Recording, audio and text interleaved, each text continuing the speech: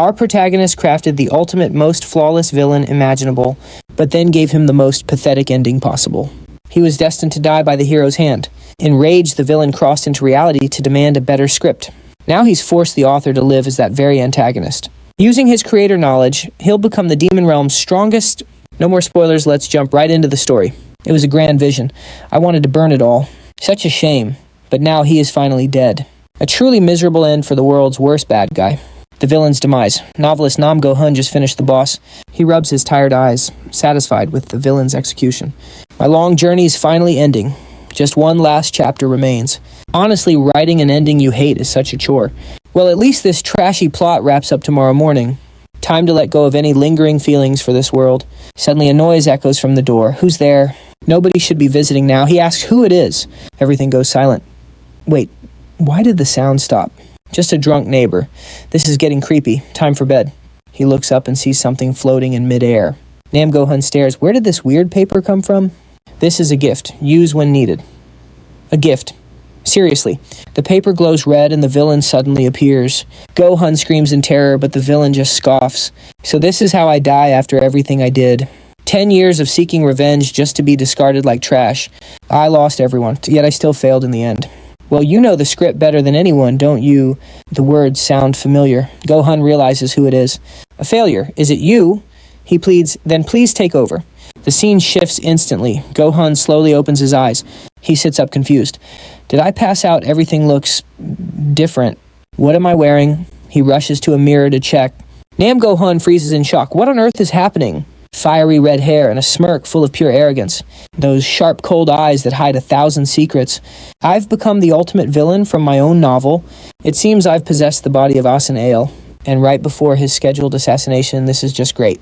The Asen bloodline, a mix of humans and powerful demons. With that hidden power, they once ruled the entire empire. But the 6 great families wiped them off the map. Now only Asen Ael remains to carry the bloodline. Go Hun leans back, wondering how to survive this mess. He failed his revenge, so he dragged me, the author of this book, into this world. Now, I only have a few days before the 6 families' knights execute me. Time to check the status window and see the damage. Chaos attributes, position, swapping, roleplay perks, dark killing intent, and mana control. Level 341. Go Hun worried. Adele was his most gifted creation. Sure, he's elite, but nothing against the protagonist's insane natural talents. Adele is a charming villain, but I never planned for him to win. Worse yet, I can't even manage a single drop of mana. Making him this overpowered was basically like tying my own noose, wasn't it? Suddenly, a glowing object on the bed caught Go Hun's curious eyes. He peeked closer. Wait, what's this? Oh, that's right. A mysterious paper I completely forgot it existed before Adele grabbed me. I can't be picky now. Beggars can't be choosers, I guess. It said, ask when needed, but why is it totally blank right now? Where's the text, you jerk, is this really how it ends? It glowed, author, don't you even know how to use a gift? Answer yes or no. Go. Hun fumed. Who are you calling a jerk? Ignoring him, it flashed. Write a simple yes or no on the paper? Annoyed, he wrote, yes. Are you seriously ghosting me right now? Fine information purchase guide. Please write your questions on the paper. We answer everything. Some are free, but others will cost a fee. Go Hun asked, so you will really answer everything I ask? The paper replied, fees increase based on the question's importance level. No hesitation. Tell me how to get back to reality immediately. A cold rejection, no way back. Go Hun decided to gamble everything. Forget it. Give me a detailed guide for mana control instead, and how to use Adele's unique traits. Priority 1, right? A gust swirled as the paper processed Go Hun's desperate request. This one's free imprinting mana control into the author's physical body. Adele's trait guide is ready, except just write yes or no. He didn't blink. Yes. Suddenly a strange sensation surged through him. He was Adele now. He could actually feel the mana flowing. Time to test Adele's arsenal. First, stealing the opponent's 5 senses. Darkness. It worked. A bit small, but I can make this work. Next up, crushing enemies with pure presence, killing intent. Success. It won't stop knights, but it'll definitely terrify any civilian. Now for Adele's cheat skill position, swap level 1. It allows an instant swap with any chosen target nearby. The ultimate assassination tool. Time for a quick trial run. A bit nervous, he saw his range was only 5 meters. It's weak now, but practice makes perfect, right? Let's go. Targeting the armor. Adele activated position swap level 1. Instant teleportation right to the armor set. The gear emitted a soft neon glow.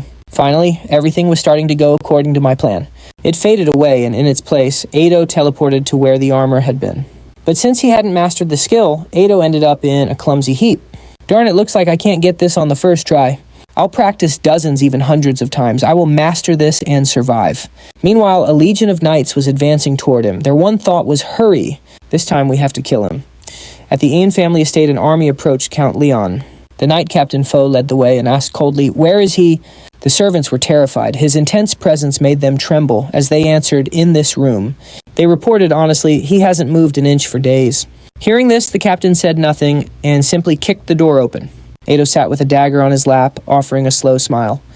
So you've come. Sir Foe, surely you don't intend to let a mere child survive, do you? Foe let out a cold snort and ordered his soldiers to kill Ado. One of the soldiers lunged forward on command, but Ado instantly used his power swapping places with the soldier's sword and breaking free. He appeared right in front of the soldier who died with a dagger to his throat before he could react. Everyone else who witnessed the scene froze in a state of shock and terror. The knight captain Foe didn't flinch and simply issued another order. What are you all standing around for? Go get him. But Ado had already leaped from the window, tossing the soldier's sword to the ground below. He used his position swap ability with the sword one more time to successfully escape the estate. Ado hurried, thinking, I have to get to the Sen Forest. Foe roared in fury. He's escaping after him. The scene shifts to the forest. Ado ran with all his might. He worried that even if he escaped the knights, his chances of survival were slim. So instead I must pass through this forest's gate to reach the demon world. The demon world is currently weakened from its war with the humans. If I can just prove my abilities, they might be willing to accept me. The problem was a sudden sound echoed nearby, startling him. Are they on my tail already? Foe had arrived fast, ordering his legion to spread out and find him. Ado tensed up, hiding behind a nearby tree to stay out of sight. The issue is there's no precise description of where the gate is. I'm sure it was around here. Suddenly he stepped on a twig, which let out a loud snap. Foe's instincts were sharp. Without a second thought, he swung his sword toward the sound. He roared in absolute fury. You cunning rat, so you were hiding here. Ado was lucky to have dodged Foe's fatal blow. He desperately looked for the gate. I only have 1 or 2 position swaps left. I have to find that gate now. Darn it, I guess there's no other way. He reluctantly pulled out the paper asking, tell me the exact location of the gate to the demon world. Within the Sen Forest, the paper immediately displayed the cost. This information wasn't free. The price was 100 gold coins, or a relic-grade artifact. Ado was floored. What did you say? You jerk, do you really think I'm carrying that kind of stuff right now? But before he could finish his thought, a brilliant light flashed behind him. Foe had found him and struck from behind. The blow sent Ado tumbling into a tree. Foe approached with a sneer. Ado, did you really run away just to survive? Aen Ado, whether you want to or not, you are going to die right here today. Ado spat out a mouthful of blood but refused to yield. Don't make me laugh, I'm not dying today. He thought to himself there was still one last gamble left, even if it cost him his life. Theo sneered at him. You still have the nerve to fight back. You were once the great head of the Adu family. Why act so righteous while hunting a mere child? Maybe you should just quit and become a full-time babysitter instead, though I doubt you could even manage a simple job like that. Enraged by the mockery, Theo pointed his blade at Adu. I was going to give you a peaceful end, but now I'll pierce your heart with the very sword Count Leon bestowed upon me. Now die, he roared, charging forward like a madman. Ado saw his chance and moved. He held up the mysterious paper to block Theo's lethal strike. The paper suddenly glowed with a message. Thank you for your payment. The offering was accepted. It revealed the path to the demon realm gate within the Lotus Forest. Theo gasped in utter disbelief. Wait, what is this? In an instant, Theo's sword vanished, and the coordinates to the demonic gate appeared. Ado quickly used his swap skill to teleport toward the gate. Stop right there! Theo screamed. With a triumphant smirk on his face, Ado continued his daring escape. That crazy bastard, is he actually chasing me in here, found it. Ado reached the gate in record time, but Theo was right behind him, brandishing a heavy log. I won't let you get away. He hurled the massive timber straight at Ado. Just as it was about to hit, Ado looked back with a playful grin. See you later, Mr. Feo. Left with no other choice, Feo could only stand there and curse Adu's name. Damn it, he actually made it to the demon realm. Meanwhile, Ado was grabbing a snack. How long has it been? After passing through the gate, he had been unconscious for quite a while. When he finally came to, he found himself trapped inside a cold dungeon. It looked like a man-made secret training hall, but why were there stone beds and beef jerky here? Could this be the secret hideout of some legendary treasure guardian? It even had a powerful defensive barrier and a massive stone sentry standing guard. Some high-ranking family must be behind this elaborate setup. Everything about this place felt strange, especially that terrifying stone guardian over there. If I try to rush out now, I'll definitely get crushed into a pancake. Suddenly, the paper began to glow brightly, catching Adu's eye. This is your one and only warning. Do not attempt to trade items that do not belong to you. Failure to comply will result in all information exchanges being voided immediately. Ado let out a soft chuckle. This guy's intense, so he's letting me slide this time. He then noticed something peculiar was there, something off about that stone wall. Adu walked over and placed his hand against the ancient stone surface. Oh, I can feel it. This is... Suddenly a faint voice echoed, "Access denied." Ado looked a bit disappointed. Well, that's a bummer. I thought I could disable the barrier. Guess I'll have to find another way out of here. He noticed a small rock that had fallen from the guardian. If that's a key, things might go my way. He decided to put his theory into practice immediately.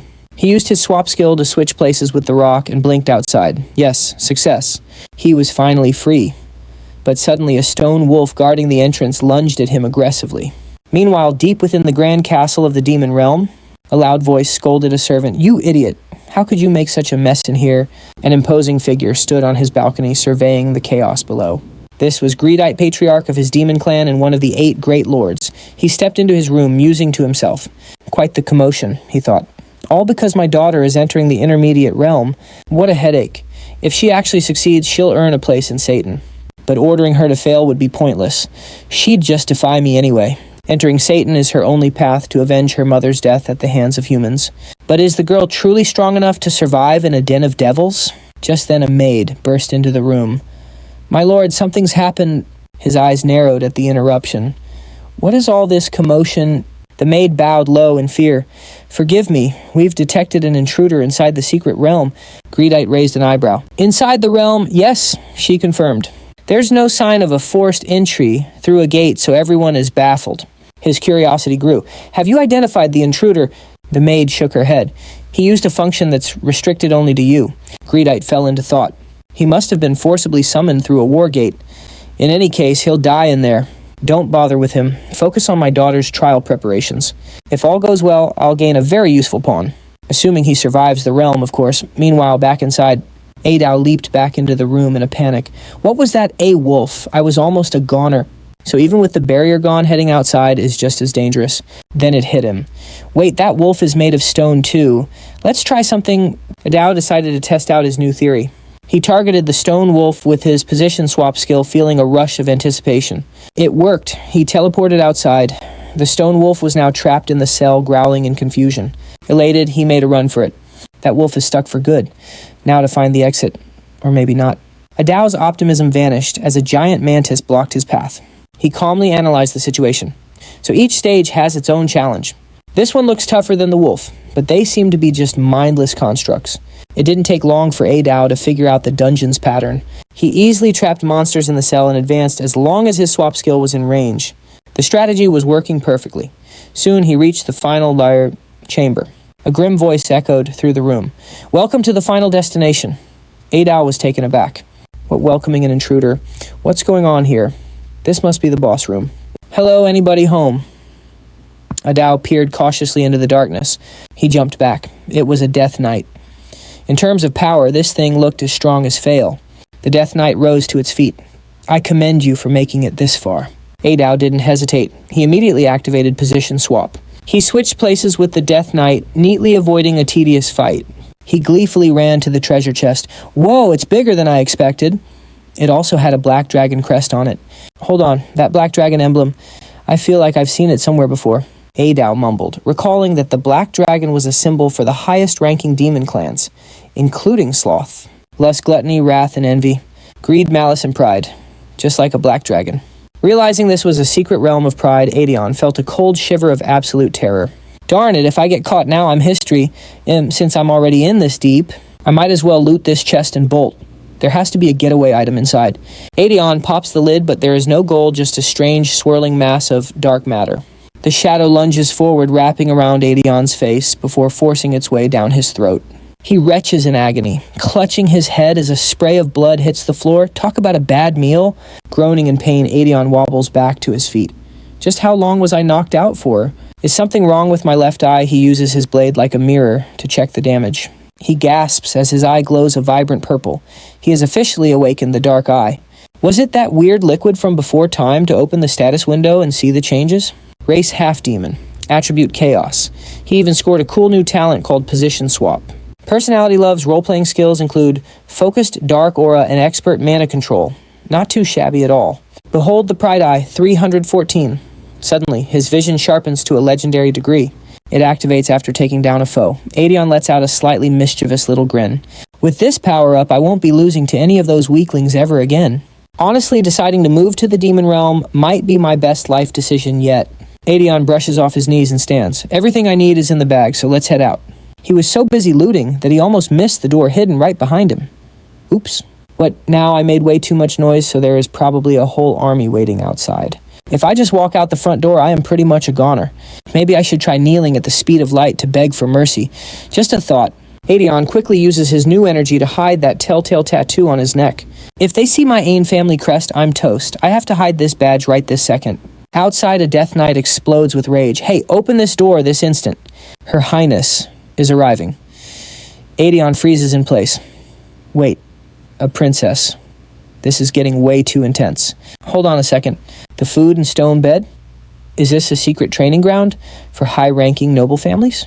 Aedion quickly grabs some paper and a pen. I seriously need to know whose house I am robbing. I just swiped a reward meant for a VIP. This could end very badly for me. They will literally shred me. He asked the magic paper. Who is the person closest to me now? The paper is a bit of a businessman. That information will cost you, it says. The price is 100 gold coins, or a high-level relic.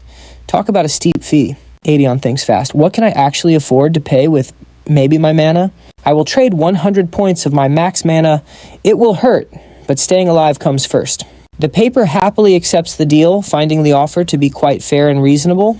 Mana consumed. The person approaching is Jean, the youngest daughter of the Great Duke.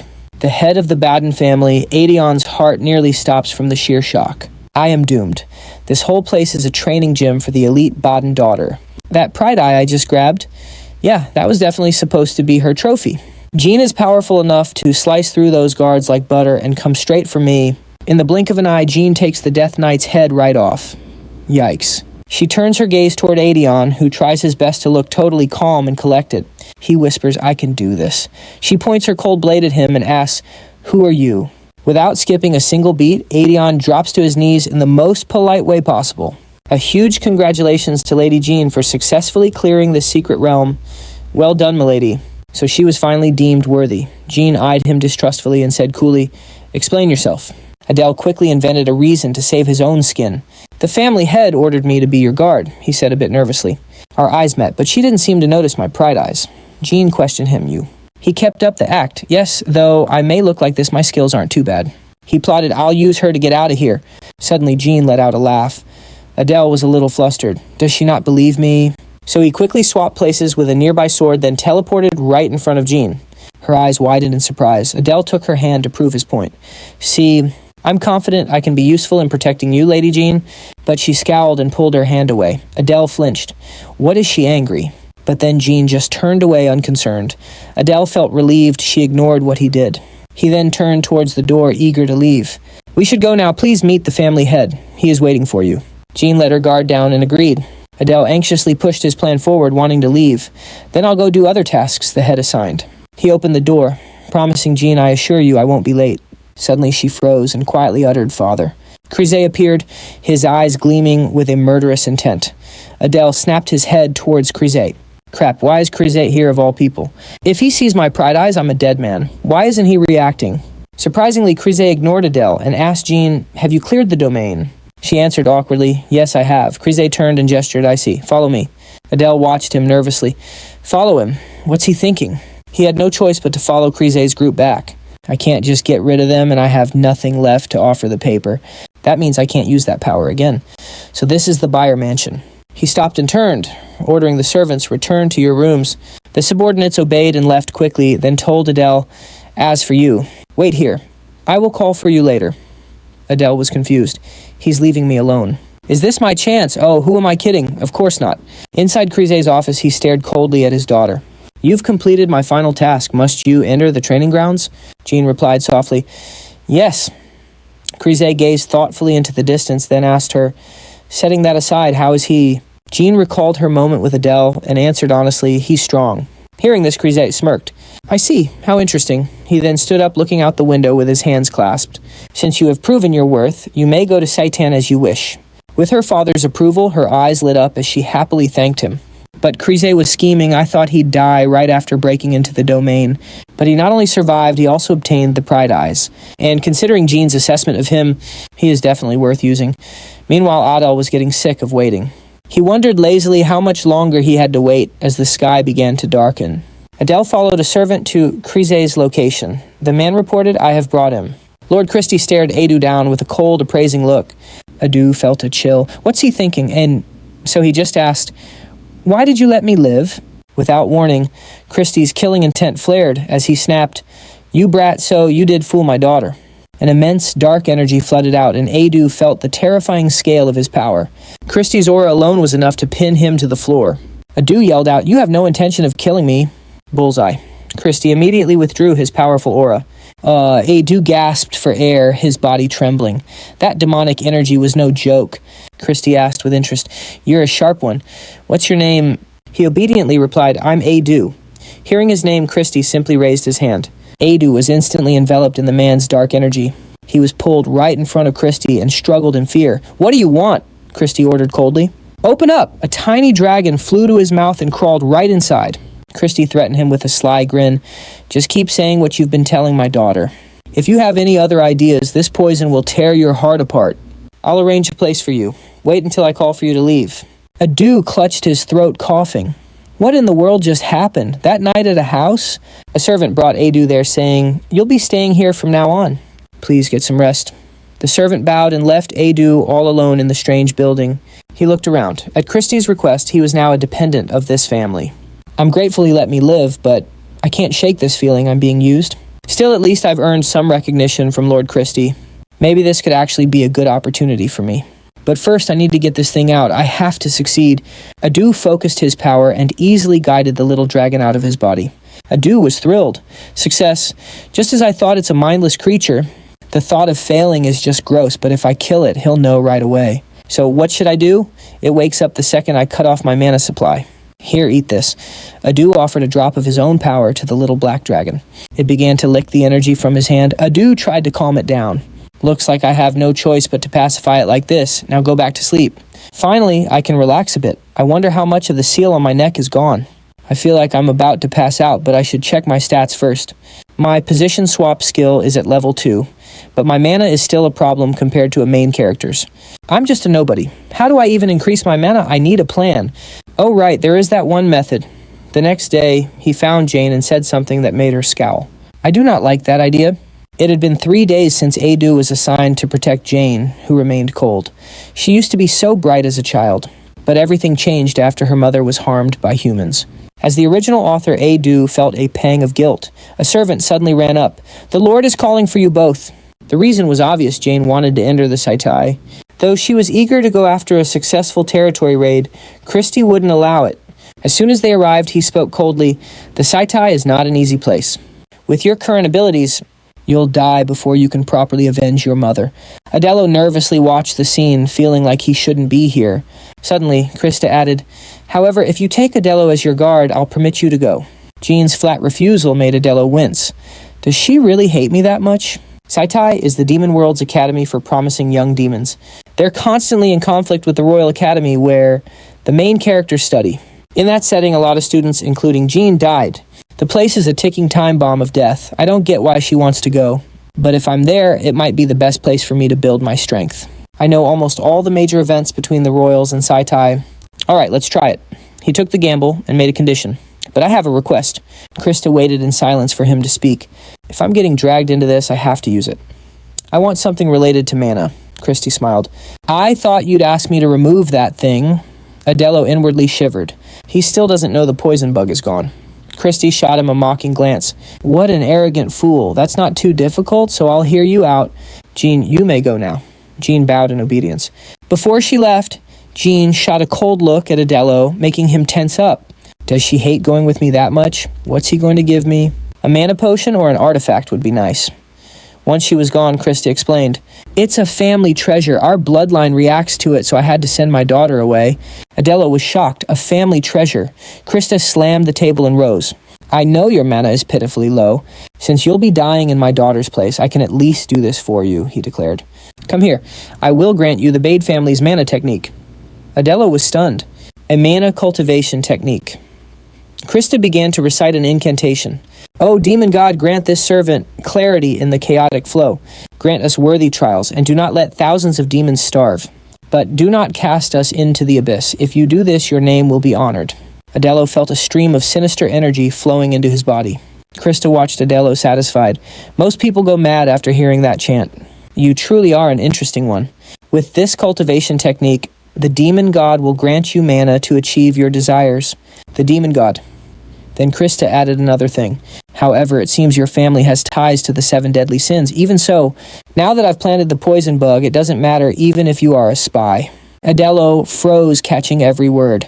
Adelo's family is tied to the 7 deadly sins. "I don't remember creating a backstory like that." "You may leave now," he ordered. Adelo gave a slight nod and then left. Later in the forest near Adelo's house, he was meditating on a large rock. "My mana is easy to lose control of, so I'll practice here." A dark aura radiated from his body. He began to call out, "Oh, demon god, once I accept this demonic energy, I can't use human mana. But it's not like I have any other choice." The demon god suddenly appeared and looked at Adelo. "You're a half-breed." Adelo jumped in fear. "Don't tell me the demon god just spoke. I didn't expect you to carry that child's blood." "Ah, it seems to be the blood of a filthy traitor." Adelo wondered, "Are you the demon god?" The demon god replied, "Indeed, the world knows me as the god of pride." Adu worried, "Are you here to kill me?" The god's aura was immense, but he seemed to favor Adu. "If I wanted to, you'd have died the moment you spoke. For some reason, I don't want to kill you. We are both burned by a similar sin. I feel a strange kinship with you. I will grant you a mark. You who walk a path like mine, this mark proves you can wield my power. Arrogant betrayer, do not let your pride overwhelm your reason." A mark appeared on Adu's hand as he stared at it intently. "I've just borrowed the power of a demon god. It seems this mark grants me 3 new lives, and it looks just like a tattoo. At this rate, my whole body is going to be covered in these." Suddenly, he sensed someone's presence. Turning around, he saw Jean standing right behind him. Adu was startled. "Why is she here? Was she eavesdropping on us?" But Jean seemed focused only on his identity. Her eyes suddenly sparkled as she looked at him and called him a black priest. Adu was shocked. "What?" The scene changes to Adu's house where he checks his information panel. Race half-demon. Attribute chaos. Talent position swap 2. Traits interest in role-playing. Abilities. Dark aura focus, prideful mana control. From 341 to 1035. He looked at the panel satisfied. "I've trained hard, but I didn't expect my mana to triple so fast. It's probably thanks to the interest and focus traits. In a few years, I might surpass the heirs of the 6 great families. With my current strength, that hidden area might not be impossible to conquer. But first, why is she training at my house and not the training grounds?" Adu called out. "Excuse me, milady." Jean stood straight and bowed. "Yes, sir." Adu felt a bit awkward. It's a good sign that she's not avoiding me anymore, but I think she has a huge misunderstanding seeing me as a black priest. Well, it makes sense. In this world, only black priests can talk with demon gods. Honestly, it's better she didn't hear what I said to the demon god. But if Jean treats me like a superior, nasty rumors will spread through the family. After a moment, he called Lady Jean. She jumped and replied, "Yes." Adu started to explain, "I know what you're thinking, but please treat me as you did before." Jean looked flustered and shy. But Adu continued, "I'm just following the family head's orders to protect you. Please be comfortable around me." With Adu's permission, Jean quickly reverted to her old self. "Then bring me some water." Adu was stunned. "Huh." Jean used his own words as an excuse. "Didn't you tell me to be comfortable? I'm tired and thirsty after training." Adu thought to himself, as expected of the Pride family, her attitude changes so fast. It looks like I'll have to do whatever she asks. I need to conquer that territory soon. But she won't leave me alone. I don't have much time. I must act before the main character gets past the demon world. I need that treasure to survive at Saitai. Adu feigned concern, asking, "Milady, how are your preparations for Saitai Academy going?" Jean tilted her head, confused. "Why are you suddenly asking about that?" Adu continued, "There are many dangerous people there. I'm just asking because I'm worried for you."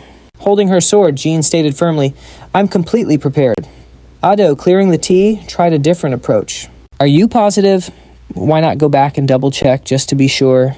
If you forgot something important, I wouldn't want you to run into any issues. Jean saw right through his act and asked bluntly, if you have something to say, just say it. Adu flinched. I just want to make sure you're safe. After all, I am your escort. Jean scolded him. You liar. Were you planning on sneaking off without me? Adu muttered to himself. Darn it, she didn't fall for the bait. Jean's aura flared as she stared him down. Do you dislike me that much?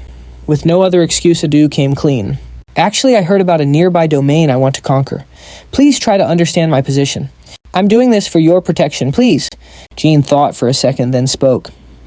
You know, I just remembered something I forgot. Adu, thinking he was in the clear, replied, well, why don't you go back and check then? But before he finished, Jean changed the subject.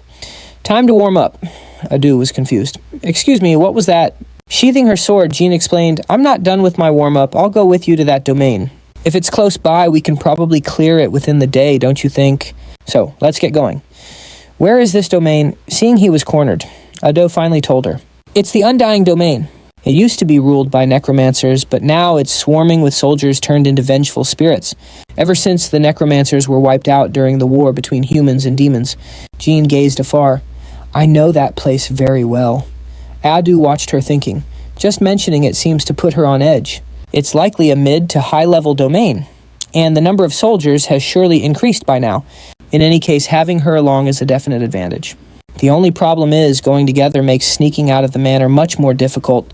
News of this will reach Cyril almost instantly. Adu tried one last time to change her mind. If this feels like too much, you can still back out. If the family head finds out you left without permission, there will be serious trouble. But Jean didn't seem concerned. She turned to Adu. It's fine, I know a secret exit. At the edge of the woods, Jean pointed to a hole in the wall. Here it is. Adu watched her cheerful smile. You seem pretty familiar with this spot, huh? He guessed she probably sneaks out often, too. They both crawled through the hole, covering it with leaves. Let's go. Before anyone could notice, they quickly moved away from the forest. As they entered a desolate area, Adu asked tiredly, How much farther do we have to go? I've never had a reason to leave the estate grounds, so I'm not familiar with the surrounding area. Jean pointed ahead and replied, Oh, we're almost there. We just need to get past that spot. Adu looked gloomily where she pointed. Right.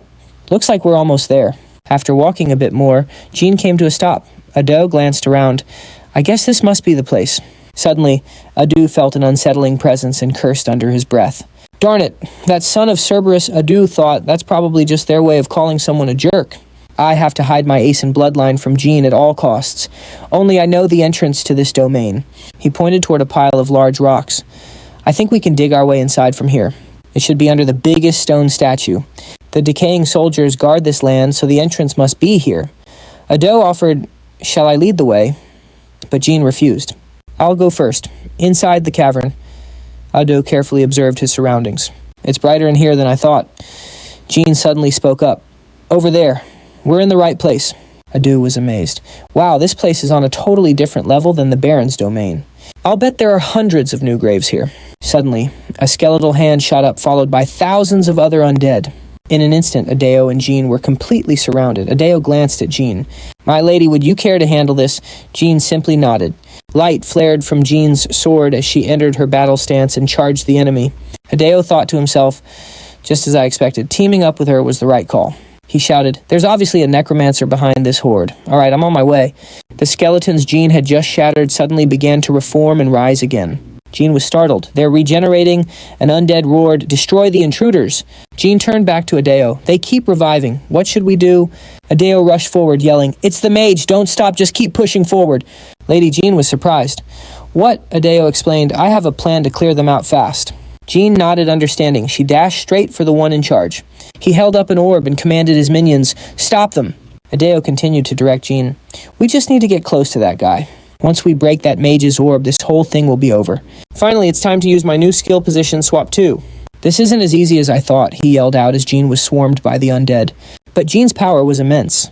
With a shout, she obliterated an entire row of them. Adu was stunned, but he didn't hesitate immediately using his targeted position Swap 2. He switched his position with a minion that had just flown close to the mage. He smirked. The new feature of Position Swap 2 is that it can swap objects. Adu quickly used the skill again, and the mage's orb suddenly vanished. The orb appeared right in Adeo's hand. He cheered, Gotcha! The mage was horrified. Without another word, Adu crushed the orb. The undead army began to fade into nothing.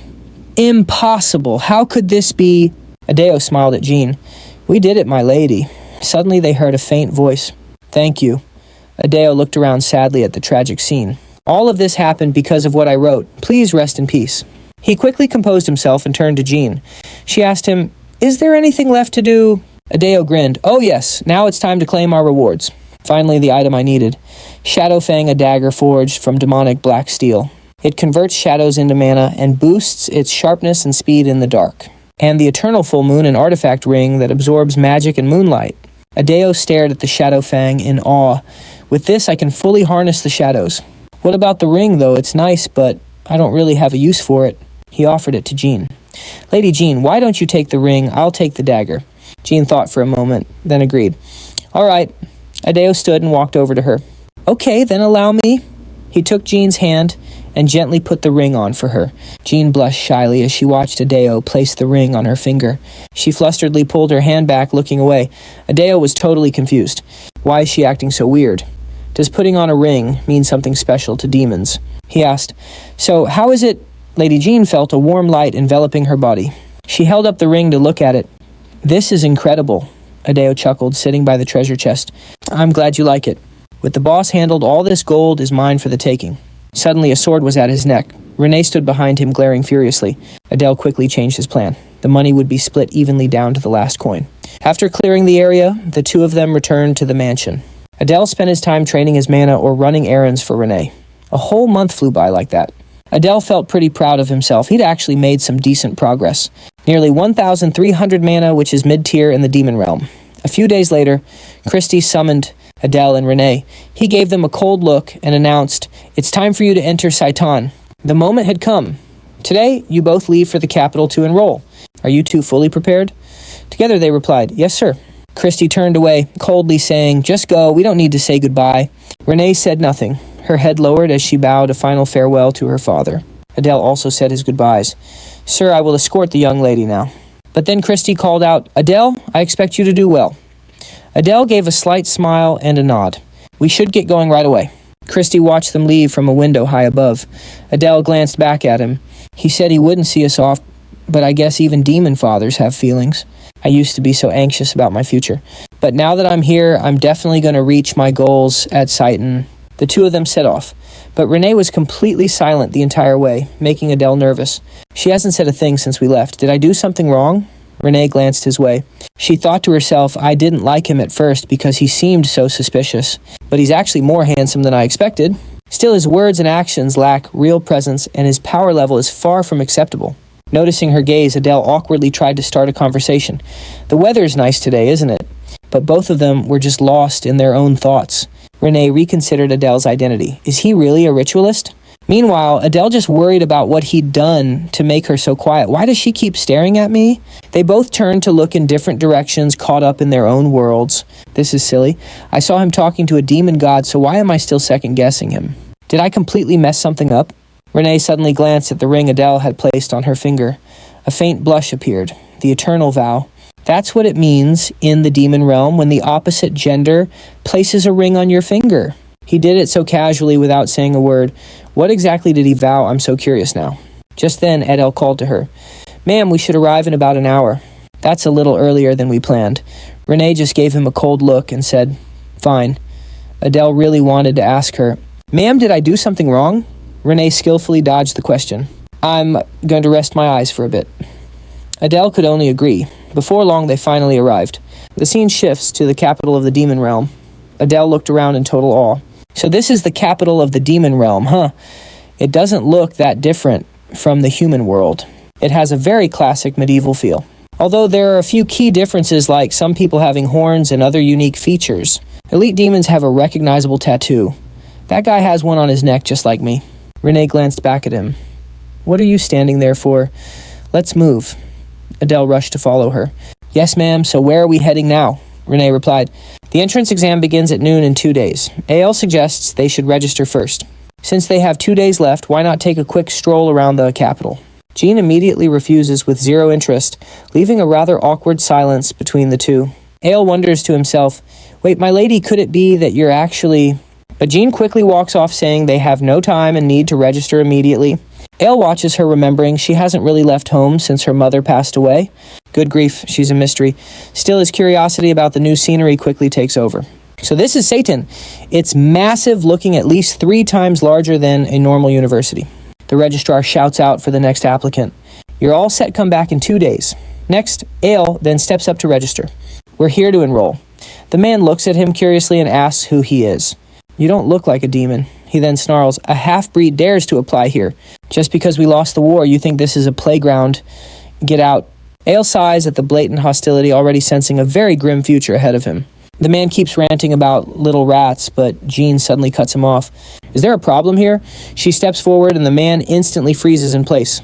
Good heavens, those horns. This year's intake is truly exceptional. I never expected to see a true descendant of the 7 deadly sins clans here. State your name and family status. The Bardell family, she replies coldly.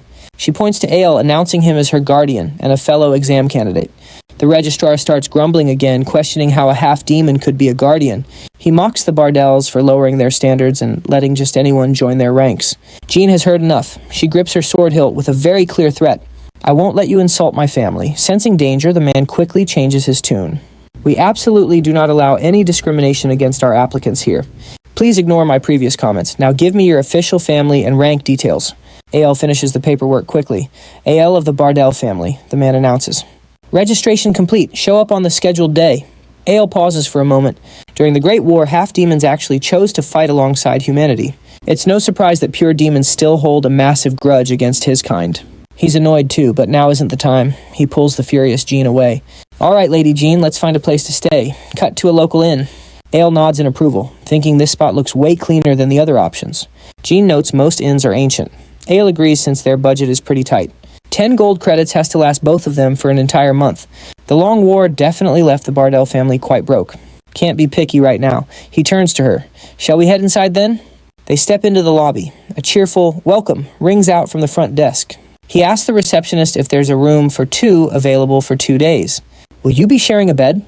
The question turns Jean's face bright red instantly. Ael keeps his cool and simply requests 2 separate rooms for them. The receptionist hands over 2 keys as Ael pays with 2 gold coins. 2 rooms for 2 nights, including meals, comes to exactly 2 gold coins. Your rooms are on the 2nd floor. That's worth about 200,000 human gun. Not a bad deal at all. Jean heads up to rest while Ael follows. I'll handle the luggage shortly. Please get some good rest, Lady Jean. All right then. You should rest too. He watched Jean thoughtfully. She had always lived in a grand mansion. This might be her first time in such a place. Well, she'll likely adjust eventually. I should probably get some sleep myself to prepare for the next 2 days. 2 days later, at a massive castle, a guard's announcement echoed through the air. Candidates, please enter as instructed. Adeo walked with Jean totally amazed. There were so many people. There must be over 100 people here. I never expected so many wanting to fight humanity. I have to be extremely careful not to blow my new secret identity. The announcement rang out again. Please present your identification and board the train in order. Adeo was shocked. A train. Suddenly a long steam train roared in. Everyone was speechless. A whole train. I can't believe they actually prepared something like this. The voice continued. All candidates please follow the staff into the main examination hall. The only way to reach Sion is by rail. That huge fortress outside was just the entrance. Just how massive is this place we're arriving at Sion now? Everyone get ready. He stood there completely overwhelmed by the breathtaking view of the academy grounds. We finally arrived. Candidates, please follow the path and head into the exam hall. The crowd of hopeful candidates began pouring into a giant high-ceilinged room. Everything was brand new to Adeo. He looked around with wide eyes. Wow, this is incredible. Most people here are young demons. I wonder if any other deadly sin descendants are here. Those people over there aren't candidates. Based on their uniforms, they must be the instructors. If I make a good impression, life here might be a little easier. Haha. Jean spoke up. Time is up. Suddenly, the massive main doors slammed shut with a loud bang. The entire room plunged into darkness. It was just bright as day. What kind of magic is this? What will the exam be like? Suddenly, a chilling voice boomed out. Silence. A woman stood on the stage, glaring at the crowd. She welcomed them by unleashing her aura. Welcome to Saying You Bunch of Pathetic Brainless Fools. Plenty of you seem eager to die early this year. Adeo trembled under her gaze. I can't believe her voice alone carries such terrifying pressure. Then she flashed a wicked smirk. Enough of that. No more small talk. Let the entrance exam begin. Her aura exploded like a freezing blizzard. Adeo quickly glanced over toward where Lady Jean was standing.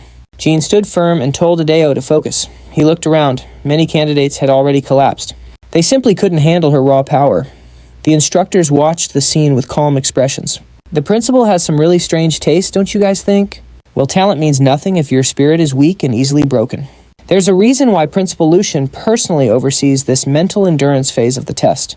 The goal is to see if they can endure torture and keep secrets if captured by humans. 5 minutes had passed, and almost no one was left standing on their feet. That's quite enough. Aside from those 8, everyone else has fallen. I expected better results with this many candidates, but what a disappointment. About 40% lasted 5 minutes. That's actually a huge improvement over the last group. What a relief. I heard some descendants of the 7 deadly sins were participating. It seems those rumors were true after all. Now that you mention it, you're right. Suddenly the man noticed Adeo. Wait, who is that kid? He doesn't look like a descendant. You're right. Yet he's been standing for nearly 10 minutes. He looks ready to drop, though. Then it clicked. Wait a second. Something felt totally off. A brilliant crimson aura exploded around Athel, leaving the faculty completely speechless. Even Lucian was startled, sensing an alarmingly dangerous power from the boy. He had to end him now. Lucian instinctively gripped his sword handle. Suddenly, the air shifted into a bone-chilling and robotic wave of malice. It was casual, like someone picking a flower or crushing a tiny bug. This wasn't animal rage, but the calculated intent of a professional killer. In an instant, every instructor in the room locked their eyes on him. My body reacted before I even realized, Lucian thought, staring at him. He flared his own aura as a heavy, silent warning to back off. Realizing he'd lost his cool, Lucian sheathed his blade and straightened his composure. Man, am I really getting jitters from facing a mere little freshman? Moments earlier, Athel was shaking while enduring the intense pressure from Lucian. I'm going crazy. Wait, what if I fight back with my own malice? It might just counter her pressure. I'm out of options here. Athel roared, unleashing his power. Lucian looked on with a curious smirk. Impressive endurance. Shall I spice things up and raise the level a bit? With a playful glint, she dialed her overwhelming power up another notch. But Athel's aura snapped back like a spring, leaving Lucian totally stunned. Catching his breath, Athel stood up cloaked in a calm, dark energy. Finally, I can breathe. Now I wonder how Jean is holding up. He glanced at Jean and smiled. She was holding her own like a pro. The other sin heirs were also handling the pressure surprisingly well. The heirs of Lust, Gluttony, and Sloth Samuel were all standing tall. Then there's Aim and Heir of Faith. These guys actually seem pretty decent. Too bad they're all destined to be crushed by the main heroes. All 6 of them, including her. Wait, that long white hair. Crimson eyes and a brown crown of thorns. It's definitely her, the most terrifying villain in the future of the demon realm. The Demon Queen Dian Heir of Wrath. Suddenly, a bright light filled the room. First round over. The speakers blared, but Athel was still lost in thought. The Demon King always comes from Wrath, so why is she here? Why would the royal successor apply to Saitai as a mere candidate? The fallen students groaned as they woke up. Wait, did I fail? One angry loser stomped forward, shouting, What kind of crazy test is this? Hands off. Do you know my father? I want the principal now. A teacher grabbed his face instantly. Listen, I don't care about your daddy. Got that don't make me have to say it twice, kid. If you can't last 5 minutes, we have no use for you here. Losers out. Close the gates. Man Saitai Academy is seriously brutal. Glad I made it.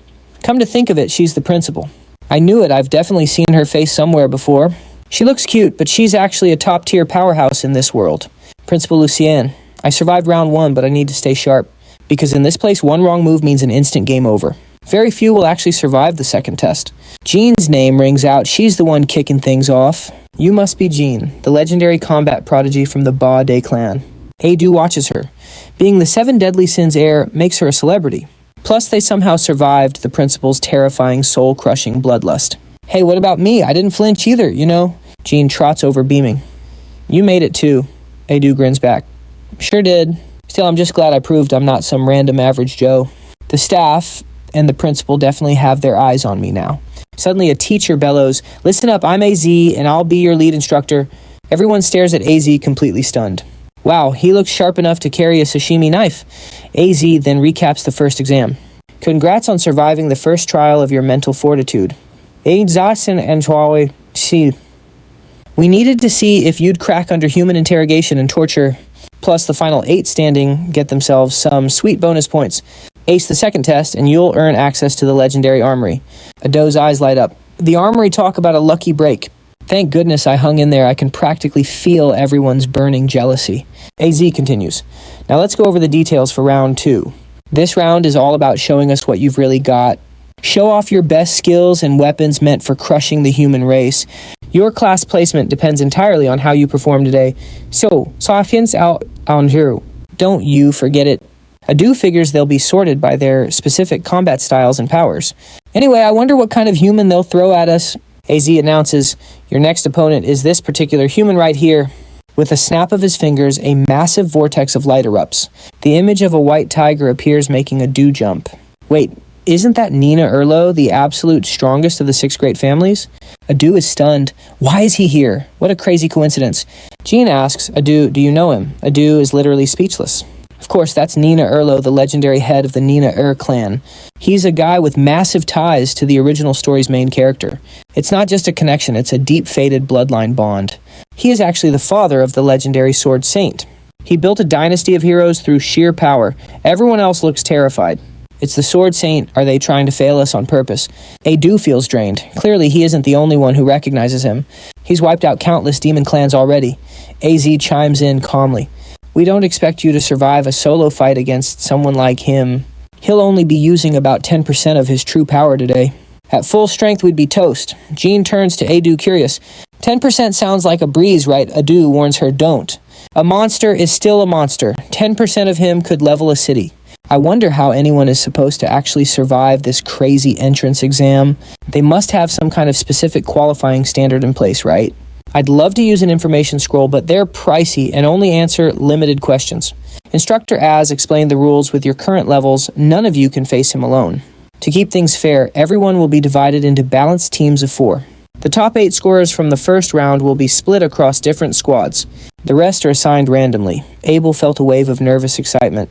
The top 8, that definitely includes the 7 Sins heirs and me too. Looks like I'm a priority student now. Those jealous stares, I'm totally used to them. They're whispering that I just got lucky while everyone else is supposedly trash. She nudged his arm and whispered, pass the exam and come back safe, okay? Abel flashed her a friendly smile. I will. Good luck to you too. Instructor Az began the assignments. Listen up.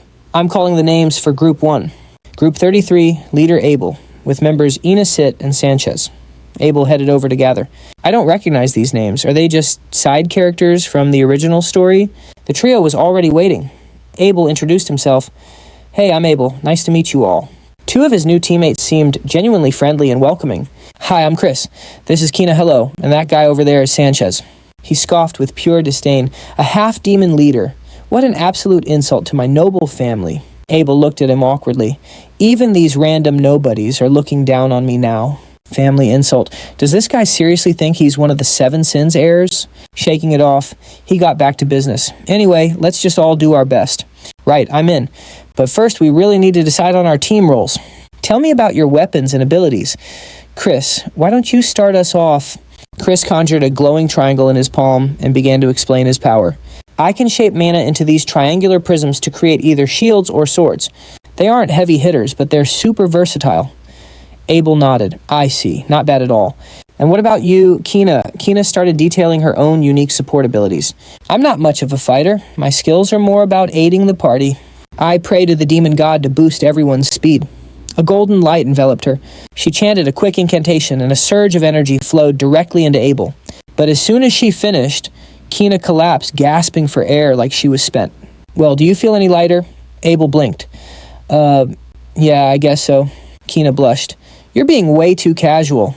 Abel chuckled. Haha, just kidding. Don't be mad. Better than nothing, he thought, but it's so weak. I can barely even feel it. I honestly have no idea how she even managed to pass the first test. Finally, Sanchez stepped up, his entire body hardening into solid stone. Check this out. He showed off his power with pride. Abel grinned. Oh, hardening. That's perfect for a tanker. After his display, Sanchez pointed a provocative finger straight at Abel. Now it's your turn. Without a word, Abel tossed a small ring near Sanchez. In a literal blink, Abel was right in his face, leaving Sanchez totally terrified. Abel replied coolly, Instant teleportation. That is my specialty. The group gasped in awe. Whoa, incredible teleportation. That's a top-tier ability. Thanks for the compliment, Abel said politely. But with so many unknowns ahead, I'm definitely not revealing all my secrets just yet. Abel started planning. The setup is simple. Chris and Sanchez, you're our frontline defense. I'll take the center. Kina, you support from behind. Everyone good with that. No one objected. Everyone's on board. Aziz's voice then rang out. The second exam begins now. Every group get ready. It's finally starting. Group 1 step forward. Adele watched surprised. Their eyes burned with spirit even facing the sword saint. Asen began to swing. In just seconds, he completely crushed Group 1. Everyone was stunned. Every member of the first team was on the ground, groaning in pain. Adele started to feel a bit anxious as he watched Asen. I couldn't even follow his movements. Was that really just 10% of his strength? AZ called out. Next, Group 2. They were also defeated in a flash. Group 3 and then Group 4. Step up. But 2 members from Group 4 protested. No way, it's useless. We don't stand a chance. Az glared at the blonde kid, then just moved on. Fine. You 2 can skip this test. What about the other 2? Will you proceed? They didn't hesitate to join the fight. Yes, we'll give it a shot. Adele was amazed. They're actually going to face him. I see. So the key to passing the second test is probably, Chris piped up, what they don't have to take it. Adele smirked. Of course not. Group 4 began, just 2 of them against Asen. Let's just watch. And sure enough, Asen sent them both flying in an instant. Adele observed with intense focus. If he'd used his sword aura, they'd be in 2 pieces now. While Adele was quiet, Chris and Sanchez couldn't stop talking. Are we seriously supposed to fight a monster like that? Are you really getting scared of a mere mortal? Adele chuckled as he glanced at Sanchez. I can practically hear his legs shaking from here. Soon it was Group 5, then 9, and Group 10's turn. Group 10 immediately withdrew. Then came Group 20 and 30. By now, 5 teams had already quit. Not a single group managed to land a clean hit on the Sword Saint. It was a hopeless battle against an unbeatable foe with the option to give up. But then a member from Group 30 actually blocked one of Asen's attacks. Chris was shocked. Whoa, he blocked it. Adele guessed that the matches would start lasting longer. Their skills were improving. So that's it. So this is the real condition for passing the second test. Adele's own teammates were starting to get terrified. It's almost our turn. I'm literally shaking. Suddenly Adele spoke up. I think I've figured out how to pass this test. Sanchez was startled. What did you just say? Adele explained. The goal is even when you lose to an overwhelming power, you have to get back up and continue the fight. Look at the instructor's reactions and the Sword Saint's power. I'm positive that's it, so why don't we... Finally, AZ called out. Group 33 stepped forward. Adele fired everyone up. Why don't we try to beat the Sword Saint for real? With our whole team, we can do it.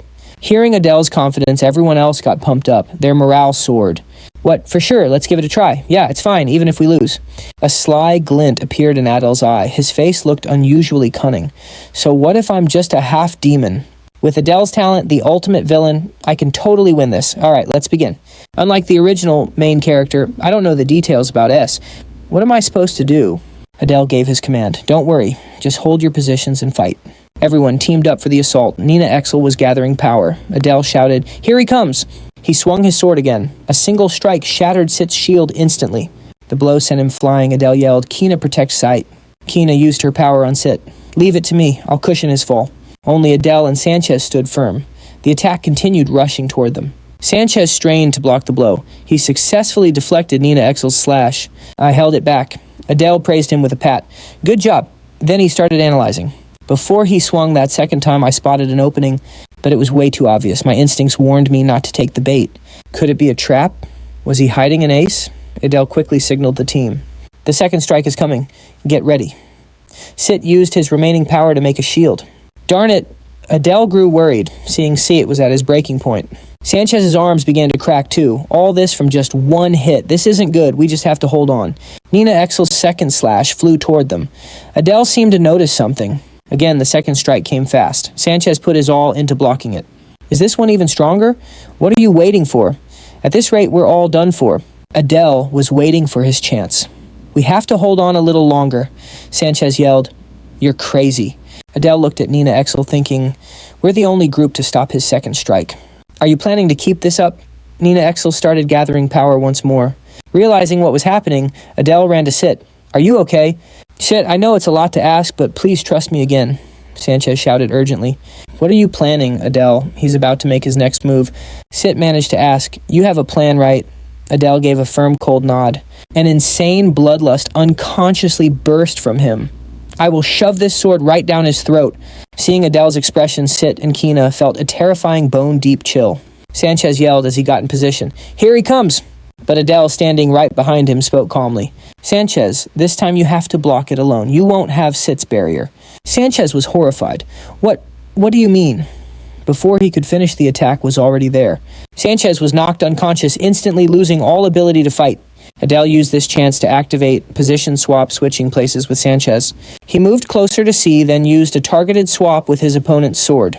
Adele appeared right beside Nina Exel. He froze for a split second in surprise. Adele coldly lifted his sword, pointing it directly at Nina Exel's head. Die Nina Exel, he yelled, thrusting his blade. Everyone watched in astonishment. But unexpectedly, Nina Exel twisted his body in midair. He kicked Adele right in the gut, making him spit blood. Darn it, I have to hang on. He instantly activated his shadow ability, pulling them both into his dark vortex. The scene changes to the inside of Adele's shadow space. He grit his teeth in pain. Without Sit's barrier, I would have exploded from the inside. Even though the swap didn't work, at least I lured him into my trap. A pitch black space without any light. Even I can't see, but I have my shadow fang. In a place like this, it's stronger than any other weapon. I'll use everything I have to defeat him. But C quickly sensed Adele's movement. He snapped his head toward Adele's direction, despite not being able to see. He clenched his fists and lunged, tracking him by sound alone. Abel was shocked the guy was a total beast. Then Abel just stood there with his arms wide open, flashing a super confident, smug grin. Suddenly, a swarm of Abel's dark shadow fangs materialized right behind Lionel's back. Gotcha, Abel teased. You're the one who walked into a trap. Black Sword danced shadow fangs. Thousands of razor-sharp shadow fangs tore straight through Lionel's body in an instant. The echoes of their fierce battle boomed across the entire training grounds. Everyone wondered if it was finally over as Abel's dark aura slowly began to fade away. He stood there triumphantly while Lionel lay defeated on the dirt at his feet. The crowd was speechless. Abel soaked up the silence, feeling proud of his epic victory. I actually did it. His overwhelming power even had the strongest opponents shivering in awe. That was legendary, Chris and Keena shouted, running toward him with huge excited smiles. How did you get so good? Abel just played it cool, saying it was a team effort. Is Sanchez okay? He's a bit rattled, but the instructors are healing him up right now. Abel casually pulled out his dagger again. Okay, that should take care of things. Ready to wrap this up. Chris and Keena blinked. Wait, isn't it already finished? Lionel's leg suddenly twitched. Without hesitation, Abel delivered a few extra insurance stabs. Chris felt a bit nervous. Hey, what are you doing?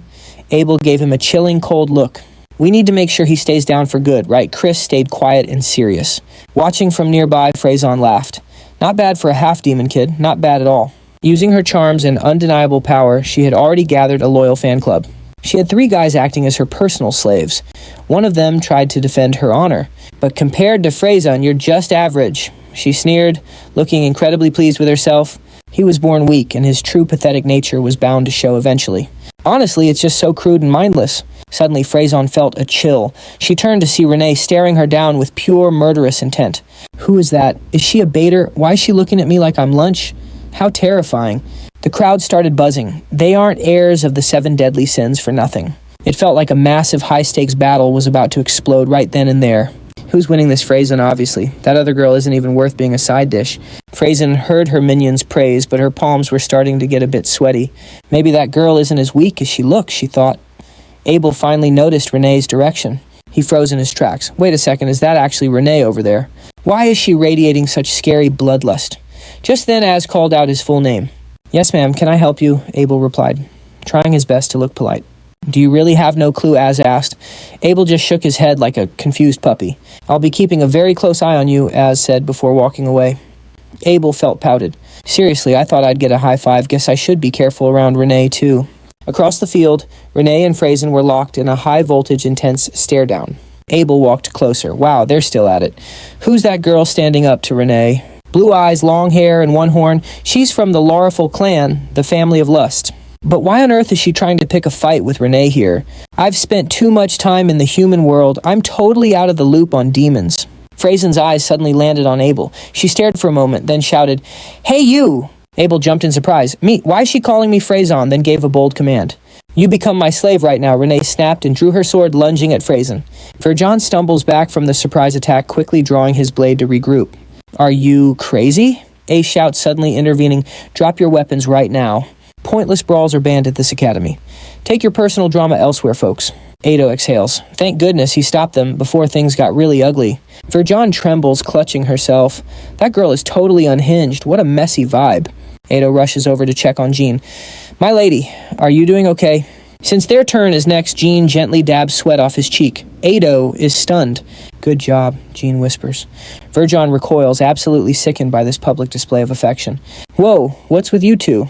Are you actually dating a half-demon boy? Ado beams. Passing that test really improved his status.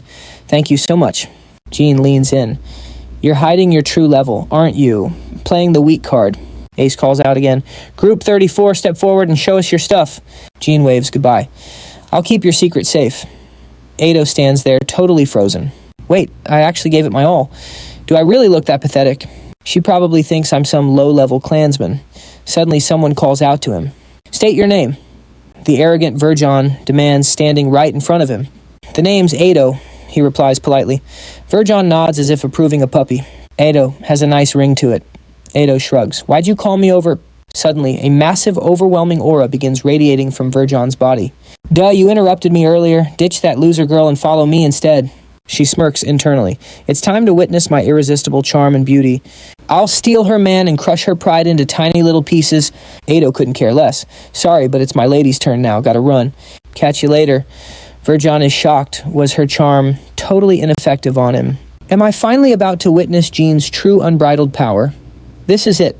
How strong is she? I'm dying to see the other 7 deadly sins heirs. Jean faces her opponent without a hint of fear. The crowd watches breathlessly. Talk about intense. She's even more impressive than I originally imagined. Jean suddenly marches forward, heading straight toward Ninel, the legendary sword saint. The crowd gasps. Is she being funny or just crazy? Ado is sweating bullets. She's actually approaching the sword saint. What on earth is she thinking? Just like that, Jean stands face to face with Ninel. He watches her, completely motionless.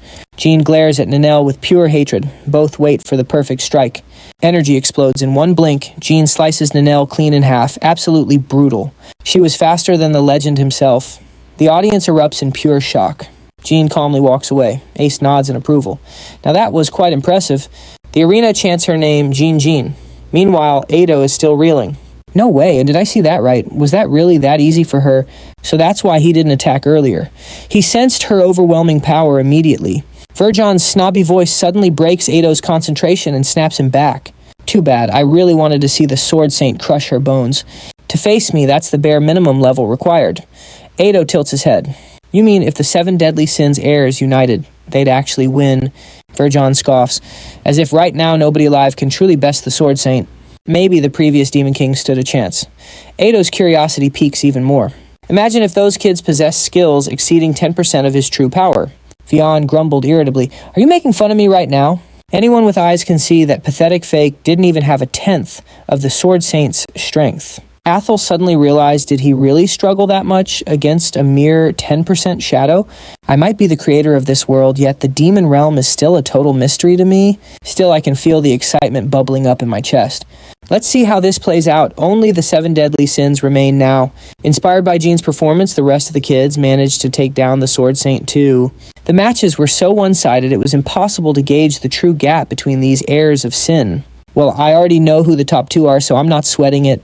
As declared, the entrance exam has officially come to an end. Everyone gather by the podium. It's time to announce the results of the second trial. Good news, everyone who stepped up to fight has passed, regardless of the outcome. As for the others, Athel smirked. Just as I suspected, every single quitter got the boot. As continued, a huge congratulations to everyone who made the cut. From this moment on, you are official Satan students and recognized trainees. But don't celebrate just yet, the path ahead of you is pure hell. It'll be so brutal you'll beg to quit. For the survivors, the entrance ceremony is in 2 days. As for the 8 who actually defeated the Sword Saint, stay right where you are. Jean leaned in and whispered, why is he singling us out like this? He nonchalantly replied, don't you think it's time for that armory reward he mentioned? Once the crowd cleared out, everything happened exactly as Athel predicted. Az opened the doors to the vault. You all performed brilliantly, as promised. Welcome to the armory. Suddenly, Bautan piped up with his hand raised. I have a quick question. Az gave a short nod. Go ahead, speak your mind. Trainee Bautan went straight for it. Can we take a whole bunch of weapons? Saitan's gear sounds super useful. Athel just stared at him, genuinely impressed by his boldness. Classic son of envy. Lycan Baitan's greed and curiosity really do know no bounds. He was actually a pretty solid character back in my novel. But Az shut him down. No, Carrying too many weapons will only distract you. One person, one item. That's the rule. Time is ticking, so I won't be taking any more questions for now. Follow me.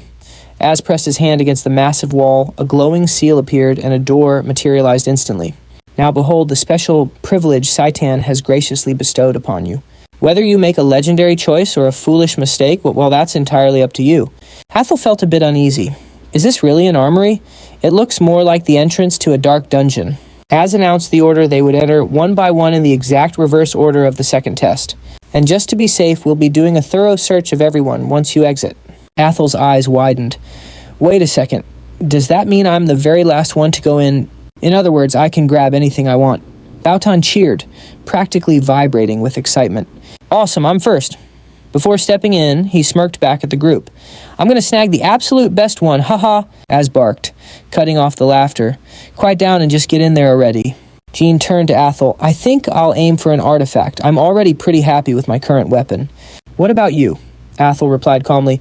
Yeah, I'm leaning towards an artifact myself. But then it hit him. Wait, if everyone else has the same idea, is there even going to be anything good left by the time it's my turn? Bautan quickly made his choice and walked out. Aid sighed. Haha, talk about looking cool. Just as I thought everyone grabbed an artifact. Maybe I should just get some armor. Jean finished up too and walked over. Aid, it's your turn now. He curiously glanced at Jean's new item. I see you picked a bracelet. Can I ask what special properties it has? Jean kept her explanation short. You'll find out when you go inside. There's a description. Aid was a bit surprised. A description, Jean added. Oh, but some items don't have one. Aid's mind started racing. Yeah, I get it, he thought. So no description, does that mean it's useless? I doubt it. They wouldn't be preserved so carefully if they were junk. There must be something special about them. Az looked at Aid. You're the last one. Az noticed Aid staring and understood immediately. If you have something on your mind, go ahead and ask. Aid felt nervous. His face is practically telling me to keep my mouth shut. But since the professor gave him an opening, may I ask one thing, sir? If an item doesn't have a description, what does that mean? Az replied, it means we haven't been able to identify what it is. Aid nodded. So its true owner or powers are unknown. Az clarified, exactly. If you're lucky, you could get a unique power. If not, you could be stuck with a lifelong curse. There isn't much time left, so please go inside. Aid knew that overthinking it wouldn't help him now. He decided to just leave it to fate. Going last, and is this good or bad? Guess it's all up to luck. Aid stepped inside and took a quick look around. It's brighter than I thought and really tidy. I doubt anything will jump out at me. That must be the spot. Aid walked into the armory where countless weapons were displayed in glass cases. He looked over each one carefully. Whoa, this is insane. This spear looks pretty interesting. Let's check the description. Twin Fang Spear, a weapon used by a nameless demon to hunt serpents. The vengeful spirits of the slain serpents reside within it, and when infused with a certain amount of mana, the forms of two serpents will appear. The description sounds impressive, but the ability itself seems a little lackluster.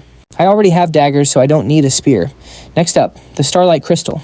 It's a crystal orb filled with starlight once used by a skilled astrologer. By channeling a small amount of mana, you can borrow the light of the stars to illuminate the area. It's not for me, since I use the dark element. I guess I could use it as a flashlight, but I'll pass. He then noticed the empty displays. Why is this spot totally empty? I wonder what was here before Aid leaned in closer to read the item's info. The victor's great crown grants its wearer extraordinary recovery and stamina, and until the moment its master dies, this artifact will belong to them. That's the item Bautan has on his head. That greedy jerk I got rid of all the bound items in the novel. I can't believe I found one here. It seems all the best artifacts are long gone. The Demon General's War Banner, the crest of the fallen noble. He ruffled his hair and groaned, There's nothing left! The others cleaned the place out. What do I do now? None of this remaining gear looks very good. He glanced at a sword nearby. Well, looks like I don't have much of a choice. But if it's a cursed relic, an idea suddenly struck him. That's it, I have a way. Adu grabbed the paper, needing to save as much gold as he could. But now he had to spend it. Tell me about the broken sword with no description. The paper immediately showed the price. To learn this information, you must pay with a treasure above relic grade, or 100 gold coins. That's when a clever idea hit him. Wait, tell me about the undescribed scroll next to it. The paper replied again, the price for this information is at least 50 gold coins. Do notice the 50 gold, I get it. Since it shows the cost, I just need to find the most expensive item. There were 7 boxes without descriptions in this row. So he'd ask about each one. He approached a box and asked, "Tell me about the eagle-shaped black stone." The paper's response, "Payment of at least 1 gold coin." Ado was a little confused. If it's only 1 gold, he might as well check the others. He continued asking the paper for prices. Swaps the owner's luck with another's misfortune. Ado jumped back. Nope, that's definitely it. The next one required at least 100 gold. Another needed at least 50 gold. Ado sighed, exhausted. None of these felt right. Only 2 items were left. Please, just work. Suddenly, the paper announced, "This is an artifact of at least mythic grade. Payment required at least 300 gold. Ado couldn't help but smile. Wow, really mythic grade. I'm so lucky. This is way better than what the others picked. I'll take this one. But then Ado felt something strange as he looked away. What is this feeling? It felt like someone was watching him from near that necklace. Right there's still one left. Was this feeling part of his senses too? He curiously asked the paper, "Tell me about this nameless necklace." To his surprise, the paper began to glow intensely. Ado was stunned. Why is it suddenly doing this? Then it displayed a shocking price. "You must offer the sacrifice of a god." Ado was both thrilled and worried. Sacrifice a god. Is this some kind of legendary item? Ado exclaimed with joy. "I thought I was a goner. Turns out I hit the jackpot." But he paused. Wait, it's too early to celebrate. Which god am I supposed to offer? I don't even have a minor god to my name, let alone a demon god. What in the world is this necklace? He tried channeling his magic into it, but there was absolutely no reaction.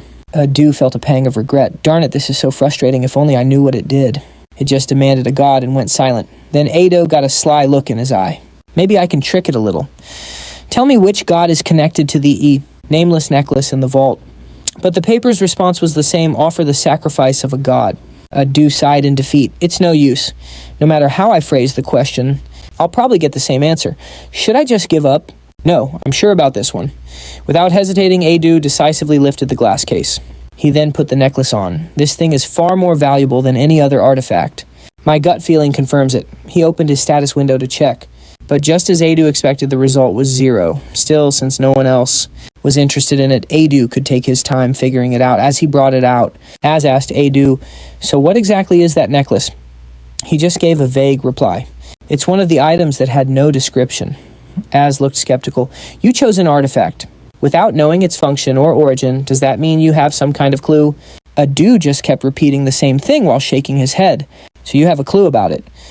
But Ado just kept shaking his head no. He seriously has no idea. He's making that face again. Why would he hate me so much? Az didn't press him turning to make an announcement. "Fine, I will trust you. As an instructor here, it is my duty to believe in my students. Now be sure to take good care of the artifacts you chose. In an emergency, they will be your lifeline." They all responded at once. "Yes, we understand, sir." Adele glanced around at the other students. Everyone here besides him could one day lead the demon world. They would all receive enormous amounts of support. If only I could get a fraction of that. Can I even survive here at Saitan? Az dismissed them. "All right, you're free to go. See you at the entrance ceremony." Adele and Jean also prepared to leave. "Shall we head to the dorms?" "Lady Jean," a voice suddenly called out. It was the leader of Group 33. "Haha, sorry if I seemed a bit rude before." Adele was taken aback. Bautan extended a hand with a friendly smile. "A real pleasure to meet you." "I'm Bautan. Your fighting style is truly impressive." Adele smiled back politely. "Pleasure's all mine. I'm Adele." This is completely unexpected, he thought. But having him make the first move isn't bad. Suddenly Adele felt something odd in his hand. Bautan's entire expression changed as he squeezed Adele's hand. It startled him. What on earth is this guy doing? Bautan was the type who ignored the weak, focusing only on the strong. He was driven by envy and greed. He'd once pushed the original protagonist to the brink of death, but after seeing his potential, he spared him, promising a future rematch. Simply put, he was a true battle fanatic. Bautan sneered at Adele. "What's wrong? You look like you're struggling." Adele gritted his teeth. "I'm fine," he said, though his mind was racing. There were so many stronger people around. So why is he picking a fight with me? He instantly activated his skill, swapping his position with Bautan's sword. In a flash, the situation was reversed. Adele was now behind him. "Could you please stop?" "The test just ended. Everyone is tired." "Damn it." My hand to Bautan laughed with manic glee. "Now this is an unexpected result. Let's go till one of us drops. You're strong. Let's fight now." Adele was shocked. Is he insane? Like I said, I have no intention of fighting. Jean stepped forward. "Stop this now. To fight my guard, you'll have to get through me first." The tense air fell silent. Bautan regained his composure and laughed. I do love a good fight, but taking on you both is too much, and I don't want to get hurt before the ceremony. Well, I'm sure we'll get another chance. See you later, Adele. Adele cursed him inwardly. He didn't want to get hurt before the ceremony, but he wanted to fight me to the death. What a psycho. I really can't figure this guy out. Jean called for him to go. Adele obediently followed. Yes, Lady Jean. As Adele looked back on the day, he felt a little happy. It had only been one day, but it already felt like several had passed. I'm starting to look forward to my time at Saitan. The next morning at their inn, Adele felt full of energy as he stood by the window enjoying the sunlight. Perhaps because yesterday was so tough, today felt surprisingly refreshing. He checked himself out in the mirror. His whole body felt lighter. I'm definitely getting stronger. All right, let's try on the uniform Satan sent. They knew our exact location and sent it right over. Pretty thoughtful, and it's comfier than I thought. For the next 3 years, I can only wear this uniform, so it's good that it's practical. I already gave Jean her set. I wonder how she looks in it. Should I go check? After a moment, Adele went to Jean's room and knocked. Jean's voice came from inside. Who is it? Adele replied, It's Adele. Miss Jean, I just wanted to ask if you need anything before I go out. Jean opened the door. Come in. She stood awkwardly before Adele in her uniform. He stared for a moment, then praised her. You look really beautiful. Jean tried to hide her embarrassment. Where are you going? Adele thought to himself. Her ears are red too. Is she flustered? I didn't know she had this cute side. He informed Jean. It's a rare day off, so I wanted to take a walk around the city. You should get some rest too, Miss Jean. I'll be going now. Suddenly, Jean called him back. Wait, you have a job to do, right? Adele was confused. Excuse me, what job? Wait, I forget something. Jean said softly. Protection. Adele immediately remembered. Oh, right, I have to protect her. I completely forgot about that, too excited for a day off by myself. Jean suggested I will go with you. Let me get changed just a moment. Seeing Adele just standing there, Jean shyly nudged him. How long are you planning to stare? Adele snapped out of it. Of course I'll wait outside. He waited for Jean crying internally about his lost day off. The scene shifts to a city in the demon world. Adele took it all in. The city was crowded and clean. It's hard to believe a war was fought here just 10 years ago. While the outskirts are still being rebuilt, it seems humanity won the battle. But they couldn't hold the entire capital. Jean suddenly called out Adele, let's eat that. Adele looked where she was pointing. You mean the street food? The irresistible smell of meat skewers drew Jean and Adele over to ask. Oh, what is this? The owner explained. These are seasoned deer skewers with vegetables. He wondered if they tasted like chicken skewers, then bought two. Jean took a bite, and they both happily enjoyed the food. This is good, right? It's delicious. Adele watched Jean, thinking he'd never seen this side of her. Maybe she's finally starting to open up a little bit. The two headed to the plaza, chatting happily along the way. Adele felt how peaceful it was. It's been so long since I've had a proper day off. This might be my last chance to relax like this. He suddenly saw a giant statue, and his curiosity was piqued. A giant statue in the city center. Who is she? Adele asked. Who is this a statue of? She replied with surprise. You seriously don't know that's the first Demon King? Adele was in awe. Wow, the first Demon King. Now that I look, she does resemble Diana. It's not every day you get to see the first Demon King up close, is it? Let's get a better look. Suddenly, the statue's eyes began to glow. Adele's necklace started to react, emitting a light that matched the Demon King's. What's this? Why is my necklace glowing? A beam of light shot from the statue directly into his necklace. Adele was shocked to see a gem on the necklace had turned gray. What in the world is happening? And just like that, everything went back to normal. Renee asked, confused, Adele, what are you doing? Why did you suddenly pull that out just to stare at it? Adele's mind was racing. Did I imagine that? The statue definitely glowed, and the necklace's color changed too. It seems I was the only one who saw it. Even I only received a few vague hints. Something about an offering to a god. I just stumbled upon something huge in a weird place. This necklace is absolutely connected to the first Demon King. If I follow all the clues, I'm sure the truth will come out. Now I'm more curious than ever. The scene shifts to the Demon World Academy. The next morning, their break now over, Renee and Adele went to Seton Academy. He rushed her along. Hurry up. The opening ceremony is about to start. It was Adele's first Demon World school, but he wasn't exactly thrilled. The principal and teachers were already seated inside the hall. Over 100 new students were there too. It was just your average opening ceremony. The guys behind him started gossiping. I can't believe that little kid is our principal. Yeah, the one who totally intimidated us just by her presence alone. Still, she's actually kind of cute. Adele heard every word and felt a chill. Cute? Are you kidding? The girl is covered in tattoos. You think that tiny body is cute? And what's with her eyes? Suddenly, Lucian glared right at Adele, and the whole group instantly froze. He quickly corrected his thoughts. I mean, she does look kind of adorable. Wait, can she read minds too? With the instructor's shout, the ceremony kicked off. Everyone went quiet. The entrance ceremony officially began. As the principal's speech came to a close, the atmosphere started to settle down. The teacher reminded everyone to follow the rules of Seton Academy. And that concludes the principal's address. We will now begin the oath ceremony. Will the top-ranked student and the runner-up please come to the stage? Adele smirked, just as expected. Renee didn't seem worried at all, probably since her only goal here is to avenge her mother. She likely doesn't care about competition, but I have to stay focused on my goal. Suddenly he felt a pair of eyes on him. Bautan was giving him an expectant smile. Adele got a little annoyed. That creepy guy again. Why does he keep following me? Just don't react. Play it cool. Stay calm and don't let him get to you. The teacher announced, will the top-ranking new student please step forward? Diana walked proudly to the stage as everyone watched her in awe. She truly is blessed by the gods, the Demon King's daughter, Diana. Now she's the top student too. Who could possibly stop her? Diana began reading the oath. I solemnly swear that we, as new students of Seton, will erase our shame and rebuild the demon world. Adele shuddered, hearing every word Diana said, as her vow echoed. The mood in the hall completely changed. You could feel the anger of those who had lost. If anyone knew I had Aiden blood, just thinking about it is terrifying. In the worst-case scenario, I'd be tortured for the rest of my life. After Diana finished her oath, AZ quickly announced, the Seton entrance ceremony is now over. Students, please check the bulletin board to find your assigned class. Once you know your class, please head to the right room.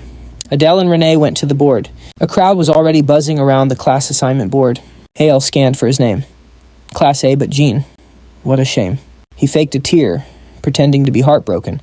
Miss Jean's in Class C. I really didn't want us to be separated. Jean snapped, wipe that smirk off your face. You're still my escort, so you better show up when I call. A.L. nodded. Of course, Miss Jean, while his mind screamed, no way. Perfect. It looks like I might finally get some peace and quiet. Suddenly, he bumped into a stranger and their eyes met. The guy's temper flared instantly. You want to die, you Cerberus-looking punk. Ael's eyes widened. Wait, this guy's from the Greed family, King Samu's son. If I remember right, he's a real powerhouse among the seven sins. Bumping into me, then starting a fight. Ridiculous. I'll just avoid him today. Ael knew better and bowed his head. My apologies. I wasn't looking. Samu just scoffed at him. Get lost. You're lucky it's the first day. Ael watched him go, exasperated. Why are the kids of the seven sins all like this? Surely there's no chance. Bautan is also in Class A, right? In another part of the school, an argument was heating up as someone slammed a desk. So you don't trust me? Then the teachers were gathered for a tense meeting. AZ tried to reason with his colleague. That's not the issue. She shot back, annoyed. I am a tenured instructor at Seton. AZ tried to persuade her to switch. That kid is just too dangerous. Based on my experience, it's better if I handle him. But she refused to budge. He is a student assigned to me, the instructor of Class A. You can't just overrule me. A clear voice cut through. That's enough. Sit down. The instructor reluctantly sat. This is so unfair. Why is it always me? She then asked instructor AZ, what is your reason for this request? AZ replied bluntly, I want to handle Ael personally. I've faced countless others like him on the battlefield. That boy was born a killer. He wouldn't hesitate to aim his sword at an ally. That's why he needs to be reined in now. Other instructors began to murmur, aren't you being a bit too cautious with a half-demon? He's considerably weaker. AZ immediately countered his point. Strength isn't just power. His recklessness is almost on par with the seven sins. That's why I want Class A. Ael needs to be watched. Adia suddenly yelled. Wait, so what you're really saying is that you don't trust me? AZ quickly apologized. Adia, my apologies if I offended you, she retorted angrily. When are you going to stop treating me like a child? Lucy's patience finally snapped. Enough. The room instantly fell silent. Lucy wasn't going to let this drag on. I understand your concern, Instructor AZ, but the class assignments are final. Changing them now would only create more chaos. AZ conceded, I understand. Lucy added a warning. Still, it's better to be safe.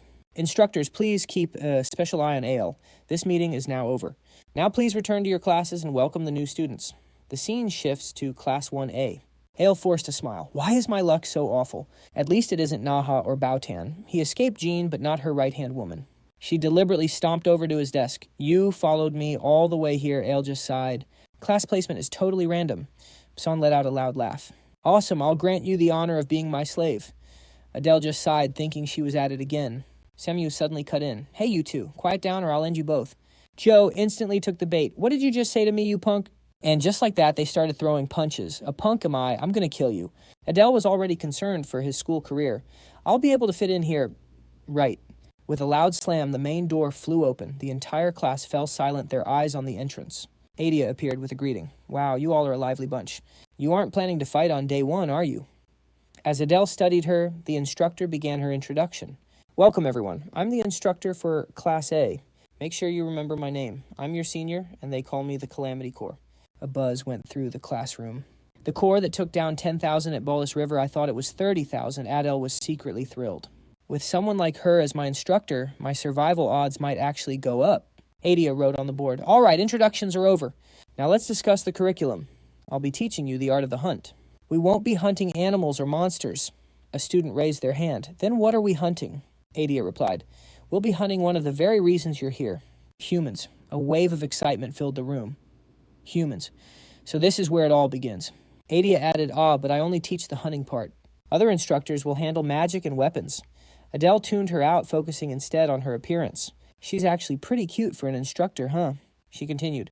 Also, I'm in charge of your basic physical conditioning. Adele suddenly flinched. My weak spot. On the very first day, everyone head to the training grounds. The scene shifts outside. Adele and the others stared at the training grounds, completely stunned. Whoa, this place is massive. It's like 4 to 5 times a normal field. Is this for weapons practice or magic? Adia's voice cut through. Okay, everyone pay attention. Don't look away. She summoned a huge vortex and a legion of humans poured right out. Everyone completely panicked. Adia quickly explained. Don't worry, they aren't real. They're just illusions from my magic. Oh, and I made the sword saint from the entrance exam. Adele shuddered. A replica with just 1/10 of his power. This woman is a monster. Saitan was tough, but the Royal Academy is on another level. Seriously terrifying. Adia laid out the task. The mission's simple. Get through that crowd and come to me. So who's up first? Her gaze swept across the students, then landed on Adele. You're Adele, correct? Adia's friendly tone shifted in an instant. Why not try stabbing my neck just like you did with the Sword Saint? She flashed him a battle-hungry grin. Adele grew anxious. First instructor. AZ, and now this one's got her eyes on me. He asked Adia. So I have to face you directly. Instructor Adia answered his question. Within that crowd is a mastermind, the source of their power, who also acts as their leader. If the leader falls, the entire army will collapse like dominoes, and the stronger the leader, the fiercer the troops. For this test, I will be playing the role of leader. Adele drew his weapon. Yes, ma'am, I understand. He thought to himself, it's just like Sun Tzu said. To break an army, you take out its general first. With a sly grin, he aimed for the leader in the crowd, a simple task. Adia said cheerfully, of course you won't take me down that easily. So if you just touch my hand or weapon, you'll pass. Begin. But just 1 second after Adia yelled the word, begin, Adeo used position swap, teleporting right behind her. His blade at her throat left Adia speechless. Adeo's cool voice rang out, does this count as a pass instructor? He was pleased with closing the tens of meters between them. But that distance was nothing now. At first, he could only move a few meters. This was a huge leap forward. With his current skill, he could easily destroy an enemy base. Suddenly, Adia laughed with delight. Now I see why I was told to be wary of you. Adeo was confused. Huh! Adia just waved her hand. You passed. Go on back to your spot. Adeo put his weapon away, wondering if they were hostile or curious. He wondered what about him caused such a strong reaction. They haven't realized who he is yet, have they? Adia then moved on to the other students. Now, did everyone see student Adeo's demonstration? Anyone who doesn't pass will have to stay for extra lessons. The class resumed. Adeo stood by watching each person. They performed the basics very well, just as you would expect from the demon race. Well, they are just regular people with no special abilities, so it's understandable. But in the end, they could only take down a few minions. What if the instructor controlled them directly? Suddenly, the spearman charged forward. The student was immediately hit and seriously injured. Adeo winced at the sight. Ouch, that has to hurt. All of a sudden, someone else leaped up. I'll just jump over all of you. Adeo watched, slightly startled, but the guy was immediately shot down by the archers. Everyone could only stare at him awkwardly. Adeo felt confident. Position swap was incredibly strong. At this rate, he could aim for the top of the class. Adia called the next student. Samu came forward, scowling for people to move. Adeo watched Samu closely. So it's his turn. Let's see if his skills match that arrogance. He stepped forward, and an aura started to radiate from his body. I'm starting. Adeo watched Samu tensely. He's gathering his energy. A powerful stream of energy was released. Samu unleashed a huge whirlwind that blew the soldiers away, affecting everyone. Adeo was amazed. He wiped them all out in an instant. Could you even call that magic? It was the unique ability of Samu the Greedy. A strange skill that simply consumes everything. For now, I'll let him have the top spot. Adia waved the dust away, confused. What is with this class? But thinking about it, it made sense. No student should be able to beat an instructor. You really blew away everything except for me. Impressive enough to surprise me for a second. Too bad you still fail. Samu was dumbfounded. Adia quickly explained. The reason was, with a snap of her fingers, hundreds of dummies appeared behind her. As long as you don't kill the leader, the human army will just keep sending replacements. It's meaningless no matter how many you defeat, just like this. Adeo was astonished. Reinforcements appeared in a flash. There must have been at least 200 of them. Idea offered Samu some praise. Still, your magic is quite strong for a first-year student. Next student. Samu clicked his tongue in anger and turned away. Adeo smiled at his annoyed expression, but he accepted the results fairly well. Passing by, Samu saw how relaxed Ael was, which just fueled his anger. Ael thought to himself, Samu, your arrogance is exactly why you failed. If you just focused on the goal like me, you would have passed easily. Suddenly, Phryne's laughter echoed. Ha ha, I've waited long enough for this. It was finally her turn, and seeing her, everyone got excited. Phryne of the Seven Sins, I wonder how she plans to pass this. Phryne pointed at the arrogant human figures, laughing loudly. You lowly pawns dare stand in my way. But when she didn't move, people started to wonder, is she just going to stand there? What's happening? Phryne's face turned pale. What am I supposed to do now? Ael watched from the sidelines, thinking, just as I expected. Phryne, the incarnation of lust, doesn't engage in direct combat. She commands her pawns like a queen bee. Basically, without any underlings, she's practically helpless. Suddenly, Phryne's teary eyes locked onto Ael as if seeing a lifeline. Phryne shouted, Help me, my slave! The crowd instantly stared at Ael, whispering, A slave! Did she really just call him her slave? Hurry up and help me out. Ael felt awkward. What was she thinking, saying something like that? Wasting no time, Idea commanded the dummies to advance. Phryne was terrified and got completely thrashed. Ael looked at Phryne, confused. Wait, she can't use self-enhancement magic. No, that can't be it. She must have some kind of special reason. All the while, Phryne's miserable screams just kept on echoing. Suddenly, a peculiar light made Ael look over. A girl with pink hair was performing healing magic.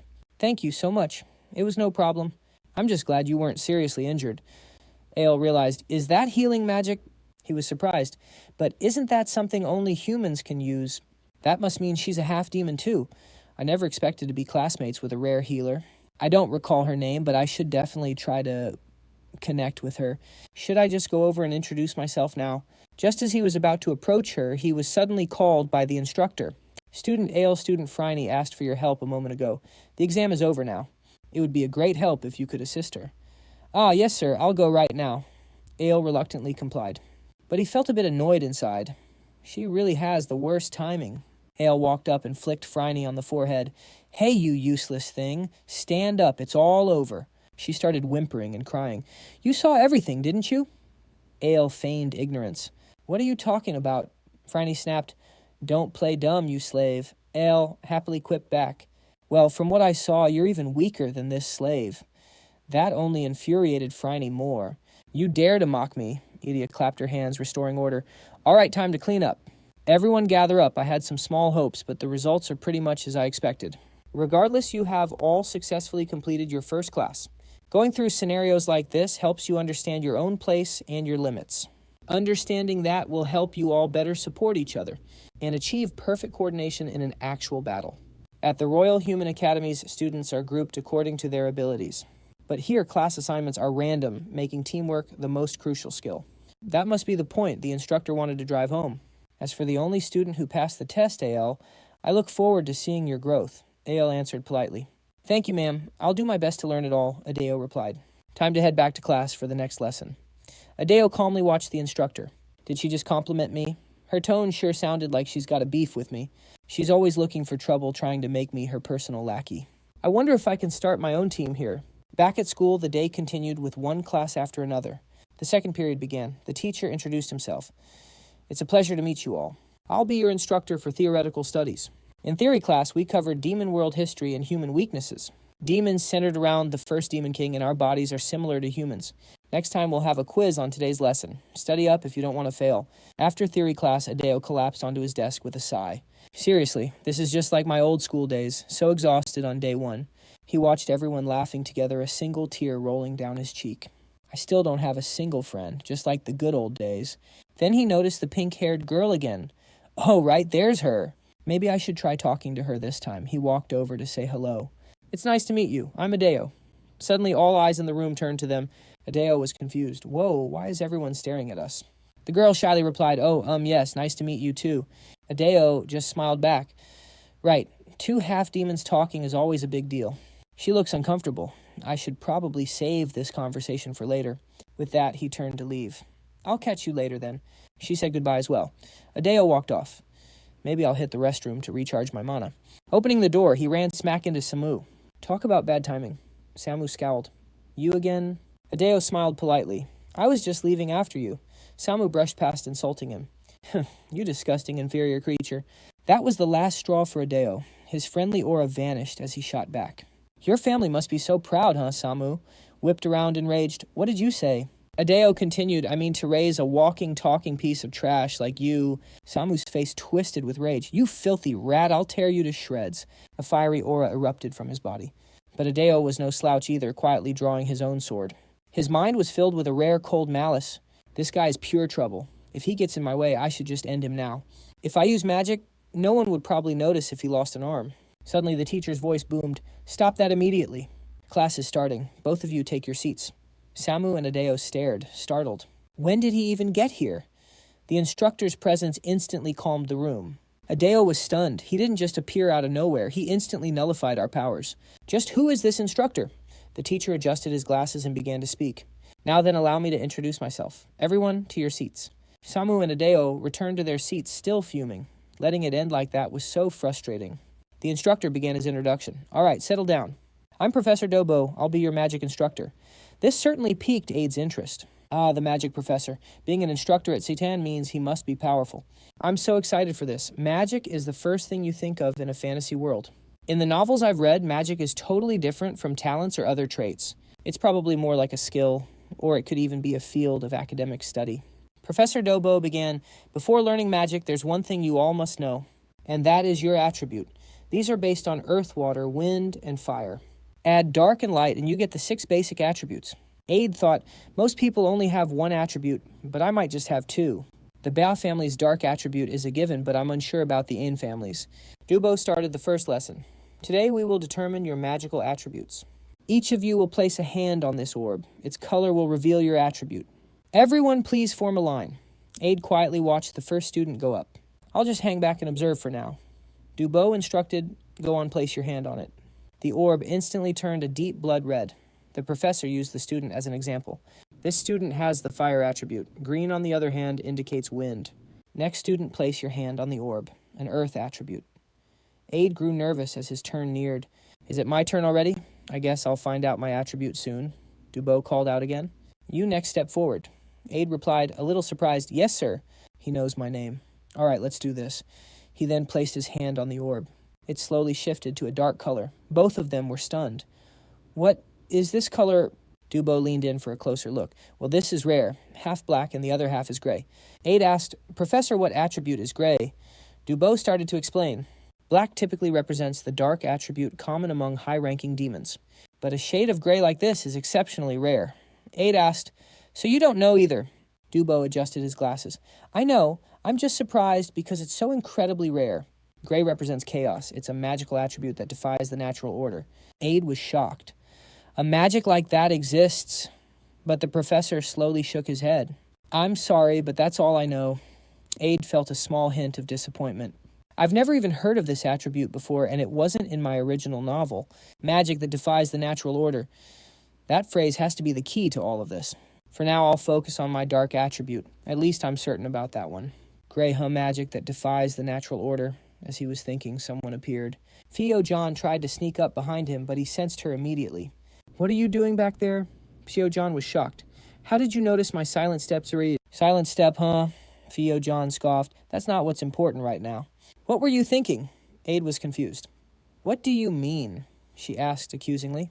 Don't play dumb. You totally provoked him. Aid just tilted his head. I just can't stand seeing people get bullied. Fio John looked surprised. You can't stand it. Aid had no clue what she was getting at. Is there a problem with that? Seeing his bold response, Fio John got right up in his face and shouted, Didn't you just pick a fight with that guy's entire family? Aid tilted his head, thinking, Like I said, I just don't like bullies. But you still went up against his whole family, didn't you? He replied softly, well, besides, outside forces can't get into Satan, so what's the big deal? Fears his patience wore thin. That's not the issue. Do you really not get it? This isn't just about demons fighting demons. His family is... Ugh, never mind. I'm heading back. Just be careful from now on. Virza left, leaving Adeo with so many questions. What was she trying to say? Is it because Samu's family is known for their brutal revenge? No, that can't be the only reason. This is the last class for today. I've got to focus. Come to think of it, today's instructor is... Just then, a huge hand slammed down on the desk. The swordsmanship instructor, Aes, stormed in, yelling at everyone. You bunch of weaklings. If these were peaceful times, none of you would deserve to be in this room. You only faced one monster, using just 10%, no 5% of its power. And every group besides the top 8 was completely wiped out. Am I wrong? Adeo listened silently to Aes's rant. What a blow to our pride on the very first day. Is he trying to provoke us on purpose? After his speech, Aes dove into the lesson. So from now on, I'll teach you swordsmanship so you can take an enemy's arm with you. To do that, you're going to run the core of swordsmanship is physical power. A technique backed by stamina is 2 to 3 times more powerful.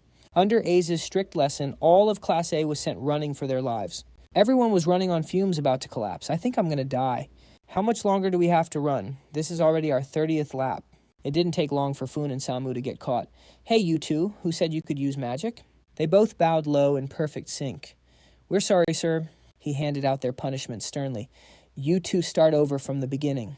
Samu and Foon groaned and started over. Meanwhile, Edeo kept on running with a smile. Honestly, these rich kids are always trying to find a shortcut. Back in my day, I beat knights right after taking over this body and escaping to the monster world. I caused a ton of chaos back then, and so everyone kept running until class was over. All right, everyone, stop. You all did a great job.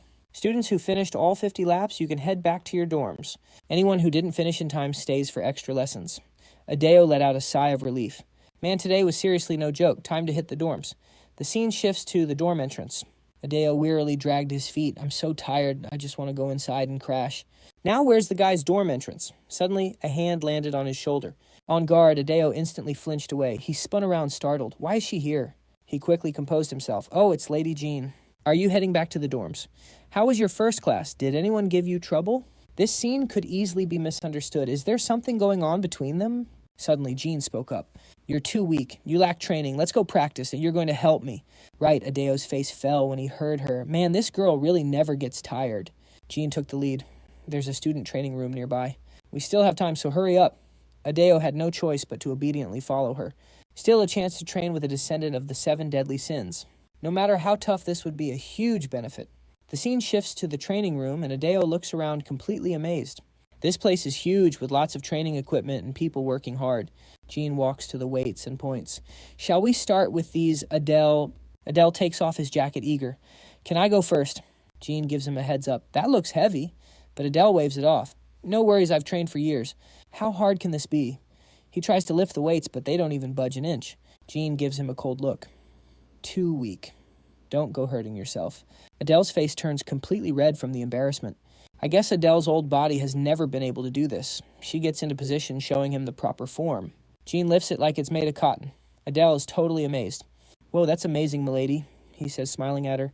I really can't compare. Even with pure strength, I've got so much work to do. Time passes quickly. Adele reminds Jean. Milady, it's been 2 hours. We should probably stop. Should we head back? Jean is tired too, so she nods in agreement. All right. Adele offers, I'll walk you to your dorm. He watches Jean with a sense of ease. Not counting today, she's been training a lot lately. I'm curious about her current stats. I should do a quick check while Jean changes. Adele opens her info panel. Race half-demon. Alignment chaotic. Talent position swap. Traits, curiosity focus, bloodlust, and shadow. Mana control. It increased from 1,298 to 1,321.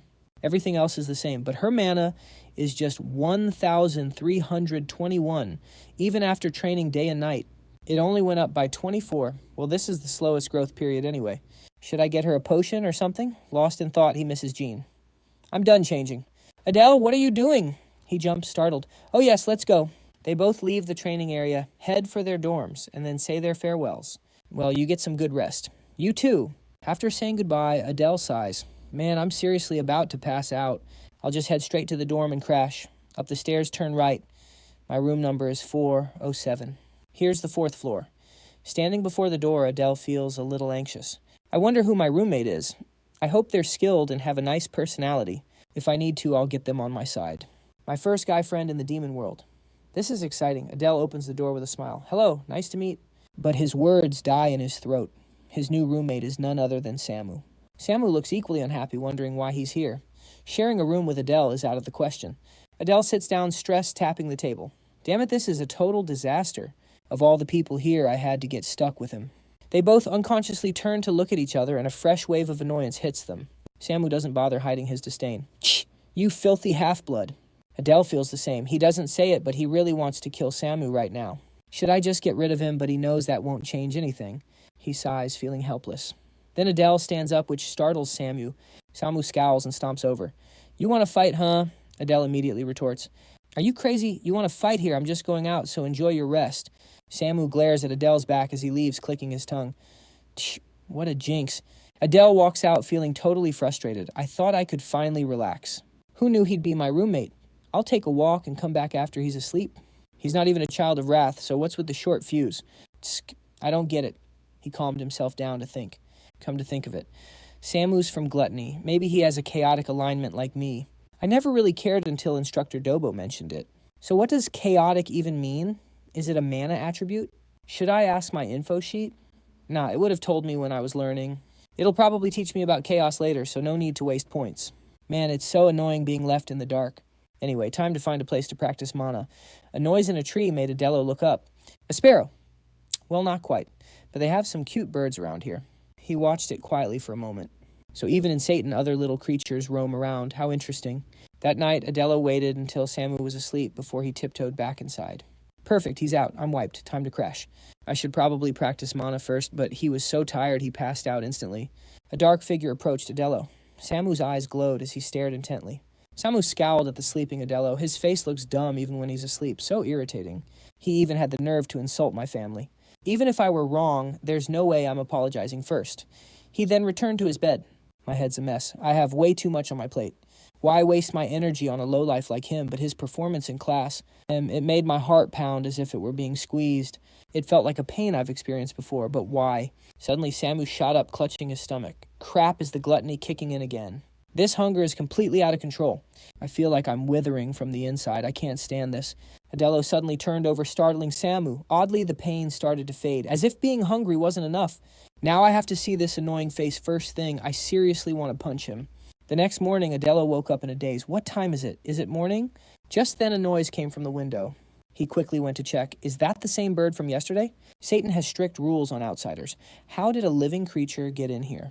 Someone must be trying to spy on me. It could be Instructor A's. She's wary of me. A quick mana scan showed it was no illusion. It's definitely a living thing. Maybe I should try taming it with some food. Decided Adele acted right away. He gently called to the little bird. Here, little guy, come on. Wait, Samu's probably done eating. I gotta go before breakfast is gone. But where is the dining hall? The scene shifts to the classroom. Idea walked into the class to start the day. Good morning. Adele sat in his seat completely drained.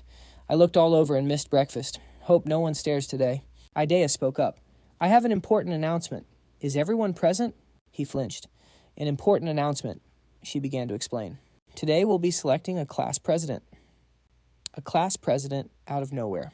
A student asked, how will we be choosing? Idea started her explanation. Initially, I planned to let you nominate someone, but I've changed my mind. I will appoint them. Furs let out a little chuckle. She shot up proudly. That was a smart move. Instructor Idia just smiled. It was Forzan exactly as she predicted from the novel. With Samu's personality, there's no way he could be the class president. Forzan laughed loudly. All right, my loyal subjects, let's rule this class together. Mwahaha. Idia thought Virgo is the best fit. He's not the sharpest, but his strength is top tier. Whispers and chatter began to spread through the room. What about Adele? He's a good choice. A half-demon really... No way. How about Samu? That guy's a little creepy.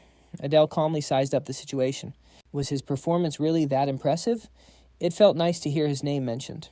Well, Forzan is the obvious choice, Virgo urged. Just announce it already, instructor. But Idia's answer was completely different from what everyone expected. The class president is not Cadet Forzan. The president of Class A is Adele. He looked up shocked. Who me, a half-demon, can't be president? What on earth is she thinking? Idia called to him. Class President Adel, I hope you'll lead the class well. Startled, he jumped to his feet. Huh. Yes, ma'am. After the announcement, Idia quickly excused herself.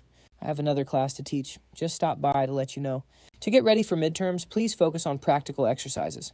Practice in teams of 3. You need to have your team sorted out by the end of today. Adele thought about the training. If this were training back in Satan, it'd be more like a mutual slaughter, because in battle killing is just a part of the process. At that thought, his killing intent surged, and a cold, murderous grin spread across his face. Idia continued her instructions. That's all for today's class. Oh, and Cadet Forzon, if you talk to me so rudely again, you'll get a special private lesson. Virgo cringed in fear. Adele smirked. Forzon just got schooled. Idia finished her remarks and left. Oh, and the class president needs to submit the team list. Goodbye, everyone. After she left, Adele started thinking, forget teams, I don't even know where we'll be training. Will we be using those dolls the instructor made yesterday? No, if that were the case, we wouldn't need to form teams. In the novel, the invasion of the human world hasn't happened yet at this point. Regardless, the priority right now is building a solid team. Well, I already have a few people in mind, more or less. Meanwhile, in the instructor's hallway, everyone nervously watched Ace. His face was dark with anger as he stormed off. Suddenly, Ace burst into Idia's office shouting. Instructor Idia greeted him cheerfully. Oh, hello there, senior. Ace ignored her, raising his voice. What in the world were you thinking? Idia, unfazed, smiled warmly. It's so good to see you again, senior. He continued to yell furiously. I'm not here for pleasantries. Why did you appoint him as class president? Idia gave Ace a playful look. I just announced it this morning. Your eyes and ears really are everywhere in Satan Senior. Ace was fuming. Making him class president, you can't possibly be unaware of what that means. Idia's friendly demeanor faded as she stood to face him. Of course I know. It's only temporary. But he'll have the authority to command Class A as a single unit. Ace tried to stop her insane idea. And you did it anyway. Are you out of your mind? It's not too late. Change the class president to someone else right now. If not, they'd just end up glaring at each other. Adia stood her ground, continuing to refuse as. He clutched his head, completely frustrated. Adia spoke up. Senior, I like that student. His abilities are top tier, and he isn't arrogant like the kids from the 7 great houses. He's also backed by a major family, so his identity is fully guaranteed. But Az was determined to reject her plan. Just because his identity is verified doesn't mean he's trustworthy. There's nothing more dangerous than a hidden threat. Adia sighed helplessly and turned to leave. I will manage my own class, so please, senior, do not interfere. I may be a new instructor, but I'm confident in my ability to judge character. Az shouted angrily. That darn instructor, I have to take over that class no matter what. I can't let someone that dangerous get near Adia, especially not that half-demon. He's the one who gave me this unforgettable scar during our last battle. For some reason, his aura and that man's aura are disturbingly similar. The odds of him being a relative are low, but I just can't ignore this feeling.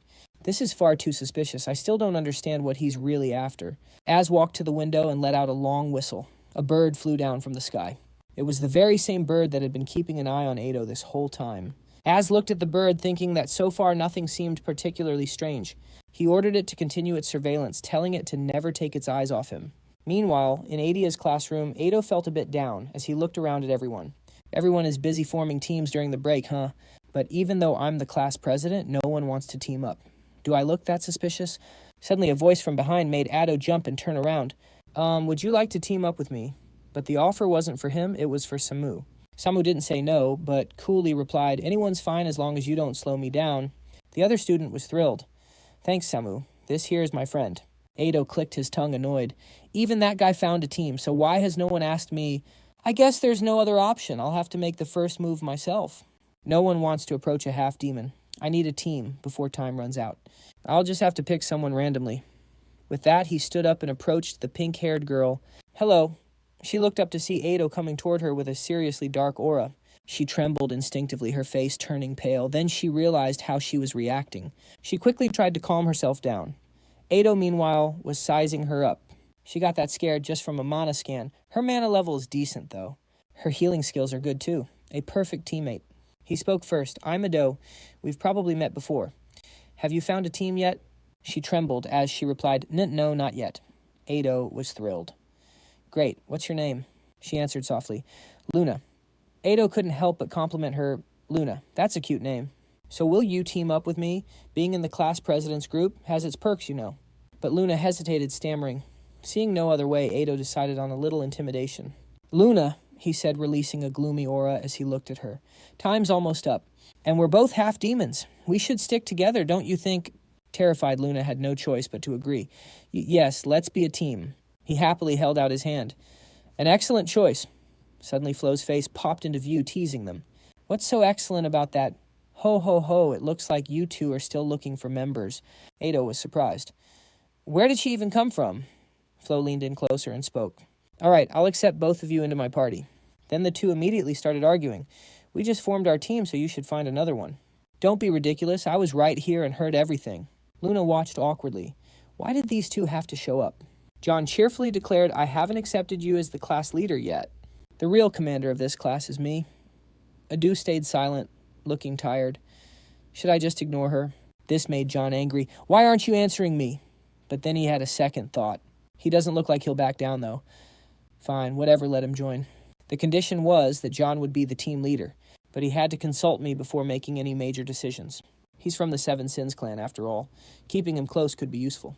This plan would boost his ego while still letting me use him. A week later, Adu reviewed his info, pondering his position swap 2 talent. His traits included curiosity, infiltration, murderous intent, darkness, mana control, and pride.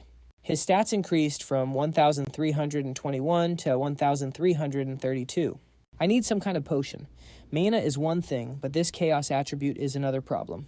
Above all, T's loneliness was making it unstable. I might have to carry it with me at all times. More and more things to worry about. At least Samu is staying quiet. Things have to get better from here. The next morning, Adia kicked off a new school day. "Good morning, everyone." Adu watched Adia curiously. The instructor seems especially cheerful today. Did something good happen? Adia announced, "Today's class will be a little special. We're going to have our training session outside." Adu and the others were stunned. "We finally get an outdoor training session, and we'll be leaving Satan for it. We are heading to another region called Ogon." At the name Ogon, Adu froze. Ogon is the very prison that holds the Ogon people captive. It's a prison for those who couldn't return from the war between humans and demons. "They're taking us to a prison camp." Adia explained they would use a spaceship. "Please follow me." The class started buzzing with excitement. What a huge surprise. We get to go on a trip when it's not even a holiday. This is so cool. Adu said nothing, deciding to let everyone experience it for themselves. They're all excited for the trip, but they'll be horrified once they learn what Ogon truly is. But more important than the location is a special opportunity our hero can discover in Ogon. If we go now, I might be able to find it first. But can I really find it? With so many eyes around, the guards here won't be easy to fool. Suddenly, John came over and clapped his shoulder. "Why do you look so unnatural?" Adu quickly came up with a reason. "It's my first outdoor training session, so I'm a bit nervous." Hearing this, John immediately tried to comfort him. "Oh, so you're feeling worried. You always seem so gloomy. I didn't think you got nervous. Your team leader's right here, so just follow me." Adu smiled back. "This guy really is tireless, isn't he? I wonder if he'll be this confident in Ogon, but thanks to him, I do feel a little better. This is a once-in-a-lifetime chance. No matter what, I have to seize this opportunity." Before long, the class arrived at Ogon. The ship's intercom chimed, "We have reached our destination." Adia took the lead. "All right, everyone, please stay close to me." Adu scanned the Ogon prison camp. The atmosphere here feels incredibly tense. The others began to shiver. I have a really bad feeling about this. "Are we really supposed to train here?" Adia turned and calmly replied, "That's right. This is your official training site, and I doubt there will be any real fighting. So there's no need for you all to worry." Ado looked at Adia with disgust. She knows exactly what's coming, yet she can say that. What a truly twisted hobby. 3 guards stepped out from inside. "Are you the group from Casitas?" Adia presented a permit to them. "Yes, here are our credentials." Ado eyed the guards cautiously. "That guard is probably on the same level as our instructors. The pressure he gives off is no joke." After checking the papers, they stepped aside. "Confirmed. Please follow me." Adia turned back to the students. "All right, everyone, please head this way." They all proceeded deeper into the prison. Agonized moans echoed all around them. "Please save me. I don't want to die. Let me out of here." The students looked around terrified. What is this place? Does anyone else smell that? It feels like something is about to pounce. Ado smirked internally. They're finally showing a reaction. Samu, seeing everyone stop, pushed the person in front of him and snapped. "Don't just stand there in my way. Get moving." Ado thought to himself that Samu didn't seem affected at all. He's quite a peculiar person, too.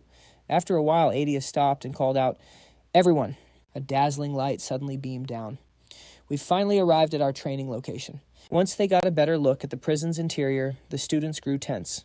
This is the true face of Hell's prison. Adia finally revealed the truth to everyone. As you can plainly see, this prison holds humans who dared to attack the demon world. Every single person here has killed at least one demon. They're all criminals with blood on their hands. Among their victims were even pregnant women and small children. I bet you're all very curious about what your training will be, aren't you? Now watch very closely. Adia approached a human, unleashing her powerful aura. The human trembled as she drew near, and Adia grabbed him by the jaw. She fiercely created a ball of energy, glaring at the human with hatred as she commanded him. Now swallow this obediently. It will all be over quickly. Samu watched the brutal torture unfolding before him with great interest. After being forced to ingest Adia's energy sphere, the human's body began to warp, and his head exploded, splattering blood everywhere. Adia turned to her students with a cheerful smile. All you have to do is kill one human in your own unique way. It's simple, right? Witnessing such a barbaric act, many students couldn't handle it and began to shake in fear. Ado, however, remained calm even after witnessing such a cruel death. It's strange I don't feel anything at all. Maybe it's because I've already assimilated with Adele. No matter how much worse things get, my goal will not change. I will survive until the end, fix this darn world's outcome, and grant Adele's wish. Noticing Otto step forward, Adia asked, "Before we begin, does the class president have anything to say?" But Ado said nothing at all and simply walked into one of the prison cells. Ado drew his dark fang and stood before the human prisoner. He asked him one last time, "Do you have any words before you die?" But the man showed no fear, only erupting in a fit of rage. "My only regret is that I couldn't kill more of you, demonic maggots. We humans will exterminate every last one of you demons." But before he could finish, Adele sliced his head clean off, sending blood flying. He gave his blade a savage grin. Hearing that made the kill even more satisfying. Then he strolled out like nothing happened. "So was that good enough?" Adia clapped clearly, pleased. "Excellent. Now everyone just follow the class president." They entered a cell block and the training session began. "Oh, could all the half-demon students please step over here for a moment?" Adele was surprised. So they were only separating the half-demons. Turns out there were other half-demons besides me and Luna, but she didn't look well at all. Adia explained, "The prisoners you all must kill are a very specific group." Then a line of people knelt before Adia. Adele was shocked. "These prisoners are half-demons," Adia stated coldly. "You must prove that you're different from these traitors." Luna's group trembled with fear and rage. A few students began to kick and punch the prisoners. They screamed as they attacked, "Do you have any idea how much we've suffered because of you? That's right, you all deserve this, just die already." Adele was silent. So it had begun. The prisoners' constant pleas filled the air. "Please stop." But Samu unleashed his power, shouting, "Devour them!" Luna was too terrified to watch, squeezing her eyes shut as she wept. Adele was confused. Samu didn't need to use his magic to kill them like that. Does he really enjoy tearing people apart this much? He glanced over at the fragile Luna. Luna had completely shut down. If the instructor noticed her now, this wouldn't end well. Suddenly, Fiona spoke up. "Instructor, as long as I use my ability, I'll pass correct." Adia nodded. "Yes, that's basically it." Fiona moved immediately. "Understood." She commanded one of the prisoners, "From this moment, you are bound to me. Kill the person beside you."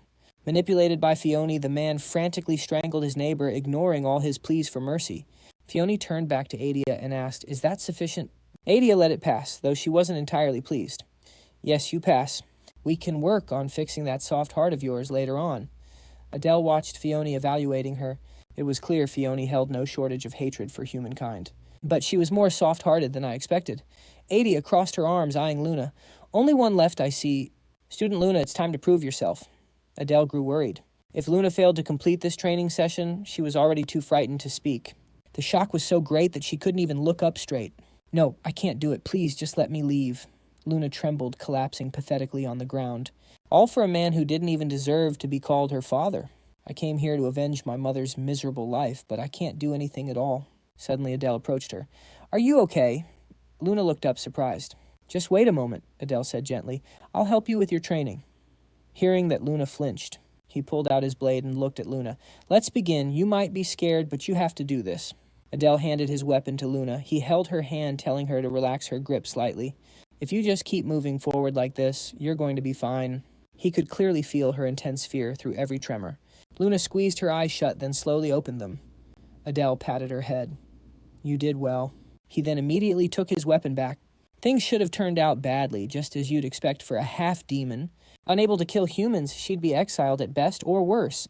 Adia asked Adeo, confused. I don't get what you're thinking. Class rep, you don't expect her to pass, do you? Adeo replied calmly. Student Luna has already passed. Adia was stunned. What did you say? He explained. You clearly said if we kill a human with our powers, we pass. Student Luna is the only healer in the entire Saiten region. I helped her because I see the value in that talent, Adia asked back, annoyed. So by that logic, you wouldn't help an untalented student. He nodded. Of course, if they have no talent, I'd leave them behind. Hearing Adeo's reply, Adia seemed quite pleased and gave a satisfied smile. Have it your way. I'll definitely remember those words. I'm going to check on the others. Just wait here, both of you. He sighed, relieved to have dodged a bullet. Good thing that answer satisfied Adia. If he'd told the truth, she'd have been finished. He turned to let Luna know. Luna, looks like you've passed safely. She looked at him, relieved. Really? Then she fainted. I get it. Thank heavens. Adeo quickly caught Luna as she passed out from relief. All right, sleep well. He then leaned her against a wall. With that settled, he got excited for the main event. Now the real game begins. I know all about Ogon, and I still have plenty of time. Adeo slipped away, moving carefully to sneak past the guards. The security was tight. Let's see time to blend into the shadows. Adeo's aura enveloped him. He smiled. It worked. I've definitely improved. Good. If I'm cloaked in darkness, I can sneak in safely. I just need to get to the underground tunnel gate. Adeo started to move out, but a guard sensed something instantly, giving off a hostile, cautious aura. Adeo held his breath. Was I spotted? The guard scanned the area, then turned away. Adeo sighed in relief, noticing the subtle difference. As expected of Ogon's guards, I need to move fast. He soon reached his destination. There it is, the only empty room on the first floor. There's a hallway inside. Adeo used his position swap skill and slipped into the room, but he immediately felt a heavy weight, a pressure generator on the ceiling. I knew it. Now, how do I get down? I remember the depth the main character reached. I'll use that knowledge. He began to count. 1, 2, 6. Now, Adeo threw his fang at the floor. The sound of something hitting the ground echoed as he swapped positions again. Adeo was in the underground channel ready for the second trial. Next up is the poisonous dark slime. It's deadly to touch, so I'll aim for the core. Adeo used his dark fang and dark sword to easily wipe out all the slimes. Adeo casually sheathed his blade and walked on. Knowing its weak point made that easy. Now I just have to dive into this water. Without hesitation, Adeo jumped in and swam. Suddenly a voice rang out. The closer he got, the clearer the voice became. Go no further. The great demon is dead. Adeo was shocked. A great demon. I never wrote anything like that. This is where the demon who led the rebellion centuries ago fell. Model. An archdemon. So powerful, even the Demon King had to seal it away. Well, I'll figure it out when I'm there. Spotting a light, Adele finally surfaced. So this is the place Adele had made it inside the archdemon's prison. He looked inside the skeleton. The heart within seemed to be his only chance. Finally, it's mine. Adele reached out his hand to take it. Suddenly, the heart pulsed back to life and the skeleton lurched upwards. He was shocked. Whoa, this heart is nuts. Adele was completely stunned. I can't believe something this bizarre is actually happening. And this symbol, it's just like the Asen family crest on my neck. So the Demon Realm's traitor was connected to the Asen clan. The skeleton began to speak. Child of Asen, listen closely to my voice. Adele nodded. Okay. The skeleton then revealed the truth. If you can hear my thoughts, it means we share the curse of mixed blood, a lineage born from me. Don't let yourself be consumed by that chaos. It warps the very order of the world. If you lose yourself while trying to understand its true meaning, you will end up just like me. With its warning delivered, the skeleton started to crumble into dust. The withered heart fell to the ground. The heart had returned to its original state. Adele moved forward to pick it up. His body instantly felt connected to it. I can feel a will, a powerful longing, a will that seeks destruction. This must be the Asen ancestors' desire. Adele checked his status window. Race half-demon. Classification chaos. Talents included. Swap trait 1, curiosity, immersion, sharp aura, and darkness. Mana control and psychokinesis. Adele cheered with excitement. Psychokinesis. I finally got it. Now let's give this a try. He eagerly tried out the new skill. The venom fang hovered over his hand, but it quickly dropped. A bit deflated, Adele picked the fang up to inspect it. It's not a mana problem. My skill proficiency must be too low. I guess I'll need more practice, but at least I figured something out. The chaos manifestation here grants psychokinesis and telepathic links. This was a huge win. It doesn't look like there's anything else to find. I should get back before anyone realizes I was gone. Time to head back. The moment he returned, Faison was on him. Where have you been wandering off to? Adele just shrugged. I was just taking a walk. Faison snapped back. What? You think it's reasonable to go for a stroll by yourself around here? Adele just smiled and started walking away. The sight of caged humans was unsettling, though. "Hey, I'm talking to you. Where do you think you're going?" Faison yelled. Adele looked for Luna. "Hey, where's Luna?" As if on cue, she appeared. Adele asked warmly, "Luna, did you sleep well?" She replied with a gentle smile. "Yes, I slept great. That's a relief. You were so out someone could have carried you off." She looked at Adele shyly. "Thank you so much for helping me. I would have been in trouble without you." Adele cut her off. "Don't worry about it."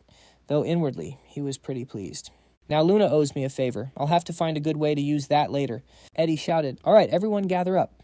And fortunately, no one dropped out during this training. You've all made a decent impression on me. Now let's all head back to Seitan. The students let out a huge cheer, finally free from what felt like an eternity. It had been a week since Class A returned, but everything was back to normal. The students, once shaken from their first battle, had finally calmed their nerves. Meanwhile, Adele secretly practiced the new teleportation skill he'd recently acquired. He also had to prepare for the midterms the instructors kept mentioning. In the original novel, Seitan's first years invaded the academy during the midterms. This meant the exams involved invading the human world. How many would even survive? It was certainly a lot to think about. Just then, Adele saw Luna staring blankly before she sadly turned away. He wondered what was behind that sad expression on her face. Luna drooped onto her desk. Adele went over and gave her a little poke. "Wake up." Luna shot straight up. She looked at him dazed. "Adele, you totally scared me." Adele grinned. "Since you didn't answer, I figured I'd give you a little jump scare." "You don't seem okay. Is something wrong?" Luna quickly waved her hands. "No, it's nothing at all." Adele tilted his head, not buying it. "Really?" But Luna insisted. "Yes, really." Seeing that she wasn't going to talk, he changed the subject. "All right, well, do you want to get lunch together?" Luna asked, surprised. "Lunch," Adele followed up. "Do you have other plans?" Luna's eyes lit up as she eagerly agreed. "Let's totally get lunch together." Adele left first, calling out the location to her. "All right, I'll be waiting for you at the cafeteria during lunch." He chuckled to himself. "She seems down, but she's pretty easy to read. She's not afraid of me now. I guess I managed to earn some major affinity points with her back in Ogon." The scene changes to the school cafeteria. Adele stood waiting for Luna by the stairs. He was confused. Lunch is almost over. So where in the world is Luna? "I don't usually eat alone. I guess I have no choice but to head back to the dorm and train." Suddenly he spotted two familiar people, Jane and Jana. Panicked, Adele immediately used his teleportation skill to make a quick escape. He swapped places to move. Jane sensed him and whipped her head around. Jana asked, "What's wrong?" Jane paused for a moment. "I thought I saw my escort, but I must have been mistaken." Hiding behind a bush, Adele fretted. "Why are they even here? This is seriously the worst possible combination. I overheard some things in Ogon. If they knew I was a descendant of the Yin family, I'd be dead for sure. That's because I played a key role in defeating the demon realm. Even worse, I killed the demon king and his wife. I need to get out of here and fast." Terrified, Adele carefully started to sneak away. Jane and Jana just kept talking. "I guess I thought I saw something too." "Well, maybe they're just busy. Let's go." Adele breathed a sigh of relief. That was way too close. I need to be more careful. But this spot is better than I expected. There's a place like this behind the cafeteria. Maybe I'll start training out here instead of in that cramped old room. Suddenly a scream pierced the quiet air. Adele recognized that voice. He ran toward the sound. "Please just stop it." He found Luna, who was cornered by three bullies. Luna jumped when she saw Adele. He glared furiously at the three of them. "I see what's going on here." A menacing aura started to leak from Adele. "What do you guys think you're doing to my classmate? Now stop it and go back to class." The blue-haired guy came forward with a sneer. "Protecting a half-demon. That's disgusting. I can't stand the sight of it." He pointed at Ale, sneering, "How can a half-demon be class president? Even you can't fight the three of us." Before he finished, a dark aura flared out as Ale lifted him up. The other two flinched inwardly, scoffing at Ale. How absurd. "You can't even budge under my killing intent, and you dare challenge me." He dropped the guy who coughed and trembled. Ale then noticed someone else. "What's this? This one doesn't look scared?" "Nope." He was calmly observing me. Ale then glanced at Luna, who was looking on in fear. Ale warned, "I don't want to fight, so let's stop here." The brown-haired guy asked, "What are you doing, side?" But Ale didn't reply, simply releasing a dark and menacing pressure. "It's best if you say nothing. I'd rather not see your guts before lunch." The two quickly helped the green-haired guy get away. Before leaving, the dark-haired guy glanced back at Ale. Ale met his gaze with a smirk. Such composure for a student. Besides Luna, there's another diamond in the rough here. I should keep an eye on that one. Luna ran over, calling for Ale, who checked on her. "Are you okay, Luna?" She replied shyly. I'm fine. Thanks for your help," Ale said politely. "Good. Class is starting soon. Let's head back." They're teaching real magic now. This is going to be good. Back in the classroom, teacher Dobo slammed his hand on the board. All right, everyone, he said with excitement. Today, we're applying magic in a real combat scenario. We'll be learning stealth and silence. Ael was thrilled. Stealth and silence. Finally, some real assassin skills. Instructor Dobo began his lecture. How do you defeat an opponent on the battlefield who is stronger than you? The answer is assassination. For you all, it's not an option but a necessity. Because none of you could ever kill a hero in a straight-up fight. Dobo demonstrated the skill. First, I'll explain the stealth technique. Slowly warm your tattoo, feel your mana circulation, and gradually release it. Even if the mana is impure, just spread it gently throughout your entire body. If you can't cover your whole body, the technique will fail. After he spoke, Instructor Dobo completely vanished. Everyone was amazed. Ael realized that's why he didn't sense him during the duel with Samuel. Dobo reappeared to continue. Today's assignment is to circulate mana throughout your body just like this. Okay, everyone close your eyes. Precise mana control is tricky. Try it very slowly, don't rush, just take your time. Even when you're stealthed, you will still be able to see your own body. The class fell quiet, focusing on their mana. Dobo observed each student closely. Everyone's trying hard, but success today is highly unlikely. Still, Vian is worthy of her lineage with her vast mana and excellent control. But the most outstanding student is Samuel. The kid's presence is already fading. He's a natural-born talent. It normally takes a week to master this. Those two are definitely geniuses. Then Dobo remembered, wait a minute, isn't there one other talented student? The one with the chaos attribute that made Instructor Aegis so wary. Dobo looked toward Ael's seat and was absolutely stunned. Impossible, he was right there a second ago. I can't believe he completely fooled my eyes. Athel cracked a sly smile. That was way too easy. Class dismissed. Athel promptly left class, his mind already racing. For someone with his talent, stealth was a breeze. So how do I combine this stealth ability with my chaos attribute? I'll head back to the dorm and test it out. Standard assassination techniques are useless against real power. I need an edge. Suddenly, Instructor Dobo hurried over, calling out to him. Wait up. Athel stopped curious. Yes, sir.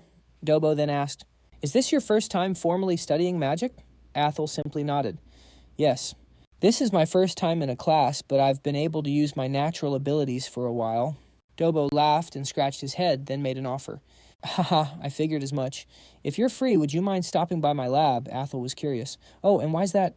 Dobo's eyes lit up with excitement. You have an incredible talent for magic, and you possess the rare chaos attribute. I'd say. From a research standpoint, your potential is completely off the charts. On the surface, Athel seemed agreeable, but internally he was sighing. My skills are only useful for assassination, nothing more. It's pointless. He then gently turned down the offer. Unfortunately, I'm a bit busy today, so I won't be able to make it. Dobo looked a little disappointed. Oh, is that so? However, Athel added something that made the instructor's face light up.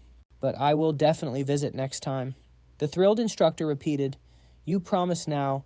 Make sure you do. Athel chuckled as he left. Guess I have to play the part of a magic genius for a while. Later, back in his room at the men's dormitory, Athel sat alone. Samu isn't around, so I guess I'll get started. There's something I need to finish before the midterms. For that, I need a skill that goes beyond simple stealth, since human spies are hiding here in the demon realm. If they discover I'm here, I'll have to hunt them down and eliminate them no matter the cost. They'll be tough to handle, which is why I must master my ace in the hole. He took a slow, deep breath, centering himself. To conceal my existence is to be present, yet not to completely erase my presence. After a moment of intense focus, he did it. The stealth spell activated. Athel glanced down at his hands. It worked. I can't even see myself. Suddenly, a sharp pain shot through his entire body. Panicked, Athel had no idea what was happening. What's going on? Wait, am I even breathing? My body feels wrong. I need to deactivate this now. But no matter how hard he tried, the stealth technique just wouldn't break. Fear mounted as he struggled to dispel the spell. Come on! At the very last second, he mercifully broke free. Gasping for air, Athel collapsed right onto the floor. Timed my senses. Everything felt blurry. That was a terrifying feeling. When my mana is depleted, it's nearly impossible to cancel. If my mana hadn't run dry, I might have lost control completely. He thought seriously for a moment. So this is what they were warning me about. I can't let myself be consumed by the power of chaos. But if used just once, it could be a secret weapon. A new skill combining chaos and stealth. From this day forward, I'll call this technique absolute stealth. Out of nowhere, he took a whack to the back of the head and tumbled to the floor. Athel looked up, stunned to see Samu. What is he saying? Is he telling me to move or something? Then a horrifying realization dawned on him. He couldn't hear his own voice. No way. Have I actually lost my hearing? In the forest behind the dorms, Athel focused on training his mana. He tried to speak again. After a few more tries, Athel finally began to grasp the principles behind using chaos power. Thankfully, this time I kept my hearing. Instead, I just couldn't see. This means absolute stealth costs the user 1 or 2 senses. After a week of tests, I've already lost my hearing, my taste, and my touch, even my sight. They return after 2 hours at least for now, but I can't predict which sense gets hit, and the stealth only lasts 3 seconds. Adele was getting a headache from his new power. Maybe it's just useless. The risk is too great. I'm sealing this skill away. I'll only use it when a kill is absolutely guaranteed. He lay on the grass thinking. I tried mixing chaos with other traits, but it failed. So it's better to focus on my sword skills or increasing my mana. Looks like I'm stuck for 2 hours. At least I got out early and won't be late for class. As his class started up, and as usual, everyone had to run laps. Adele was bored. All we ever do is run. When will we learn sword fighting? Just as he thought that, Az yelled out, "All right, stop the conditioning and gather around." Adele quickly passed the word along. "Stop, that's an order from the instructor." Az shot a deathly glare at Adele, making him uncomfortable. Is he still mad I'm class rep? Az just grunted before making his announcement. From now on, we're cutting back on conditioning and adding sword training sessions. Adele and the others lit up. Finally, some proper sword practice. Az drew his sword. First, let me give you all a demonstration. He pointed his blade at Adele, motioning him forward. Az asked, "Can you channel mana into your sword?" Adele nodded. "Yes, sir." Immediately, Az gave his command. "Then infuse your blade and attack me. As the instructor, I won't use mana." Adele felt a little annoyed. What's this? Is he trying to humiliate me? So you'll only use your sword. Adele replied coldly. That's right. He obeyed and drew his blade. I get it. He dropped into a battle stance. He wants to see mana in the blade. So I won't use my trait. Let's just see what Az can do. Amused, Adele leaped right up to Az's face, but his powerful thrust was easily dodged.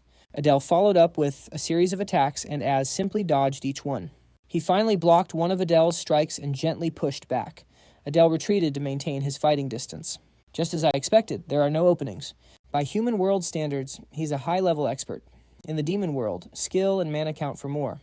Titles like Swordmaster or Expert don't really mean much there. Just infusing a weapon with mana isn't easy.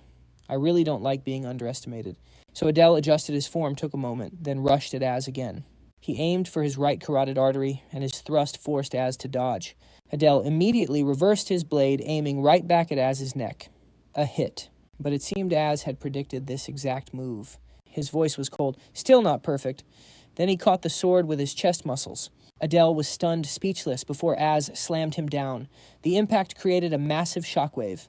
Defeated, Adele lay on the ground coughing. But it wasn't over. Az continued his assault. For a moment, Adele felt death closing in. Luna screamed out, Adele! Just then, Az swung his sword straight down, creating a second shockwave. Samu watched the duel tense. Luckily, Adele managed to escape from Az's final move. I used the pressure from the blast to deflect his sword. I was lucky to get out of that one. Any later, and I'd have been sliced in half. Az stood there, sword held firm. Adu asked with a hint of resentment, Sir, were you actually trying to kill me? Az casually pulled the sword from his chest, replying, Of course not.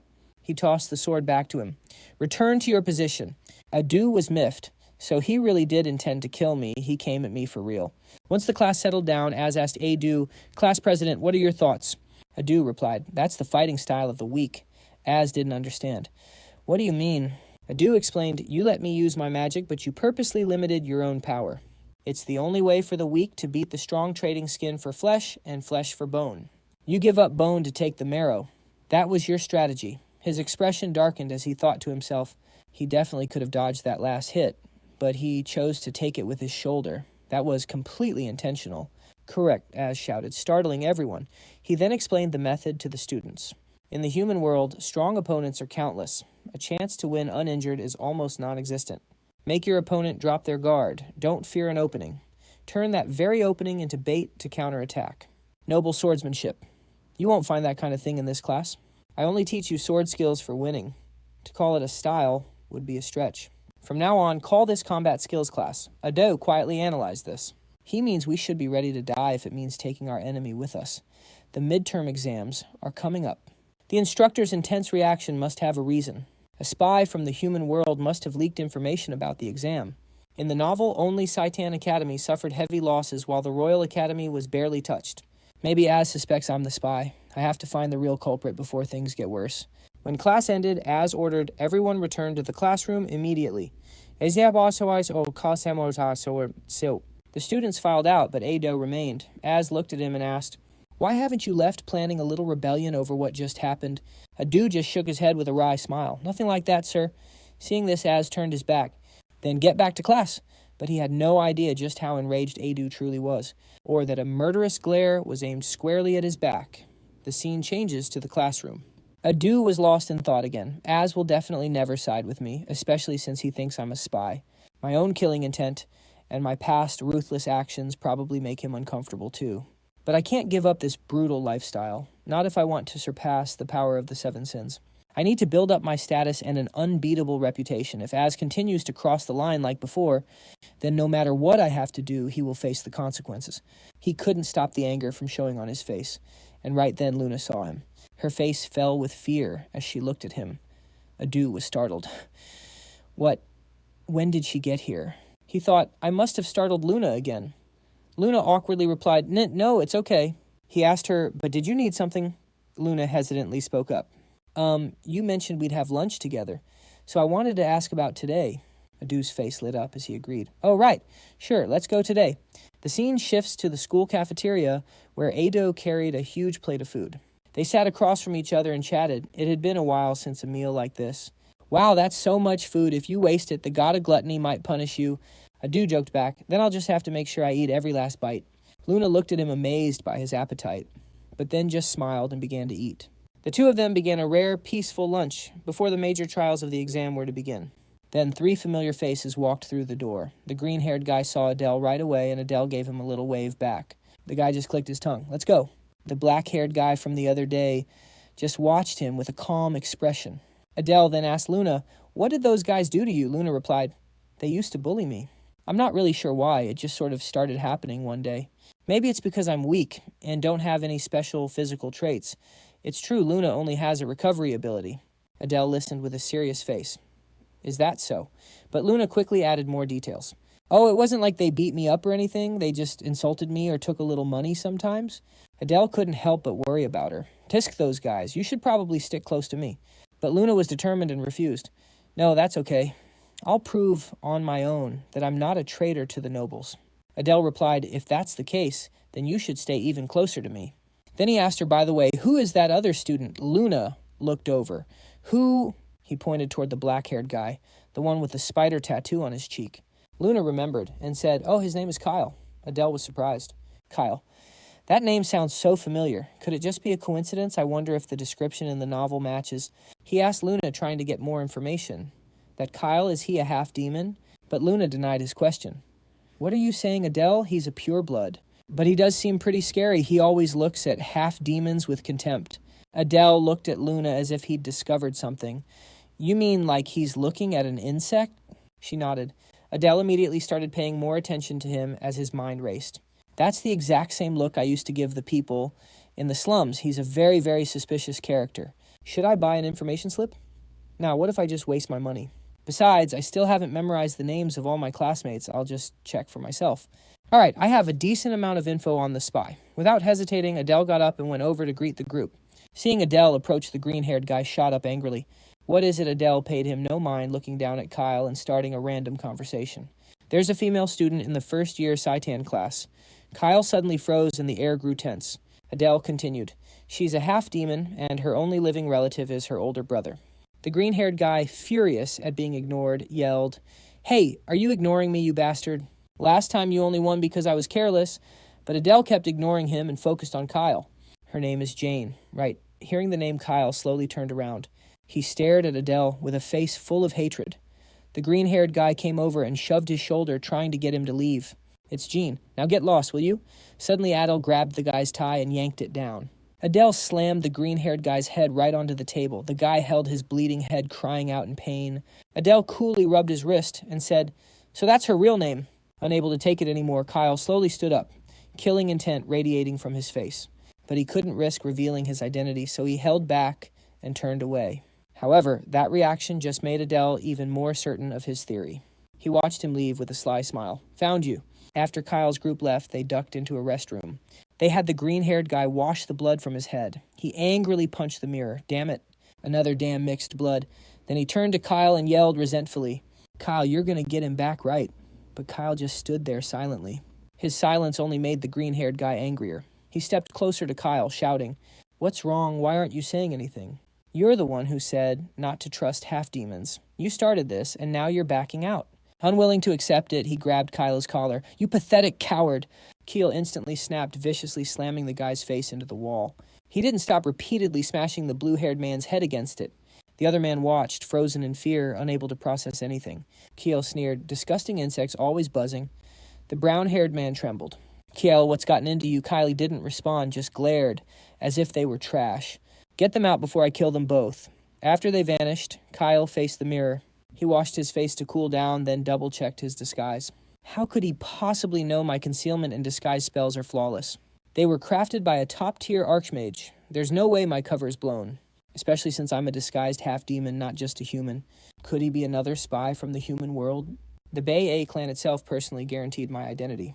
Ado, who are you and how do you know my sister? I have to kill him before my identity is completely exposed. That night in a schoolroom, Keela was laying out various tools, carefully planning Ado's assassination. If I want to kill him, my preparations must be perfect. First, I'll transmit all the intel I've gathered, then I'll make my move. It appears my identity has been compromised by the student named Ado. Suddenly, Ado burst through the door, and Kyla instantly jumped into a defensive stance. Covered in sweat, Ado joked, Phew, almost didn't make it in time. Keela quickly armed himself with a sharp weapon. How did you find me here? Ado fixed his clothes and gave a casual greeting. Good evening. Keel immediately hurled the weapon at Ado. It would have been a peaceful evening without you. Ado dodged aside with a taunt. Why so serious? Suddenly, a large energy orb formed behind him, startling Ado. The second attack was already on its way. Ado scrambled to dodge again as Kyle summoned countless magic circles around him. Ado looked slightly surprised. Second-tier magic circles? Energy beams? So you're not even trying to hide it anymore. Using magic circles means you're a half-demon, correct? Your current face must be a fake as well. I suppose we're past that now. Keel saw no point in hiding it anymore. He replied with a simple yap. You even found this secret hideout. It seems you figured everything out. Ado just gave a vague answer. Maybe. Kyla continued to attack as he asked. How did you know Ado effortlessly dodged the flurry of attacks from Kyle? Ado thought to himself. Even now, your first concern is for your sister. Well, it's not like Kylie is actually working for the humans. His sister has a rare condition. An immense amount of mana has gathered in her heart, far more than a human body can handle. He made a deal with the humans to find a cure for her fatal illness. But there's still one thing Kyle is unaware of. Maybe I should properly provoke him. Ado stopped, his voice dripping with sarcasm. Who knows? How would I have any idea? I've never even met your sister in person. A chilling smile spread across his face. Her sorrowful expression is truly beautiful. So beautiful, I just want to shatter it. Keel couldn't bear it any longer, his power erupting in pure rage. He swore he would make Ado pay dearly for those humiliating words. You jerk... Ado taunted, completely unfazed. If you're a spy, you should try to sound like one. You know, like that pathetic Cyberus. He couldn't stand Ado using his sister for entertainment. Keel roared, Shut up, I'll make you talk before you die. Ado was delighted. He took the bait. Ado kept taunting Kyle. Go on and try it if you can. Just as planned, Keely launched a huge magic sphere at Ado. He instantly used his energy beam to swap places, easily dodging Kyle's attack. Keela was completely stunned. You're really a translocator. Even seeing it with my own eyes, I can't believe it. Ado didn't say much in return. Close enough. Haven't you already looked into me? It was then Kyla realized that Ado had known his identity from the very start. Ado said nonchalantly, Looks that way, huh? Keely's face darkened and his tone softened. I see. With the situation like this, Ado figured his plan had succeeded. You've finally realized you don't stand a chance. But Kyle's power suddenly surged again. He gritted his teeth. In that case, I'll go all out. Startled, Ado instinctively took a step back. He's using third-tier multicasting at least 20 shots. This is easier than I thought. A little too easy. Die, Keela yelled, firing dozens of orbs toward Ado. Ado immediately used Transposition 2, locked his target, and zipped past the orbs to close in. But Kyle seemed to have a plan for this, laughing loudly. I was waiting for you to use that move. Unsurprised, Ado just smirked, using Transposition 2 again to appear right behind Kyle. Keela stared at Ado in confusion. Wait, how did that work? Seizing the opportunity, Ado unleashed his dark zone, trapping them both inside. Keel was locked within Ado's domain. He grew anxious. What is this? Ado simply said, "Time for a little nap," before chopping his neck and knocking him out cold. Ado let out a sigh of relief. Finally got him. "You prepared all of this just to kill me." Ado looked at the unconscious Kyle, thinking, "Should I just kill him? No, I need the information he has. Killing him would turn Sia into an enemy. I might be able to handle Kyle, but Sia is a completely different story." By now, Sia has probably been cured and become a dragon contractor with the main character's help. She has a dragon's heart and controls immense mana, so she's bound to become an archmage. Just like the heroine in the story, if Sia went all out to avenge her brother, even I would have a hard time escaping in one piece. Is their sibling bond really that powerful? Besides, that communication device can probably only send info. It doesn't get updates. Keel must still think Sia is suffering, but that doesn't mean I can let him go.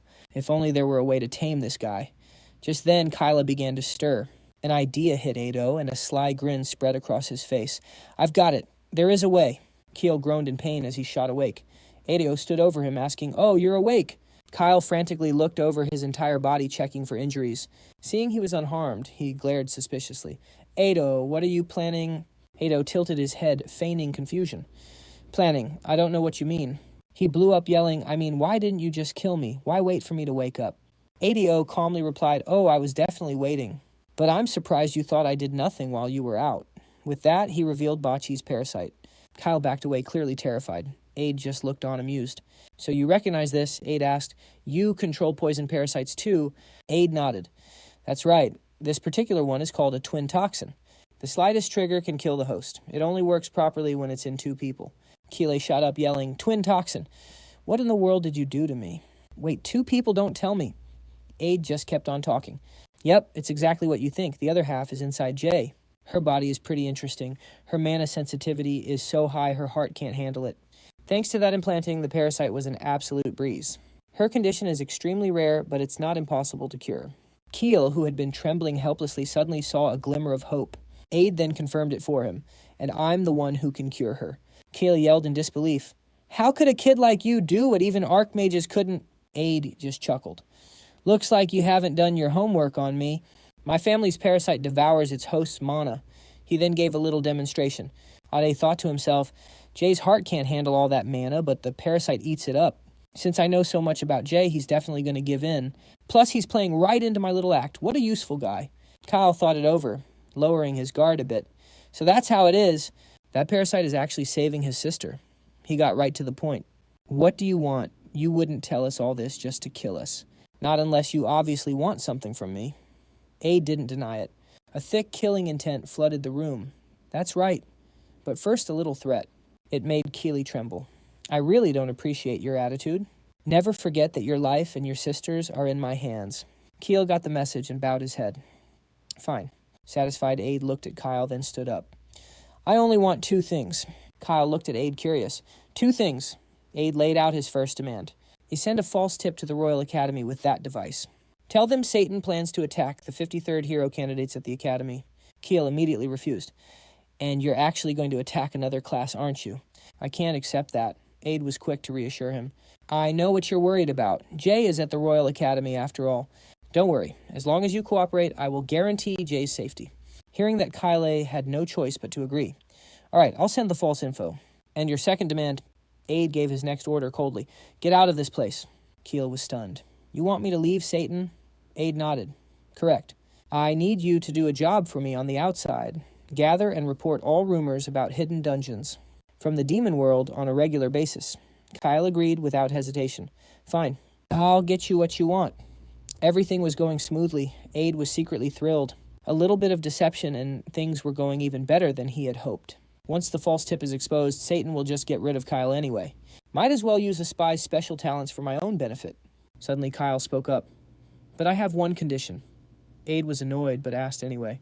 "Is this guy for real after all this? What's the condition?" Keel laid out his terms, demanding a divine demon oath. "Refuse, and you can just kill me and my sister, I don't care." Adu was stunned. A divine demon oath. This sacred oath is only for life or death contracts. If the pact is broken, the demon god claims your very soul. It was a huge risk, but the perfect way to keep Kyle under control. Kylie pressed him again. "So what's your answer?" With no other option, Adu finally relented to Kyle's deal. Fine, I accept. But inwardly, he was already scheming. If I just sneak a loophole or two into the contract breaking, it should be easy. He asked Kyle only a master magician can craft such an item. Do you have one? Kyle simply shook his head. Adu sighed, his patience wearing thin. You seem a little too sure of yourself. But Kyle just gave him a look. For someone like you, getting one should be a piece of cake. Adu grumbled to himself, I knew it. I have to do everything myself. Of course a student wouldn't have one. Then he remembered one person who might Instructor Dobo. Deciding to take a shot, he said, all right, I'll try to get one today. Meet me here tomorrow morning. Deal. And with that, the agreement was made. They shook hands, calling a truce. Kyle quickly left, still looking pretty grumpy about the whole thing. Adu, however, had completed another step in his plan. He smirked. I've just secured a very useful new pawn. But this still wasn't enough. Even if I use Kyle's fake intel to trick them, I'm not guaranteed to pass the midterm exam.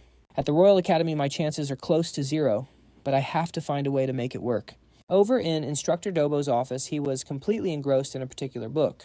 Suddenly, a sound made Dobo look up from his reading. Adu cheerfully peeked his head in, flashing a bright smile at Dobo. Hello, Instructor. Seeing him, Dobo shot up from his chair in excitement. You actually came, just like you promised, Adu replied warmly. Of course, a promise is a promise. Dobo quickly invited him into the room. Please have a seat. Would you care for some tea? Adu happily accepted, then took a moment to observe everything in Dobo's office. It seems he's interested in rituals, not just books. Just what you'd expect from a magic tower instructor. Dobo poured the tea and began, Thank you for coming. Not at all, thank you for having me, but may I ask why you needed to see me? Pushing up his glasses, Dobo said cautiously, It's about a rather important matter. Adu knew something was up. I should probably test him a bit. He then stood up, pretending he was about to leave. If you're worried I'll leak your secret. Dobo immediately took the bait, waving his hands. Oh no, it's not that. It's just not an easy topic to share. Adu immediately began to size him up. Well then, I could sign a divine demon oath with you. Dobo instantly lit up. Oh, if you do that, then of course I can tell you. At that moment, Adu knew. Dobo had exactly what he needed. So there really is something going on here. With a simple snap of his fingers, the instructor summoned the very contract Adu needed. Here you go. Adu was amazed. Just like that, he took the contract and started reading it over. Adu will not disclose Dobo's research and will assist until significant results are achieved. In return, Adu will receive... He eyed Dobo suspiciously. You had this ready, didn't you? Caught red-handed. Instructor Dobo just scratched his head and let out an awkward laugh. Adu, read it again, more carefully this time. Let's review these terms. If the research proves beyond his ability, he can stop his support, and all compensation must be returned. Dobo quickly asked what Adu wanted in return. All right, then. So what would you like for compensation? Ade quickly named his price for Dobo. I'd like a demon god contract and some mana potions. 3 high-grade ones should do. They instantly restore my mana, so they're a must-have for me. Dobo immediately agreed. Done. That's cheaper than an elixir. Now you just need to sign this. Ade took the contract and asked, I just signed my name here, but I'm curious, why did you choose me? There are plenty of students more talented than I am, Dobo explained with a bit of regret. I actually asked a few second and third years for help, but they weren't very useful for my research. I even approached Samu from the first years, but he flatly refused, saying it was a hassle. Ade nodded while signing the paper. Yeah, that sounds just like Samu. After finishing, he handed the contract back to Dobo. Here you go. I'm getting used to being addressed without Asen in my name. As Ade went to hand the contract to Dobo, the paper suddenly started to burn away. Then it seeped directly into Ade's chest. Unfazed, Dobo stood up and walked over to a bookshelf. It's done. Let's start right away. Ade was stunned. So this is how a pact is formed. Dobo gently pulled down a book and the shelf slid aside, revealing a secret passage. Ade was amazed. He never thought a place like this existed at Citan. Do the principal and other instructors know? Dobo went down first, gesturing for Ade to follow. Come on in. This is it. A secret underground lab. Dobo walked to a shelf in the middle, ready to show Ade his work. And this is the book I'm researching. Ade looked at the tome and asked again. This one, Dobo nodded. Yes, I believe it's an ancient artifact. Ade was surprised. An ancient book. It definitely looked like a grimoire. Opening it, he was even more shocked. There's no text inside. What is this? Dobo explained. Right, as you can see, it's mostly blank. But there is an inscription on the final page. Ade nodded and asked, I see. Where did you get it? Dobo answered. I stumbled upon it in an abandoned house. I was on a job in the western desert, and it was out in the sand. Ade was skeptical. An abandoned house in the middle of a desert, Dobo speculated. Based on the large oasis nearby, there must have been a village there at one point. Aid found it even harder to believe. So the whole village just vanished, except for the book and the ruins. Dobo could only assume as much. For now, that is my only conclusion. Hearing this, Adi felt a spark of interest. Well, that does sound interesting. May I see the sentence written on the last page? Dobo was perfectly fine with that. He loved finding someone who was as curious as he was. Flowers seemed to bloom all around Dobo. He adjusted his gloves and replied excitedly, "Of course, that's exactly why I asked for your help." With that, Dobo opened the book for Ade to see. "Here, take a look." Ade was surprised. There really was an inscription. Dobo sighed. "But I can't decipher it at all." "Can you figure out what it means?" Ade was in a tough spot. "How am I supposed to understand such a strange script?" Dobo then informed Ade. "Now do you see why the other top students failed?" He curiously asked Dobo, "So, have you made any progress at all?" But Dobo shook his head. "No, none whatsoever." Ade suggested another idea. "In that case, maybe there's a clue near where the book was found." But Dobo immediately shot that down. "Oddly enough, when I visited the nearby villages, no one knew anything about the ruins or the book." Ade started to get nervous, trying to solve this without any clues. "This is going to be difficult. What if I come up empty-handed? There must be a hint in this sentence." Ade focused on the book's ancient symbols. Suddenly, a powerful mana surged forth. Ade jumped. "What the why is my necklace reacting?" Suddenly, the ancient script on the book began to shift. Adele stared in shock. Were the letters actually moving? Was he seeing things? The characters were rearranging themselves so he could read the rules. Once the letters settled into a readable form, the light slowly faded away. The translated words read, "Defied the rules. All that remains is a curse." Everything is fading. The wise refuse to believe it until the warlock halts. Adele stared at the book, confused. He could read it, but it made no sense. Seeing his necklace react this way, it had to involve the demon god. Dobo asked, "Is something wrong?" Adele announced, "I've deciphered the text." Dobo was completely stunned. "What?" Adele began to explain what he found. "This is the phrase, but I don't fully understand its meaning yet." Like a kid with a new toy, Dobo excitedly reviewed Adele's words. "Incredible. The syllables match perfectly. It's related to the chaos attribute. Since it's such a rare attribute, this is invaluable for my research." Then Dobo remembered himself and gave an awkward cough. "I'll need more research to be sure, but this is a massive discovery." Adele smiled faintly. "Is that right?" Dobo replied eagerly. "Yes, we may need to search other areas to find similar relics or books. Student Adele, this is more than enough." Adele tried to take his leave. "I see. Well, then I'll be—" But Dobo cut in. "Right, I'll give you your payment now." Adele looked surprised. "You're paying me right now?" Dobo nodded. "Yes, just a moment." Adele was thrilled. "The oath I get, but I thought the potion would take much longer." He watched Dobo rummage around for his things. Where did I put that?" Then a thought struck Adele. "Wait, if he's also researching other ancient texts..." He looked at his necklace. The 3 circles on it were glowing red from the book. "Once all 3 circles turn red, I have no idea what will happen. Maybe I should just give the necklace to Dobo. I don't know how to use it anyway." But he reconsidered. "No, since it involves the demon god, I must keep it. Even though we're acquainted now, I still can't fully trust the instructor." Dobo quickly handed the potion and the contract to Adele. "Here you are. I'll put it in a bag for you." Adele accepted politely. "Thank you, sir. I appreciate it." Dobo returned the sentiment. "No, I'm the one who should be thanking you. Without your help, I couldn't have read it. I hope we can continue working together." Adele gladly agreed. "I'll certainly do my best to help." Before Adele left, Dobo added, "Please don't tell anyone about my research." Suddenly, Adele's entire demeanor shifted as he faced Dobo. "Well, that depends entirely on you, instructor." Dobo flinched. "Wait, are you planning to break our contract?" Adele's words were a clear threat. "Isn't this research being done without the headmaster's permission? If you had proper approval from Zayton, you wouldn't need this secret contract." Judging by that panicked look on your face, I'd say I'm right. If word of this gets out, you could even lose your job. But since I'm involved now, I plan to support you all the way. All I ask for in return is a single mana potion." Trembling Dobo could only nod. "All right, I'll be up front with Adeo about what I've got. Not bad at all. Thanks, teacher. I'll be heading out." Dobby, full of curiosity, asked, "Adeo, so what's your plan for that advice?" He left Dobby with a cryptic hint about how to control a slave. The next afternoon, just as arranged, Adeo went to the spot where they first met. Keeley was already there waiting for him. "You made it," Adeo said with a smile. "Long time no see." Keel, however, was not in a friendly mood. "Ha, spare me the pleasantries. Did you bring the oath?" Adeo sighed. "Well, this is no fun." He then pulled out the contract scroll. "Of course. Shall we get this business sorted?"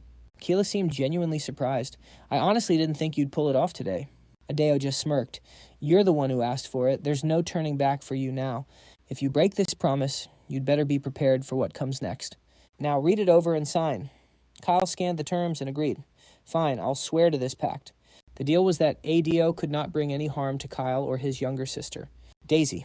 Adeo also had to stop her illness from getting any worse. In exchange, Kyle had to prioritize Adeo's orders above all else. On the other hand, Adeo couldn't give Kyle any life-threatening assignments. The scroll promptly burst into flame and absorbed into Kyle. Adeo then dug into his pocket. With that, the pact is sealed, he said, handing Kyle a piece of paper. This is your first command. Kyle took it and touched an orb. Understood. I'll send the false report. Just pop the paper in this slot and the transmission will begin immediately. It also recharges automatically, so it's good for one use per month. Adeo watched with fascination. That little gadget was actually pretty cool. Wow, opening a portal for one person must take a massive amount of mana and cash. You never know when it might be useful. Kile went on, once they think I've been taken out by this fake info, they won't use this device again, so it will be useless soon enough. Adeo was confused. Taken out, I thought this was a mutual agreement. Kyle just sighed and got up. Think whatever you want to think. Adeo quickly gave his second command, which left him with only one more. Kili, as of today, you are to leave Saitan. I need you to gather intel about the demon world outside this city like hidden lands. Legends about noble demon clans, lost history, and ancient artifacts. For starters, find a nearby hidden land and look for information on the 7 deadly sins families. Send me a report on your findings by letter every 2 weeks. Keely agreed immediately. Understood. Adeo figured his past as a spy was why he followed orders so efficiently. Keel held out his hand to Adeo, who happily reached back. He hadn't expected Kyle to make the first move. I'm looking forward to what you can do. But Kyle suddenly slapped his hand away with a scowl. Cut the talk about the future and give me my money. If you want me to gather information, I'm going to need funds. Adeo jumped. Oh, right, the money. That completely slipped my mind. I don't really have much on me right now. He patted himself down. Just a second. Let's have Christy help out. He handed Kyle a sealed note with some instructions. Just mention my name and show them this, and even the Bader family will help you out. And whatever you do, don't open it on the road. Keela took it ready to go. Understood. I will depart today. I'll leave Saitan right after filing my withdrawal notice. Adeo smiled. Wow, you move really fast. Keel shot back a nasty comment and walked off. Ugh, being surrounded by these worms is sickening. The scene changes to Adel's classroom. The very next day, Kyle vanished from Saitan Academy. As rumors of Kyle's withdrawal spread, my name came up because of the cafeteria incident. Luna suspected me too, which made sense since it happened right during our meal. The real issue was the instructors especially as it. He definitely knew something was up. But he couldn't move against me yet. The midterm exams were just a few days away. Replacing the class president now would just create instant chaos. Ader greeted the class, then began the announcement. Everyone, the midterms begin in 3 days. There are 4 subjects. Weapon skills, human studies, magic, and combat training. The most crucial part is the practical exam on the final 2 days. We will be invading a human school, the Royal Academy itself. In 3 days, it finally begins. So we've finally reached the main event. The main scenario of the original story is officially starting now. The demon tribe invades the Royal Academy, and humanity rises up to stop them. In that chaos, villains will emerge and intense conflicts will erupt. Veron shot up excitedly. First place in the midterms is mine. The entire class cheered for her. If it's Veron, she can do it. Take out their leader. Finish them all. Fueled by their cheers, Veron grew bolder. Now bow before me. Adele watched, feeling uneasy. Is all this killing really necessary? It looks like the whole class has been brainwashed. Then he overheard whispers behind him. So this is a real invasion of the human world. After everything we've been through, I'll definitely get my revenge. He started to rethink things. Fighting the humans who killed their families had everyone fired up. It was better than them trembling with fear, at least. If things play out just like in my novel, then Class A is going to be completely annihilated during these midterms. But there's still hope. So far, I've already twisted countless past events. I bribed Kylie to feed the Royal Academy false info and saved Luna, our healer, from expulsion. Destroying the Royal Academy is impossible, but I can at least stop my class from being wiped out. If I pull this off, I'll get major praise as the class president. And as a bonus, I might finally earn Azit's trust. I'll also get another chance to enter Saitan's armory. My goal for these midterms is to survive and get a high score. I have to go all out as if my very life depends on it. Jean appeared out of nowhere with a frown. Long time no see. Adele forced a smile in return. Yes, my lady. It feels like it's been a while. It must be months since we last talked. He panicked internally, thinking, she is seriously mad at me. Jean radiated a menacing aura. Yeah, because you kept avoiding me. Adele tensed up. She kept asking to train together, so I had to dodge her. And now she corners me right before midterms. I can see why she's mad. But still, why are you two always hanging out together? Diana greeted him. Hey there, I'm Diana. Adele started sweating nervously. They say the more you try to avoid trouble, the faster it finds you. I really don't know what to do. Seeing Adele's silence, Jean leaned in closer. Aren't you going to say hello back? You're hurting my feelings, you know. Realizing his mistake, he quickly bowed in greeting. My name is Adu. It's an honor to meet someone of your noble standing. Diana cheerfully replied, nice to meet you too. Jean, however, spoke up impatiently. Enough with the pleasantries. Tell me why you've been avoiding me. And now you want a duel? He started spinning a tale. Because I feel so guilty. Jean asked, guilty about what he put on a sorrowful act. As your guard, I couldn't protect you and it's been eating me up inside boo-hoo. Hearing this, Jean blushed and yelled, stop whimpering like a pathetic snail. He kept up the act, and you just don't get how I feel. You're so heartless. Inside, though, he was scrambling for a plan. Darn it, do I really have to use that? He pulled out a mana potion for Jean. Looks like he had to. To make up for it, I brought a gift for you, milady? Diana asked, surprised. What is it? A mana recovery potion. Ado nodded. Yeah, this stuff is hard to come by. An excited Diana threw her arm around Jean, trying to convince her. I heard these are super rare since the war. Just take it and forgive him already, Jean. Ado grumbled internally. Is this how you help? Thanks a ton, Diana. But a pouty Jean shoved Diana's arm away. Forget it, I don't need this. When that didn't work, either Ado worried he'd actually made her mad. So he quickly launched into an exaggerated, tragic version of his story.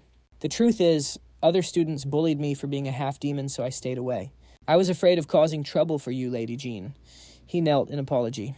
If my actions hurt you, I am truly sorry. Please forgive me, milady. Ado pleaded internally. Please let this work. Diana cleverly jumped in to help. See, he really does care about you, Jean. He's a good guard. That seemed to lighten Jean's mood. She smiled, but still refused the gift. I still haven't accepted it. Seizing the chance, Adu offered the potion again. Does that mean you'll take it? Jean quickly turned her head away. I told you I'm not injured. Diana came over and poked Jean's cheek. Things are looking up for our little lady. Looks like it all worked out. An annoyed Jean pushed her away. Leave me alone. But that only made Diana more persistent. She kept clinging to Jean. You're so uptight, Jean. I really mean it. If you could just loosen up, you'd be perfect. Adu was surprised by this side of her. Then Jean pointed her sword at Adu. How about we have that sparring match? It has been a while. Adu readily agreed. But Diana stepped in. Hold on, she whispered to Jean. Jean, you should show your guard that new technique. Ado was taken aback. A new technique. So she learned something while they were apart. With those words, a powerful aura exploded from Jean. Now watch carefully. A massive aura enveloped her. Ado was stunned. Such a fierce aura, it's incredible. Her sword began to darken as the aura concentrated entirely at its tip. Ado watched in awe. The mana gathering at the tip is turning it black. Could that be the Gom-style blade focus that's almost at the level of blade aura? A level that only expert human knights are supposed to be able to reach. Normally, demons just infuse mana into their weapons or bodies for their skills. But this requires refining mana until it's paper thin. I can't believe she pulled it off. Truly a descendant of the 7 sins. But the aura only covered half the blade. Adao said with regret, It's still incomplete, huh? Jean nodded. Yeah, you have to push your concentration to its absolute limit. He drew his sword too. How about a quick match? Game on. Adao was wary, unsure of the power behind Gomchio. I'll just test the waters with a regular dagger. He lunged at Jean and took a swing. Jean blocked it effortlessly, then immediately countered with a horizontal slash.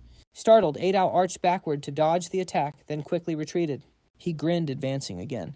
With my enhanced vision, I can track all her movements. So I can handle this. But Jean instantly used Gomshio again, shattering Adao's sword. He froze in shock.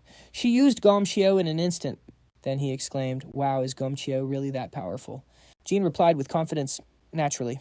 Diana spoke up. A noble lady stronger than her own bodyguard. You don't see that every day. Jean is truly amazing. Right, what's this? Are you blushing? That is so unlike you, Jean. Suddenly, Diana's eyes began to glow. She stared at him intently. The more I look, the stranger it feels. Something ordinary, yet not. What could it be? I'm so curious. Adao was immediately on guard. One of the abilities Diana possessed was called observation. It allowed her to perceive even the tiniest hairs on her opponent's body. I can't believe the Demon King's successor is this interested. How should I respond? Maybe I should keep my distance. She could become my greatest enemy. Thinking this, he immediately unleashed his killing intent, directing it at Diana as a warning. Diana just smirked, which surprised him even more. She's smiling. Most people feel fear when faced with killing intent. Is this the calm of the truly powerful? Jean suddenly asked, "What's got you so curious?" Diana immediately dropped it and turned to tease Jean. "I just find Jean's swordsmanship more and more fascinating." Adao let out a sigh of relief. She fell for that distraction so easily. He turned back to Jean. "I'm curious too. How do you use Gomchiu?" Jean held up her sword to explain. "You have to get a feel for it, like you're feeling the blade from the inside out." Adao nodded. "I think I get it." "So this is why they're called the Genilet. Let's end practice here. I need to study." Jean agreed. "Sure, let's do that." He asked Lady Jean, "Are your preparations for the midterm exam going well?" She gave him a satisfied smile and replied, "Perfectly." Adao watched her, relieved. That look of confidence was in her eyes. The first midterm didn't happen at this time. The main character obtained the arrogant eye. In other words, Jean is going to pass this midterm. But it's very likely the Class A students, myself included, will die. He took his leave. "Well then, good luck, milady." Diana and Jean said their goodbyes and left as well. "You too, take care." Before she left, Diana turned and mouthed a message to him. "See you later." Adao was startled. "Looks like I'm a target again." The scene shifts back to the dorm. Adao is feeding AZ's bird. He was deep in thought, confiding in it. "The midterm exam finally starts today. I bet AZ put you to work without even feeding you again. I have a test coming up, so eat up. Anyway, I pulled an all-nighter for today's human studies test, but I still don't get anything. How could a writer like me fail a class on understanding humans? Well, I did cram for it, so I probably just scraped by. Yeah, but everything vanished the moment class started." A worried Luna walked over to Adele. "Adele, are you pushing yourself too hard? You look exhausted." Adele answered Luna. "This is nothing at all. Lady Luna, are you well prepared?" Luna answered nervously. "I'm a bit shaky, but I won't fail." Adele nodded. "I see. What about you?" Friesen. Friesen scoffed. Why bother with theory at all? Just ace the practical exam and you'll be fine. Ho, ho, ho, ho. In any case, first place is going to be mine." Adele watched her, thinking. "To raise your survival rate by even 1%, you can't neglect any area. I'll have to teach her a lesson in discipline." Soon, the written exam began. The instructor walked in. "All right, everyone, to your seats. Put your textbooks away. Anyone caught cheating will be expelled." Adele focused on the test. "Was it thanks to cramming with my traits? This is going better than I thought." The question was, what are your thoughts on humankind? This wasn't multiple choice. It was a free response essay with no points. My thoughts on humankind. For the original Adel, whose family was crushed by humans, the answer was obvious. Humans and demons. I'm the one who created them both. I'm basically their father. It's hard to write a clear answer. Something about this just feels wrong. But I should probably just write what Satan wants to hear. The bell rang. "Time's up, turn in your tests," the instructor announced. Next was the weapons exam. Aziz was this session's instructor. Before starting, he explained the test requirements. Today's test is a sparring match, where you will use your full genuine strength. Whether it's magic or weapons, bring out your absolute best. However, holding back simply out of fear will not be tolerated. Step forward when I call your name. Adele thought, this is intense. So we have to fight all out just as if this were a real battle. The exam had just begun, but Friesen and the others were already shaking. Most of the students were defeated in an instant. Adele watched AZ thinking. He's really not holding back. No one has lasted more than a few seconds. They're dropping like flies. AZ is only using his fists, yet they can't even touch him. AZ yelled, "Next up, Samu, give me everything you got." Samu instantly flared his aura, shouting, "Yes, sir." His power surged as he yelled.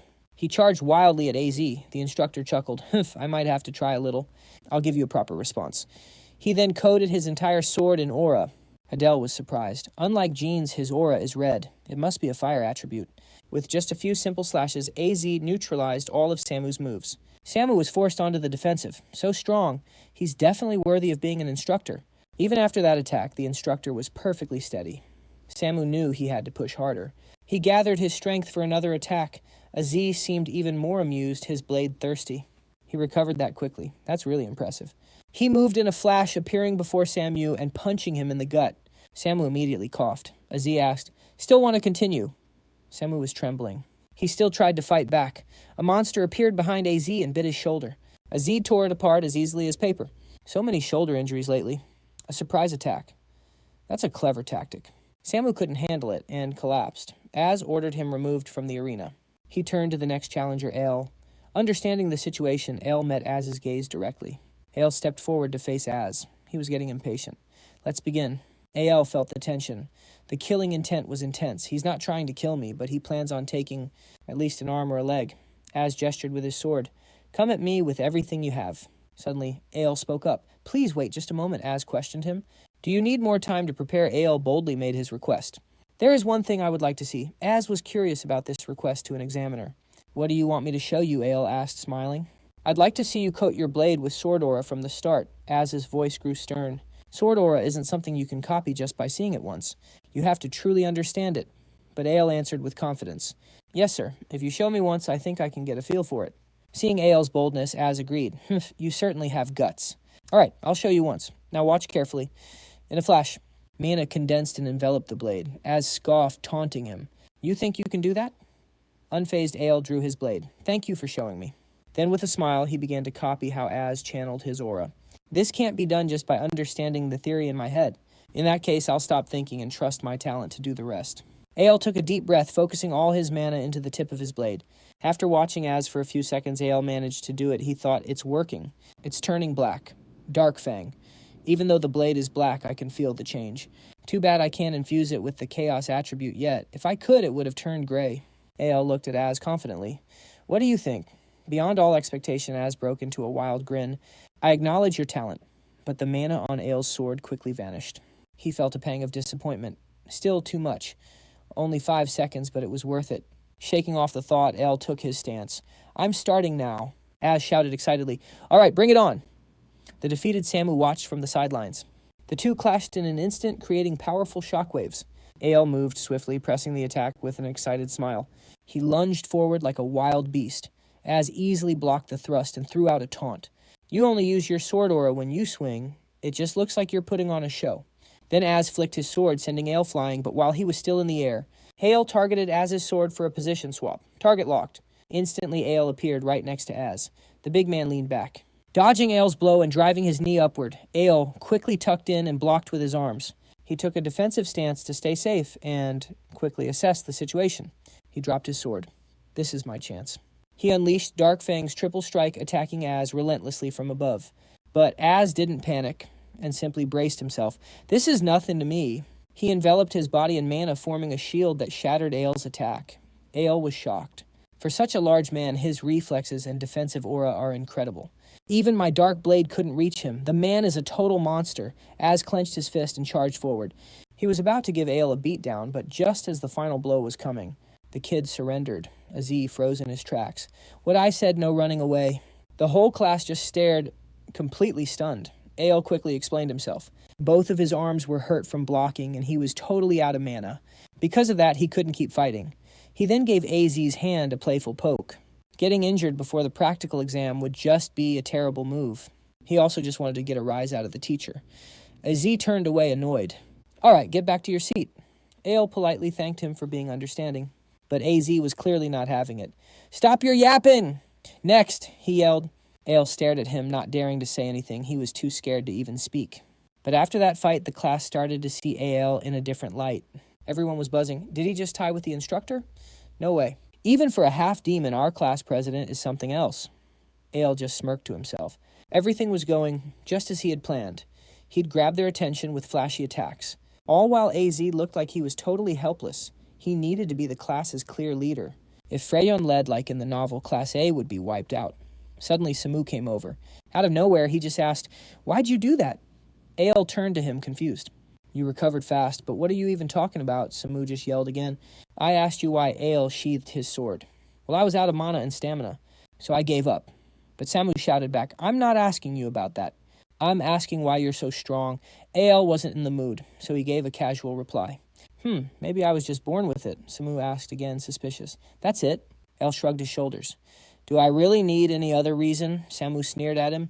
I can't believe a punk like you is that strong. Being insulted, Ael got ticked off. He shot right back at him. Hey kid, weren't you born into a decent family too? And you used that power like you actually earned it, right? Samu went ballistic, his aura flaring. What, you useless brat, you better watch your mouth. They stood facing each other, furious. But Samu quickly pulled his aura back, cursed Ael, and walked away. You're just garbage. Ael was annoyed. Who's this guy starting fights? He worried Samu wouldn't follow orders, especially during the midterm exam. John walked over and started scolding Ael. Why did you act like that? Ael explained the situation, telling him that Samu started it. John just said, that's not the issue here. I know Samu treats you poorly, but I don't get why you keep provoking his family. Ael was confused. Just because I mentioned his family, what about him looking down on me for being a half-demon? John sighed, defeated. So you really have no idea. Samu is the head of the Taman family. Ael was floored. A first-year student who just enrolled as a family head. Impossible, just as he thought that Kid's family was wiped out long ago. So that's it. No wonder he reacts like that whenever his family's brought up. John's aura flared with frustration as he explained. During the war between humans and demons, his entire bloodline was massacred by the human race. And Samu became the head only because he was the last one left alive. Now do you finally get why I was mad at you? Ael stood there frozen by the news. He never would have guessed that such a painful past was hidden behind that smug attitude. John's words kept echoing in his head, and he started to feel a bit of regret. He watched Samu's lonely figure retreat, thinking he'd handle it differently next time. Model, Ade thought to himself. Originally, his family had been completely wiped out. But ever since taking over this body, he hadn't felt an ounce of Ade's true anger or sorrow. Samuel, on the other hand, was different. He must have witnessed and lived through that tragedy firsthand. Ade had assumed the family's fall was just a simple plot device. Never imagining the characters in his novel could feel so alive and real, Ade got the hint saying, I'll be more careful from now on. Verjon seemed satisfied and let it go. You'd better be. I'm off. He cheerfully wished her well. All right, good luck on your test. Verjon just scoffed. A slave worrying about me. This is a piece of cake, so just sit back and watch. Someone shouted, Verjon, get out here now. Ade watched her leave, reconsidering. I thought she was all talk, but it seems she has a serious side too. But that thought was instantly shattered when he heard Verjon's pleas from the arena. Calm down, will you? Please have mercy. He chuckled awkwardly, thinking, I should just get ready for my next exam. The third assessment covered stealth techniques and magic theory. Stealth was his specialty, so that part was no problem at all. Most of the magic theory was also familiar and not too difficult. After the test, the instructor announced, All right, you all did great. Make sure you rest up before the combat portion. Ade slumped onto his desk with a sigh of relief. That was definitely the easiest test so far. He thought he might have even aced the magic section, but the upcoming combat exam was the real problem. No matter how well he'd done before, if he ended up dying during the fight, then it would all be for nothing. Can I really pull this off? Just the thought of the combat exam was making his stomach churn. Suddenly a shadow fell over him. Verjon asked, So how did the magic test go? He sat up wearily and replied, I think I did fine. What about you? Verjon let out a mysterious laugh. He, why don't you take a guess? It didn't take Ade long to figure it out. Judging by your expression, you must have aced it, since it's your specialty. If he didn't humor her, she would bug him all day. I'm guessing you got a perfect score. But then Ade added something unexpected. Though I'm sure you bombed the weapons test. So what's there to brag about? Verjon froze, processed his words, and furiously grabbed his collar. What did you just say to me, you little brat? Ade looked troubled. My bad. I'm just stressed about the combat exam and misspoke. Just then, a new face walked into the classroom. Ade was startled. It was Baton. He walked right up to Ade and greeted him. It looks like you're doing well. Ade gave a stiff greeting in return. It has been a while, Lord Baton. He had absolutely no idea why Baton would suddenly appear here. The man laughed cheerfully at him. Ha ha, so you do remember me. I must say I'm quite flattered. His gaze then sharpened on Ade's power as he let out his aura. And you seem stronger than the last time we met. Not one to back down, Ade released his own aura in response. Thanks for the compliment. He was getting tired of one person after another trying to challenge him. But Baton quickly retracted his aura and got straight to the point. I'd love to test my skills against you, but I have other things to handle today. You were just chatting happily with Baton. Are you perhaps the jealous type? I remember seeing you during the entrance exam. This is our first time meeting since then. Baton returned the pleasant greeting. And you must be Fozon. She nodded cheerfully. That's right. Baton offered, I'm heading somewhere. Would you like to come along? Fozon shot back proudly. Are you giving me an order? Baton quickly explained the meeting to Fozon. The class presidents are gathering for a meeting. The principal will be there, so you have to come too. Ajeo was skeptical. A meeting, Fozon innocently replied to Baton. But I'm not the class president. Baton was surprised. You're not the class president. Fozon crossed her arms and proudly announced, Well, the president is actually my subordinate. This person here is the real one. Baton stared at Ajeo in disbelief. What? His excitement flared up instantly, looking like he was about to pounce on Ajeo. "You're the class president. I seriously want to fight you right now. Are you free?" Ajeo broke into a sweat, silently cursing that Batan was nuts. He then quickly stood up to change the subject. "Since we have a class president meeting, another time would be better. Lead the way." Batan reluctantly gave in. "Fine, follow me. Fozon, you should come along too." Fozon didn't hesitate, and immediately nodded in agreement. "I'm the president's master, so he should be the one following me." Batan couldn't help but burst out laughing. "Haha, you guys really know how to put on a funny show. All right, then, let's go." Fozon cheerfully signaled to Ajeo, "Follow me." Ajeo watched the two of them and worried about his own fate. Good grief. The three of them quickly made their way to the meeting room. Ajeo asked Batan, "By the way, what's the reason for this meeting?" Batan casually replied, "Oh, it's to divide up the zones. You all know this midterm is about invading the human world, right?" Ajeo understood immediately. "I see, so this meeting is to decide which class attacks where." Batan was a little surprised. "Oh, you caught on quick. No wonder you were chosen as class president. Even for a half-demon president, you seem sharper than those who only have muscle for brains," he said, grabbing the handle and opening the door. "We're here." The scene shifts to inside the meeting room. With Fozon and Ageo's arrival, all the class presidents were now present. Class C's presidents Jana and Jean were there. Jean saw Ajeo enter and wondered why he was here. Class D's Guga, Class B's president, and Class E's president. Batan reported, "Everyone is here." Principal Lucian, seated in the center, greeted them cheerfully. Welcome Class A's president Jean was startled to hear the principal call Ajeo the president. Everyone else immediately turned their eyes toward Ajeo. "What?" "He's the class president." Ajeo gave a polite smile and replied, "Yes. Thank you for having me." Jana whispered to Jean, "Your bodyguard is quite impressive." Seeing Jean, Ajeo felt worried. "Come to think of it, I never told Jean I was the class president. This will be tough to explain later." Lucian quickly made an announcement. "Since everyone has arrived, shall we get started? Please take your seats." But Guga, unwilling to accept Ajeo, started to make trouble. How ridiculous. A half-demon as a class president. And that fool behind him isn't worthy of the 7 Deadly Sins title. He's probably been kicked out of the class president seat already. Even a passing Cerberus would laugh at this meeting of insects. Am I wrong? Hearing Guga's outburst, Johann quietly agreed. "Well, you're not entirely wrong." Targeted directly, Aedion teared up. He could feel the weird vibe in the meeting room. He wondered, is this a meeting or a trap? Guga shot a hateful glare at Aedion, hurling insults at him. "You'd better get out of my sight right now."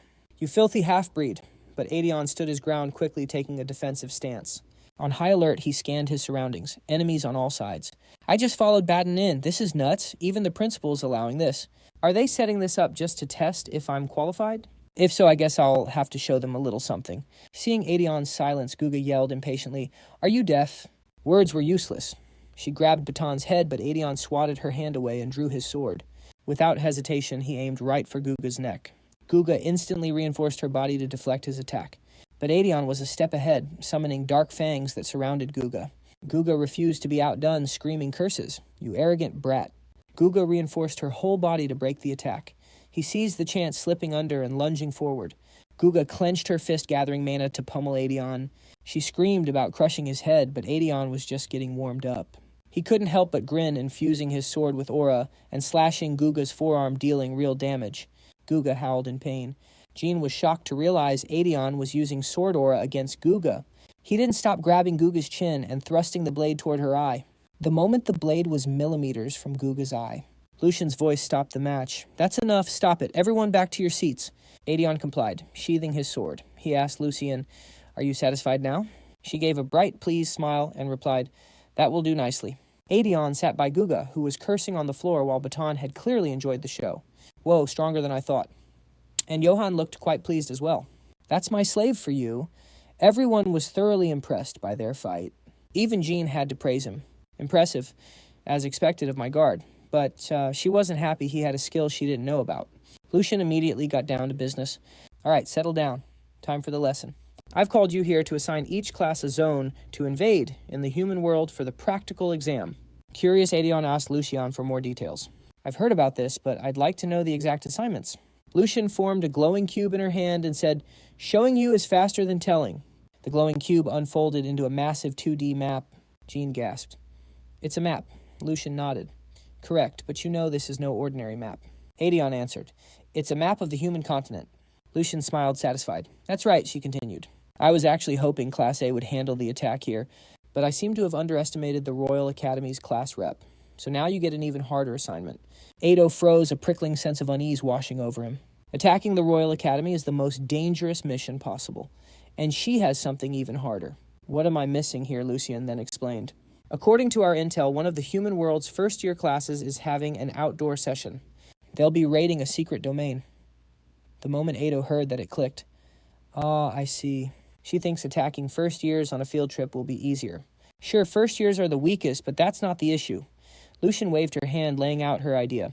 So wouldn't it be better for Class A to hit a city district instead of the Royal Academy? Joe shot up, grinning in agreement. Exactly. Those flies are beneath us. Our class should attack the capital. Ado remained silent, carefully considering his options. The spy doesn't have the timing, but the main character's party is far beyond the Sin's children. Their true power gets revealed in the mid-level tournament at the academy after midterms. And the class we're meant to attack includes one of the main character's companions. If we fight them any class besides Gianna's or Baton's, we'll be totally wiped out. So which option will yield the best results? After careful thought, Ado gave his answer. My Class A will attack one of the Royal Academy's first-year classes. Joe erupted immediately. What the heck? We should be going to the capital. Guga seized the chance to sneer. A half-blood is still a half-blood, I see. Getting cold feet over a few pathetic humans, Ado's polite demeanor had vanished. He shot a chilling threat back at Guga. I should have taken one of your eyes. Then you couldn't stare at me now. Guga flew into a rage, calling Ado a bastard, but Lucien quickly intervened. Stop. Why choose the easier target? I expected you to say you'd take the capital. She has no idea that class has one of the hero's companions, my worst possible opponent. Even so, I have to take that risk. The divine elixir is there. Normally, the hero's companion absorbs it, but I have to get my hands on it no matter what. He replied to Lucien, it's because of my particular skill set. She looked curious. Particular skill set? Yes, he explained. My talents are in assassination, so causing a scene in a crowded city is pointless. The capital is densely populated. Leading a squad on an assassination mission there would be too risky. Unless, of course, we silence every witness. Lucien was clearly satisfied with his reasoning. Better than I expected. You understand both the terrain and your own strengths. In that case, I see no reason to stop you. Class A is assigned the Royal Academy's first years. With her permission, Ado bowed his head. He then stood up, making an excuse to leave. Then I'll go inform my teammates. In reality, Ado was just eager to get out of there. He had to leave before the headmaster changed her mind. Let's go, Fazan. She dazedly agreed, right. And so the room of 8 was now down to 6.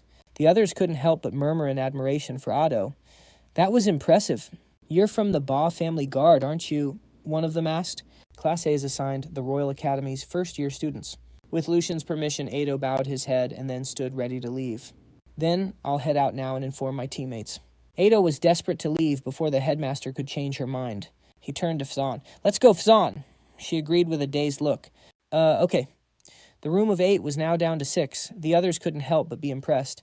That was really something. You're from the Ba family's guard, right?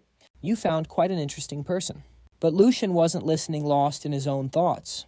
That was definitely the A family's sword style. But a while ago, he couldn't even use it. How did he manage that? Adu was always good at hiding things. What is this strange pang in my heart? Baton was also getting curious about Adu. In the entrance exam, he was just okay. But his growth is explosive. It really makes me want to fight him. Lucien gazed out the window, deep in thought. Now I get why the instructor told us to watch out for Adu. He defeated one of the children of the 7 deadly sins, so he could have picked a harder zone. But instead he chose to play it safe. A mysterious smile crept onto her face. His judgment and skills are exceptional. He's too promising to discard over a warning from A to Z. If trained well, he could become the family's perfect hound. But if he can't be tamed, we'll have to eliminate him like the 6 human clans. Meanwhile, Adu rushed back to class to update everyone. The practical exam is finally tomorrow. I need to be perfectly prepared. We cut to the Saihan auditorium. All the students were gathered for the exam. Everyone was buzzing with excitement to finally face the enemy. I heard our class is hunting human heroes. Someone else said the target is an enemy clan. This is going to be awesome. Let's show those humans what Class A can do. Unlike the others, Adu was busy running through his plans. We've spread a fake rumor about attacking the third-year dorms. So the academy instructors will be posted up near there. That means only one instructor will escort the first years. If I'm right, our escort is a 5 rings mage. My goal is to hunt and eliminate them. Just dealing with the main character's escort is tough enough. So we take out the instructor first, then I'll grab the elixir from that hidden room. And now the headmaster has a few words. The crowd roared with excitement. Everyone's silence. Lucian stepped onto the podium and began to speak. Students, at this very moment, the war begins. You will face the very people who murdered your parents, your siblings and your friends. No one in Saihan has escaped that pain. And every single one of you witnessed it. You saw them tear our loved ones from us forever. You could only watch helplessly crying over their bodies. Those wretched humans mocked us and desecrated the bodies of your family. But now it is our turn to hunt them. After Headmaster Lucian's speech, the students erupted with a powerful battle cry. Standing in the crowd, Edu felt the heavy weight of Lucian's words. This is nuts. The headmaster's speech has fired everyone up to the max. Lucian then unleashed her power blessing every student present. Edu was stunned by the sheer reach of Lucian's A-family aura. To think she can bless this many people at once. She's a total monster. Facing her as an enemy would be absolutely terrifying. The instructors then began to guide their students. We will be boarding that train, so please form a single orderly line and do not push. All the students hurried onto the ship. An announcement came on confirming this vessel was heading to the space station. All passengers, please prepare for the upcoming impact. Adia reminded the students, we should arrive in about an hour. Please feel free to rest. But until then, he had no time to relax. He was once again lost in thought. The space station. To teleport this many students by warping space, it must cost hundreds of sacred stones. But later in the story, more and more portals to the human world began to open. And in the end, both worlds were reborn as a single dimension. Suddenly, Luna offered him food, asking, Ael want some of this? It's really good jerky. Ael happily accepted the snack from Luna. Oh, thank you, I'll have some. He immediately pushed his deep thoughts aside. Right, forget about world merging and all that. The present is what matters. Luna asked eagerly. It's good, isn't it? Ael took a bite and complimented her. Yeah, it's delicious. He then opened his status window to check on his stats. Race associated, half demon. Chaos, innate talent, position swap. Traits, amusement, focus, killing. Intent. Darkness, mana, control, arrogant eyes, and telekinesis. 1,381. He looked at his mana stat and sighed. My mana is still so pathetic even though I've been training it intensely every night before bed. To only get this result. I really need that elixir, Luna suddenly asked. What are you thinking about so seriously? However, Ael was too busy reviewing his powers to notice Luna. I wonder if my telekinesis has improved. He immediately tested his power on Luna, which completely startled her. My body suddenly... He then lowered her, leaving her utterly confused. Ael kept thinking I only lifted Luna a few centimeters, but that's enough to be useful in a real fight. Telekinesis is a top priority. I must never neglect this skill, and I have to keep evolving it, because eventually it becomes a truly transcendent power. It's even considered God tier, since it allows the user to control gravity. Well, my skill check is more or less done, but one thing is still bothering me. The Night Orders of the 6 Great Families, I might just run into the ones who tried to kill me. In the original story, Fel reported to his superiors that Ael had fallen from a cliff and died. But I never fell off a cliff. I went to the demon world, branded as a traitor of the N family. So Fel had no choice but to assume I had died back there. Of course, Headmaster Lucien would believe it too, based on his own spy's report. Still, it never hurts to be careful. I should probably find a mask to wear. The train suddenly rumbled with an announcement. We will be arriving at our destination shortly. Soon after it came to a stop and everyone began to get off the train. At the assembly point, a giant portal was already prepared to teleport them to the human world. Ael stared in awe at the massive number of magic stones before him. Whoa, those are all magic stones. Selling just one would be enough to live on for a year. Using so many for a single trip through a portal is such a huge waste. If only they had waited just a little bit longer. Now they could teleport by warping space for much less. Adia stepped up to give instructions. Right, everyone, you've probably guessed where this is, right? Before we head out, each of you should take one of these items. Adeo took the item from his instructor, looking surprised. He thought, a mask. Perfect timing, I was wondering where to find one. The instructor put hers on and explained its use. This mask has a magic enchantment that reduces detection, so it'll help conceal your identities. However, everyone wearing one of these masks will still be able to recognize each other, so you don't need to worry. Class rep, why don't you try it on? The rest of the students, you too. Adeo and the others quickly put on their masks to test them. He tried his on and looked around. Wow, my vision's better than I thought. I really like it. Adia asked him, how is it can you see clearly? Adeo answered with satisfaction. Yes, it works better than I expected. She chuckled and handed him another item. Take this too. Adeo took it and asked curiously, what's this for? Adia explained they were rations. Eating one of these bars is enough for a whole day. You won't need any other meals. I used to eat them all the time during battles. Adeo nodded in understanding. But then Adia leaned in and whispered, "It tastes like a mix of dirt and insect guts. No matter what, eat one bar every day." Understood. Adeo happily went along but laughed to himself. "Haha, that sounds disgusting." Adia stood at the front to speak. "Now, before you step through that portal, I'll explain the test procedures. First off, the instructors will not be accompanying you on this exam." Hearing that, everyone started to panic. "Not coming with us, that doesn't make any sense." "Then who's going to lead us?" She continued, "After all, this is a student exam, so we've assigned you a suitable objective. If we went with you now, it wouldn't really be a test, would it? Besides, the instructors need to prepare to reopen the gate for your return. So from this moment forward, each class representative will assume the authority of an instructor. All students must prioritize and follow the orders of their class representative." She walked over and pinned a badge on Adeo's shirt. "This is an inner flower Saitan's symbol. It means you're the captain." Then she gave Adeo a piece of paper and "Take this map with you. I heard from the principal that you can read maps. I hope this will be useful to you." Adeo took the map from Adia and thanked her. All the instructors began charging the gate and then made an announcement. "We're opening the gate now. All right, good luck, everyone." With that, a massive beam of light shot out from the magic stone machine. Adeo and all the Class A students put on their masks. For this mission, Adeo knew everyone was ready. To them, this world was a mystery, but for him, it was a living hell. "I will make it back alive no matter what it takes." Everyone quickly stepped into the space within the portal. But after walking for just a moment, people began to feel the strain of the atmosphere. Adeo understood the situation. "We're in an alternate dimension, so our bodies are struggling to adapt. We can't last long like this." Suddenly, a different scene appeared up ahead. It was the exit. "Luckily, we just need to go a little further to get out of here." Adeo turned back to tell his teammates, "We're not far now, everyone. I can see the exit. Let's get out of here quickly." But when he turned back, he saw energy gathering at the portal they came from as it started to shrink. Adeo urged everyone frantically, "The portal is starting to close. Come on, faster. Let's go." Everyone scrambled to follow Adeo's directions. He stayed behind, making sure every last person got through safely. Sir Luna Hurry Ale shoved Luna through the portal, then quickly zipped through himself. They had successfully made it into the human world. The scene shifts to the Royal Sky Island Academy. Adeo stared in awe at the architecture of the flying castle. So this was the Royal Academy. It was even more magnificent in person. Now I get why they call it a fusion of magic and human engineering. The others were just as amazed by the flying school. What in the world is that? Did he say that island is a school? A floating island is hard enough to believe.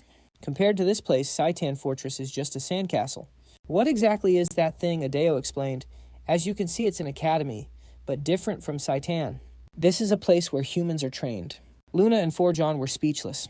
Even seeing it with their own eyes, it was hard to process. "Do we have to go inside?" Adeo answered. "We don't need to, and we can't anyway.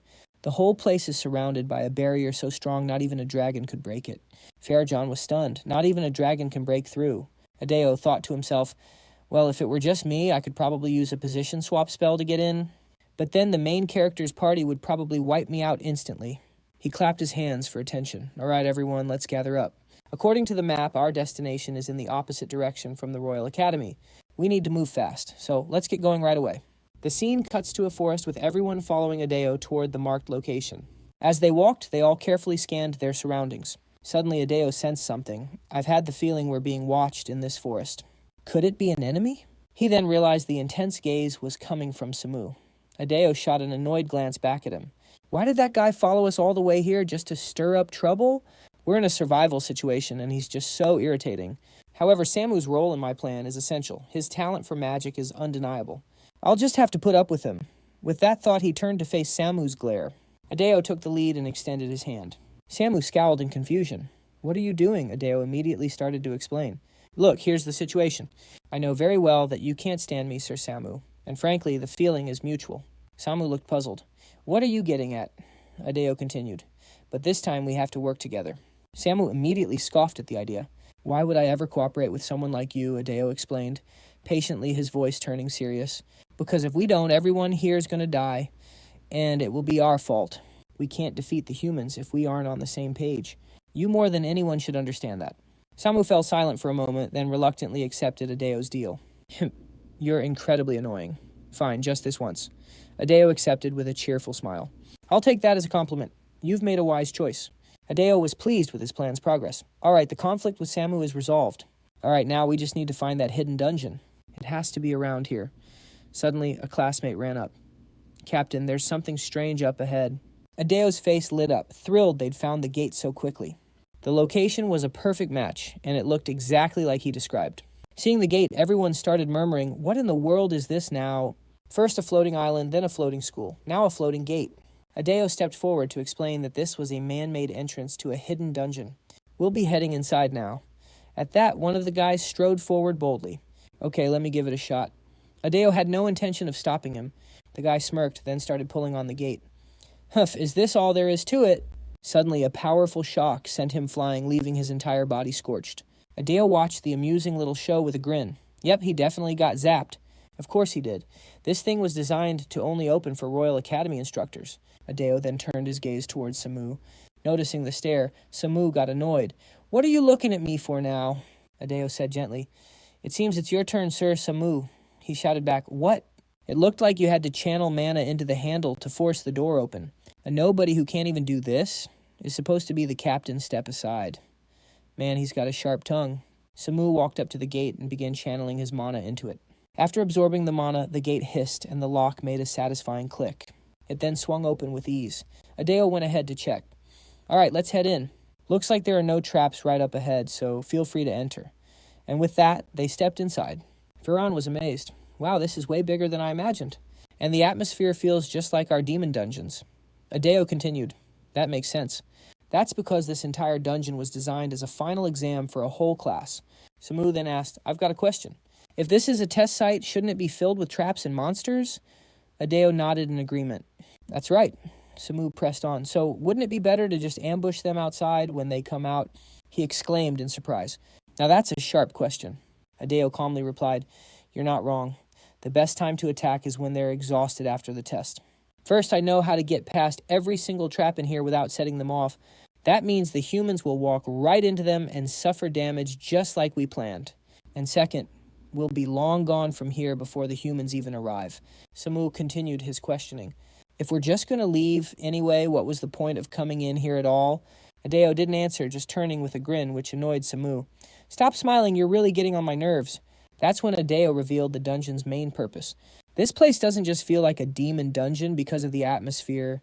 It was actually built to test how humans would handle conquering a real demon world dungeon. Samu was stunned. "If that's true, then..." Adeo just nodded. "Exactly. An artificial dungeon like this is essentially a treasure trove in the demon world. In other words, there must be a treasure here, and we're getting close." They reached 6 diverging paths. Samu and Varen were baffled. 6 paths, which one do we take?" Adeo silently walked over to a corner of the cave. Varen called out confused, "Hey!" The path was a dead end. Adeo promptly pressed a section of the cave wall, and it sank inward. Instantly, a secret passage rumbled open. Adeo led the way, saying, "This way is a shortcut. Follow me." Samu gave Adeo another puzzled look. "How in the world did you know about this?" Adeo thought to himself, "How could I possibly know? I'm the one who created this world's settings. Of course I know." The group ventured deeper. They quickly found a chest, and Adeo's eyes lit up. "So this is the one?" John asked eagerly. "So what's actually inside this thing?" Adeo just shook his head. "This is my first time here too, so I have no idea." John figured that made sense. "Ah, I guess that's true." He opened the chest as he spoke. "Well, let's just see." Inside was a sandbag and a water canteen. Samu yelled, "What are we supposed to do with such useless junk?" Adeo picked up both items to give them a try. The sandbag seemed pointless, but the water canteen looked incredibly useful. "Watch this." Everyone stared amazed at how much water poured from the small flask. Adeo explained, "This canteen can hold enough water for dozens of people." "No, with this we won't have to risk our lives for water," Samu just scoffed. "Hiding a plain old canteen in a secret dungeon. How lame." Even Adeo looked at the items in his hands with a bit of confusion. How strange. The creators made an item just to make survival a little easier. But he had no time to ponder it. He stored the items and announced, "All right, I've got it all. Let's head out now. A battle is about to start, so stay sharp." Outside the secret passage, the group gathered together. Adeo began assigning roles.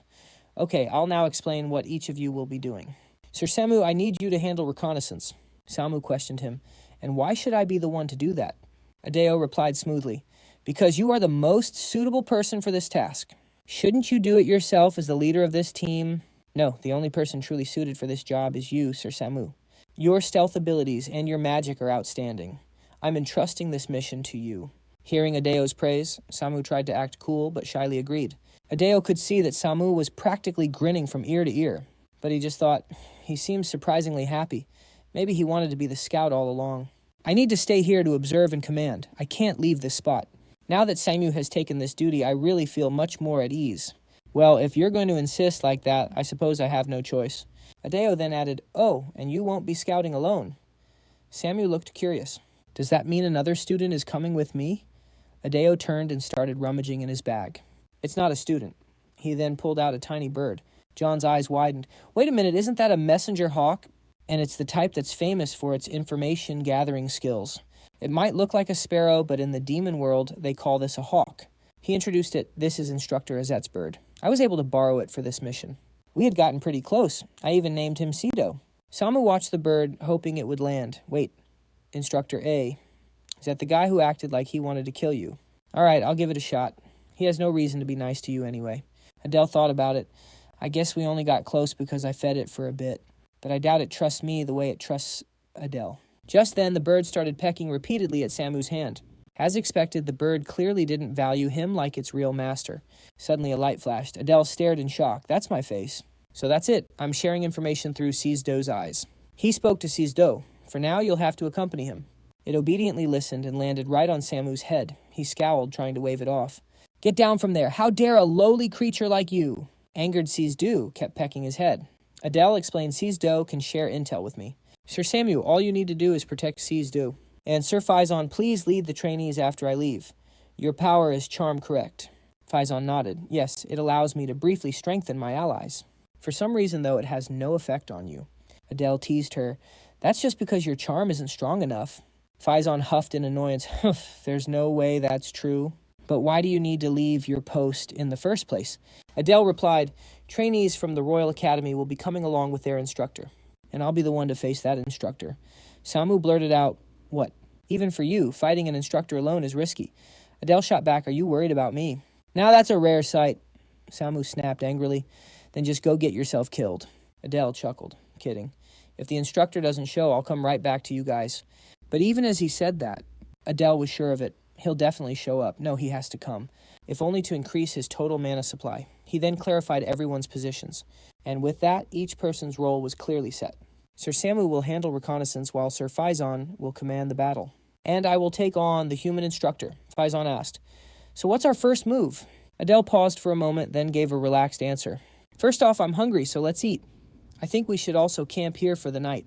Samu's brow furrowed again. "Is that all you're thinking about right now?" Adele quickly added. "Oh, but Sir Samu, you need to head out immediately.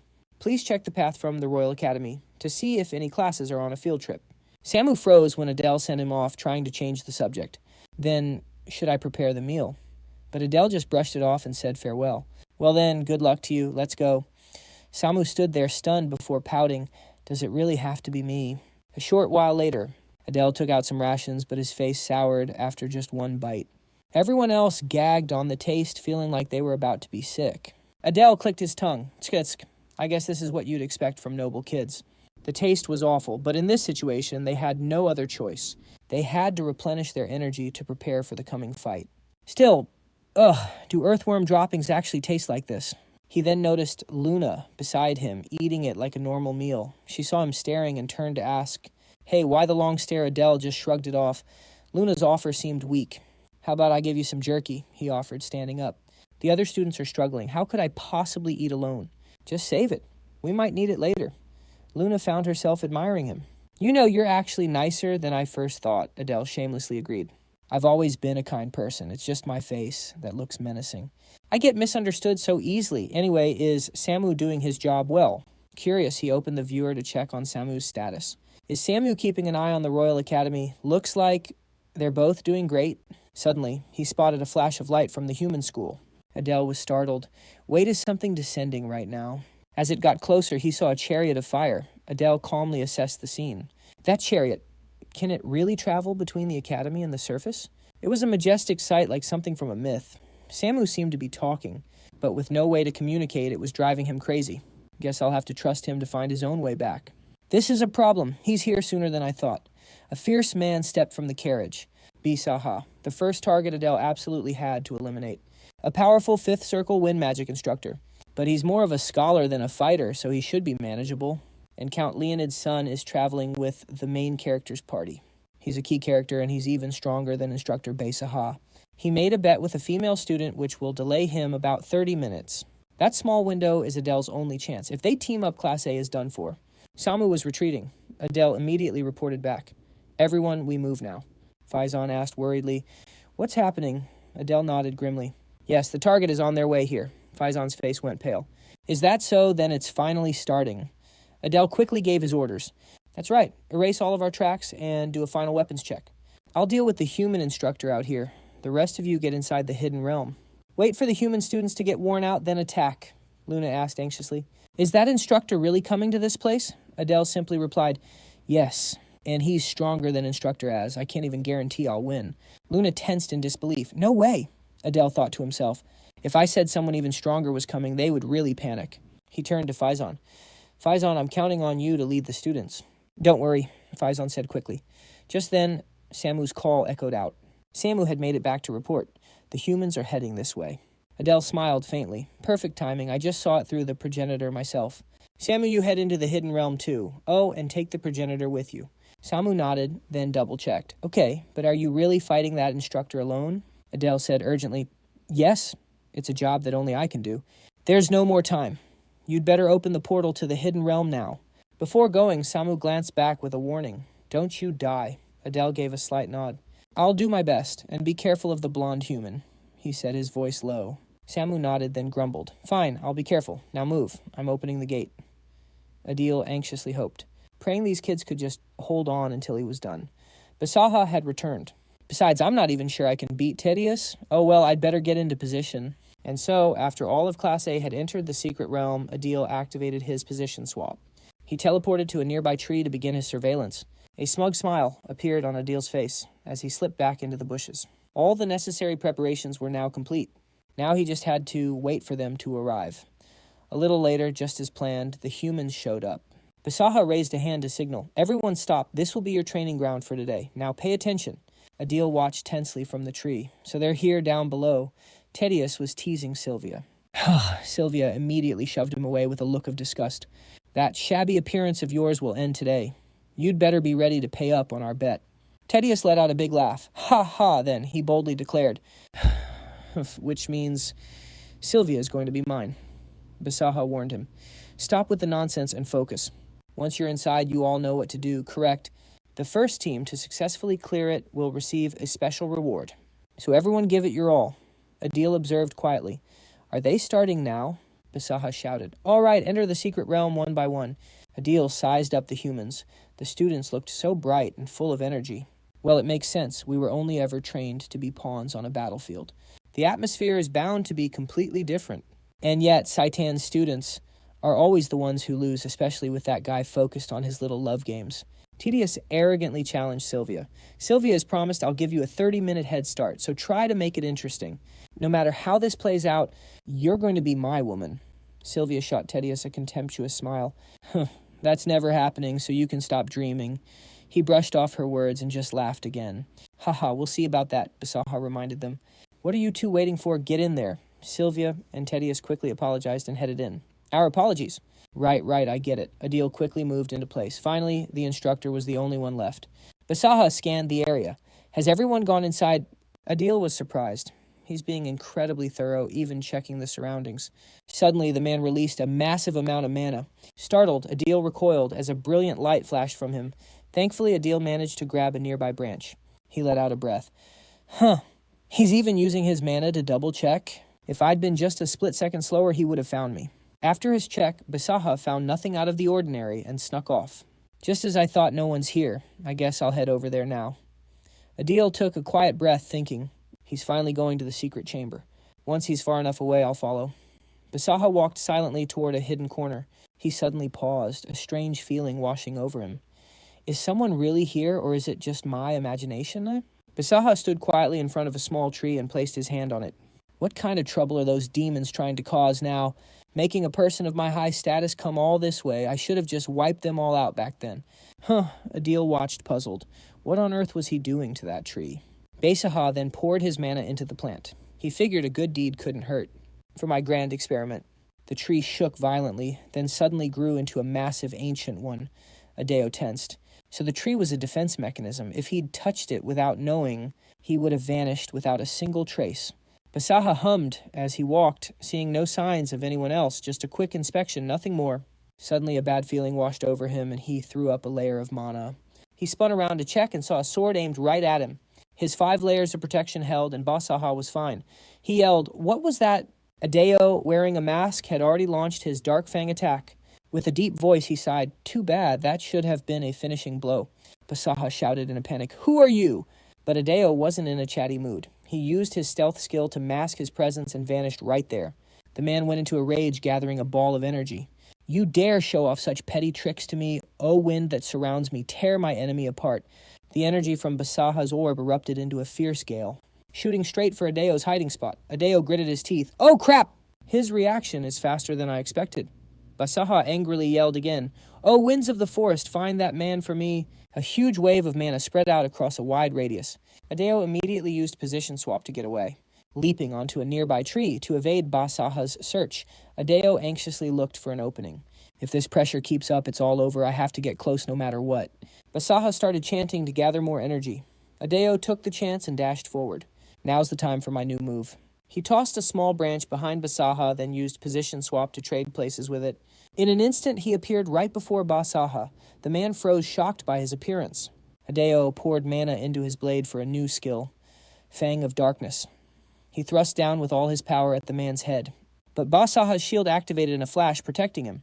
Adeo cursed under his breath. "Damn it, that shield again!" Saved from the brink, Basaha quickly reversed the situation with a roar. "You lowlife," Basaha's power disrupted the calm forest. The battlefield between them quickly became a wasteland after fighting for a bit. Adeo quickly analyzed the fight.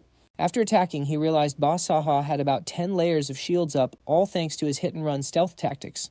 This just made Basaha even more furious. He kept flaring his mana, shouting, "Stop hiding like a rat and come out!" Adeo cleverly devised a plan. If that wasn't a piercing attack, the shield's recoil would have shredded me. Luckily, my opponent happens to be Basaha. A true combat mage would have dozens of layers active. 2 attacks down, which means there are only 8 layers left. Lost in thought, he noticed Basaha had summoned 3 tornadoes. Adeo muttered, "This lunatic." He immediately dropped to the ground and activated his ability. Adeo endured Basaha's terrifying power, using his ability to press himself flat to the ground. "If I get blown away, I'm finished." Basaha's attack quickly fizzled out. Adeo was pinned under a pile of tree trunks, and his stealth skill wore off. He crawled from the rubble, but he had taken a fair bit of damage and was bleeding. Adeo was relieved he was still alive. But Basaha had already pinpointed his location. He used his power to raise a sharpened piece of wood and snarled, "So you finally decided to show yourself." Without a second thought, Adil teleported to Basaha, ready to attack again. But Basaha reacted instantly, sending Adil flying with a wave of his hand while launching a new spell. You blasted half-demon Adil was shot high into the sky. Basaha looked up confused. Why was this pest so focused on him? Wasn't their plan to attack the Class 3 dormitory? Suddenly it dawned on him. Could it be about his students? Basaha let out a deep, mocking laugh. "You fool, you've just dug your own grave. You think taking me out is all it takes to win? I'll show all of you what true power really is." He gathered his energy and unleashed it, yelling, "Die!" But in that exact moment, Basaha's world started to spin and the sky turned a deep, bloody red. The scenery twisted into a bizarre shape. What is happening? He wondered. I was just fighting an intruder. An attack. Wait, was I attacked? But how and by who? As he wondered, Adil was already on him again. He flipped in front of Basaha, unleashing fangs of darkness, a rain of black swords that surrounded the man. Basaha had no time to process what was happening. He instantly wrapped himself in wind to deflect the storm of blades. "Who are you?" he roared. Meanwhile, Adil was quietly counting the layers of Basaha's shield as they broke. 4, 5, 6. Basaha grew nervous. What is this? But Adil kept counting. The 7th shield shattered. Sensing his own death, Basaha's rage boiled over. His techniques became more and more erratic. This is absurd. Basaha poured out his mana for a counterattack, but Adil moved around him, closing in. Even at the very end, Basaha was still full of doubt. Are you a poison bug?" Adil, cloaked in a deadly aura, lunged forward. He said coldly, "It's over, Basaha." His sword shattered the final shield. A deep fear gripped Basaha, though he didn't even realize it. He couldn't accept this was the end. To be humiliated by a mere half-demon, impossible. I am a great sorcerer. I created a masterpiece worthy of the gods. That defiant thought was Besahah's very last. The battle was over. Besahah's head was now completely severed from his body, sending blood everywhere. Adil let out a sigh of relief, slumping down. He was the strongest opponent I've ever faced. It's a good thing my ultimate stealth skill didn't take away my most important senses. If my eyes had been damaged, the thought alone gives me chills. He pulled out the mana potion from Dobo and chugged it down to recharge. First, I need to get my mana back.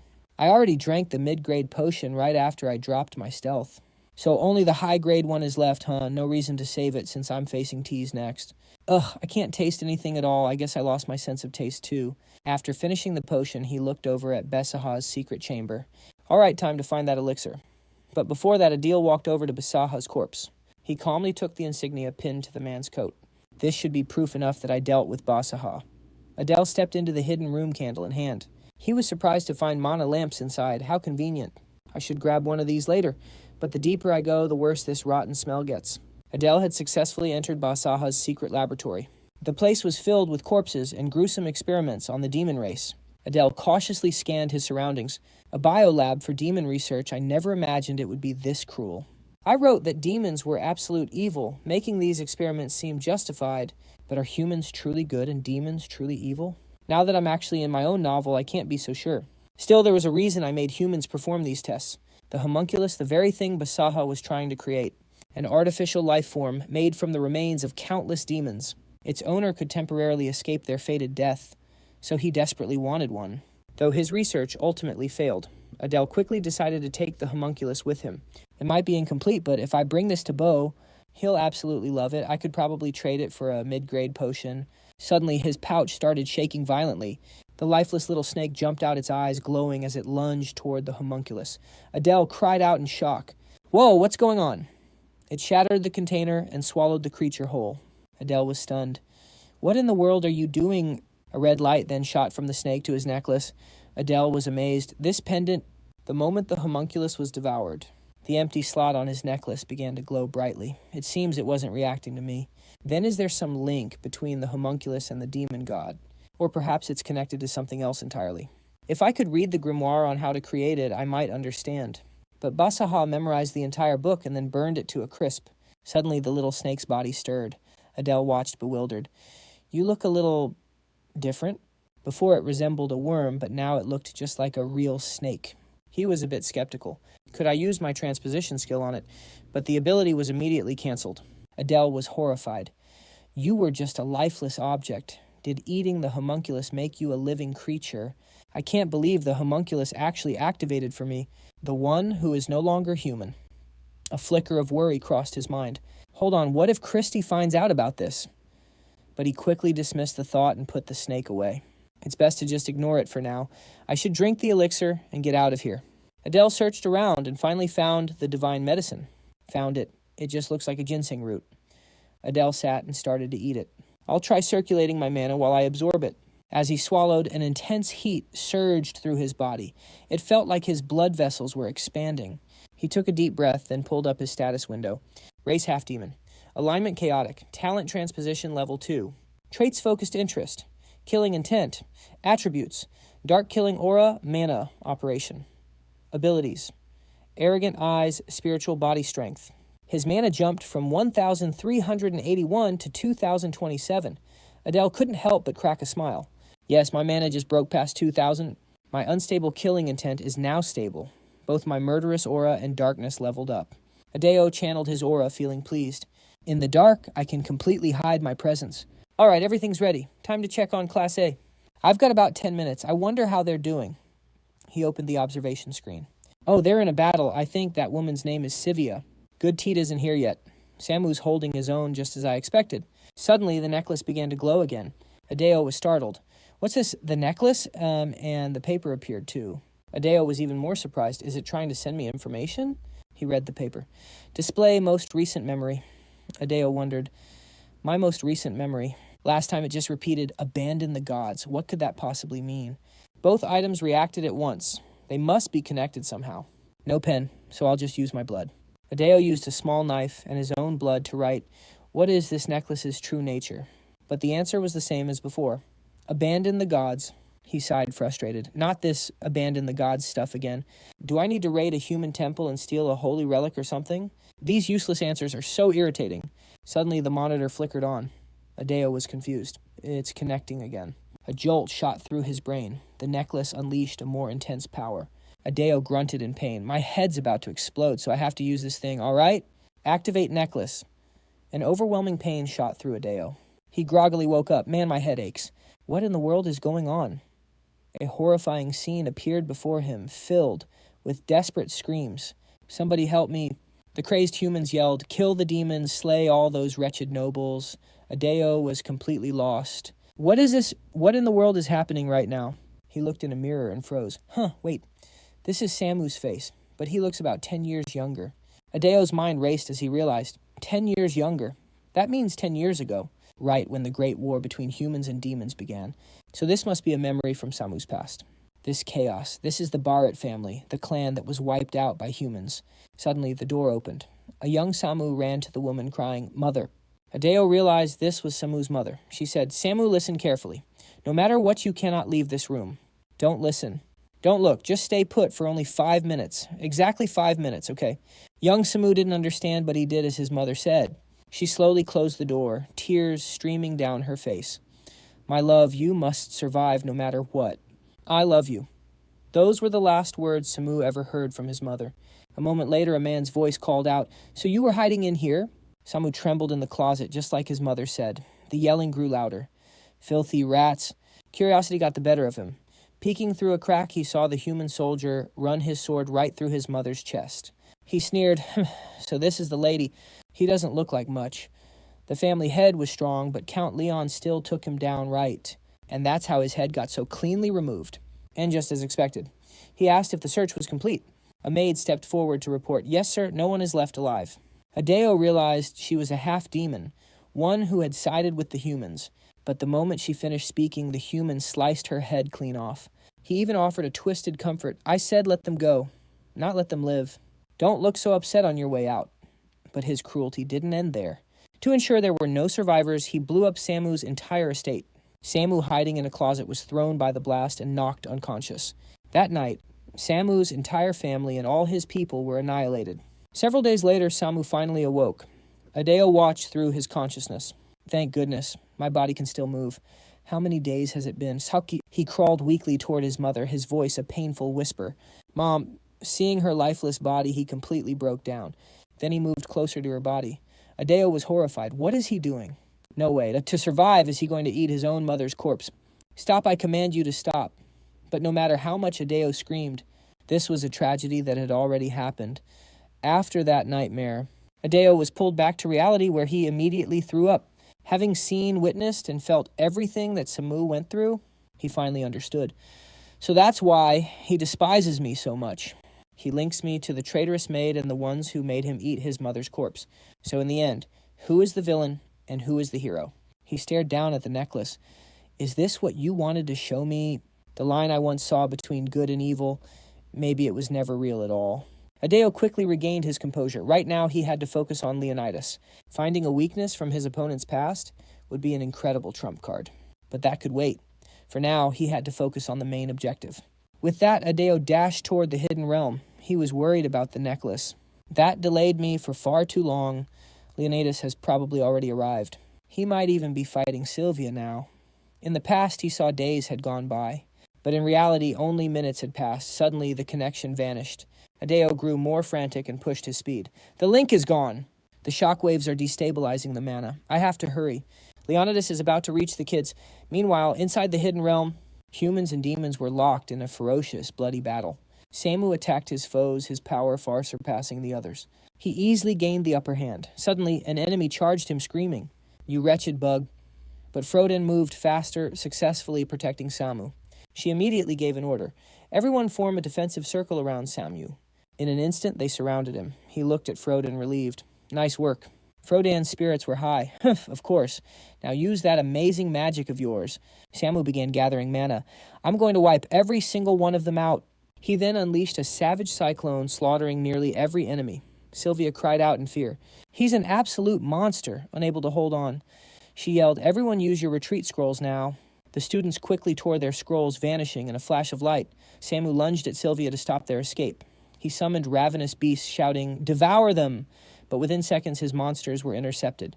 He was stunned, everything frozen in a flash. Was that the instructor? Did Adele already lose a figure, then emerge from the blizzard? Tiriat's eyes burned with anger. "The scent of blood brought me here, and this is what I find. Who are all of you?" His eyes locked onto one man. A sudden chill of dread ran through Samu. Tiriat took a step and ice spread from his feet. Samu screamed, "Everyone watch out!" But Tiriat simply swung his hammer. A massive shockwave erupted. The person behind Samu was hit, their upper body gone. Panic filled the air. Fergie stared in horror. Who in the world is that guy? "Damn it!" Tiriat approached Sivia, offering a hand. "Are you able to get up?" Sivia proudly ignored his outstretched hand. "I can stand on my own." But her injuries were too great, and she collapsed into Tiriat's arms. He looked down at her. "Report the situation." Sivia's voice shook as she spoke. "A total of 8 are dead. The other students were sent back to the Royal Academy." He gently patted her head to comfort her. "You did well. I'll handle the rest, so go back." But Sivia refused. "No, I'm staying right here. Even if I'm a burden, I'm still going to fight beside you." Tiriat let out a hearty laugh. "Ha ha, excellent! That's the woman for me." Sivia looked uneasy at his words. Just then, the entire demon tribe charged forward. "You maniac, everyone get him." Samu screamed, "No fallback now." But it was far too late. Tiriat swung his massive hammer once more. The entire front line was sent flying. He gathered his power, then slammed the hammer down. Sharp pillars of ice erupted from the ground, impaling the demon ranks. Samu moved to the front, shielding them. "Everyone run now." He then unleashed his power and charged straight at Tiriat, who seemed slightly surprised. Samu barely held his ground and yelled, "Fergie, get the students out. Find him and run until the gate opens." She cried out, "What about you? You'll fight that monster by yourself." Samu's voice cracked with desperation. "If you stay here, you will die. This is our only option. I will find a way to follow you later." With no time to waste, Fergie began directing the others. Samu signaled for a quick retreat with the injured first. Luna rushed over her face, full of worry. Samu urgently signaled to her. "Luna, you need to get out of here too." He entrusted the injured to her care. Luna understood immediately. She turned and ran, praying for his safety. "You have to make it back, Samu." Tiriat laughed, thrilled, and attacked again. Samu struggled to endure the man's brutal onslaught. As the blizzard faded, Tiriat sneered. "How disappointing to be held up by this trash. Wait, have they all vanished?" Sivia explained, "It seems there's another entrance we were unaware of. They suddenly appeared in that area." Tiriat just snorted with contempt. "It doesn't matter where they go. They can't escape me. Now then, show me what you can really do. Try not to disappoint me." Samu snapped. "That's enough. I'll show you what I'm made of." He summoned a volley of sharp spikes, launching them right at Tiriat. The man just smirked. He stomped his foot, and a wall of ice easily blocked the attack. He looked on with disdain. "Is that all the power you possess?" Samu shot back. "You shouldn't talk when you're bleeding yourself." Tiriat finally noticed his arm and roared with laughter. "Ha ha ha, it seems you're the one underestimating me." "Very well then."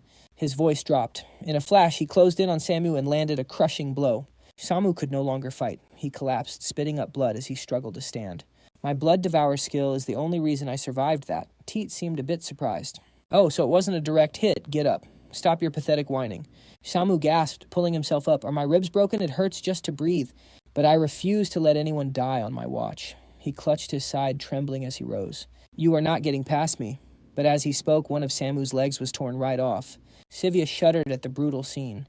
Teet casually strolled toward Samu. "He's like a bug so tough to kill, isn't he?" Sivia remarked to Teet. "Let's clean this up and hunt the others. They couldn't have gotten too far."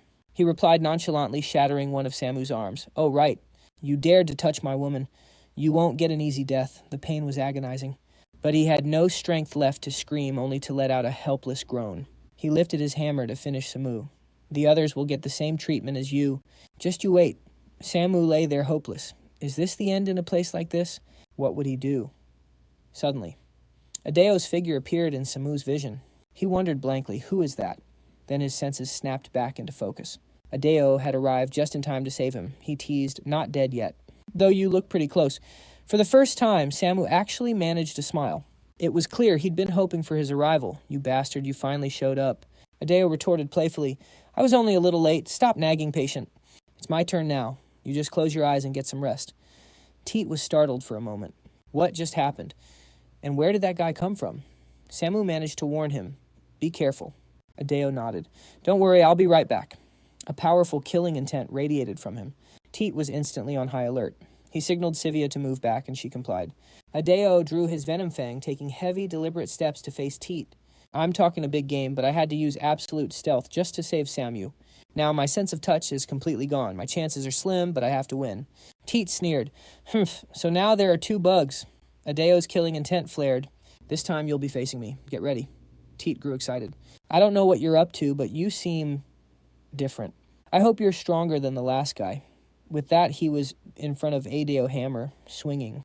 Adeo raised his fang, swiftly blocking the attack. Teat laughed with manic glee. Oh, you can block it. Haha, not bad at all. Adeo rapidly assessed the situation. His opponent has arrogant eyes. He can't predict my path, but he can match my speed. He's relying on raw muscle to land his hits. What followed was a fierce flurry of blows. Though Adeo couldn't feel anything he could see, his hand was severely injured. Teat bellowed, "What's wrong? Don't stop now." Adeo was secretly pleased. My hand is mangled, but I can't feel a thing. This is actually much better. Then he used positional transmutation, locking it onto his opponent's hammer. Adeo instantly swapped places with the hammer and plunged his blade into Teat's arm. Adeo pressed his advantage. A clean hit, black blade. But as he prepared his next skill, the hammer flew back. That's when Adeo remembered. Shoot, I almost forgot his hammer is a unique item, a support weapon with a return attribute. No matter what, it automatically finds its way back to its owner. So switching weapons with him is off the table. Tediot snatched his hammer back, roaring with fury. You filthy insect, did you think you could scare me? He brought the hammer down right on Ado. He tried to block, but one of his arms instantly shattered. Ado was stunned. Seriously, my right arm is useless now in that case. A dark fang dance. Ado unleashed his signature rain of swords. Tediot just bellowed and swung his hammer wildly. Humph, more petty tricks, he scoffed, blasting the blades away. So Ado summoned another wave. I'm not done yet. Again. But Tediot was faster, smashing his hammer into him before more fangs could form. You're as persistent as a leech, Ado was sent flying back several feet. Tediot stalked towards him and raged, This ends now, you little bug. Ado lay there, paralyzed by the pain and frustration. Are all my bones shattered? My body won't move. Get up, I told you to get up. Tediot loomed over him, raising his hammer for the final blow. I'm going to crush your skull. Adeo couldn't accept it. Dang it, he thought, is this really how I die? Suddenly a light flashed. Adeo was completely healed, lying in a blank white void.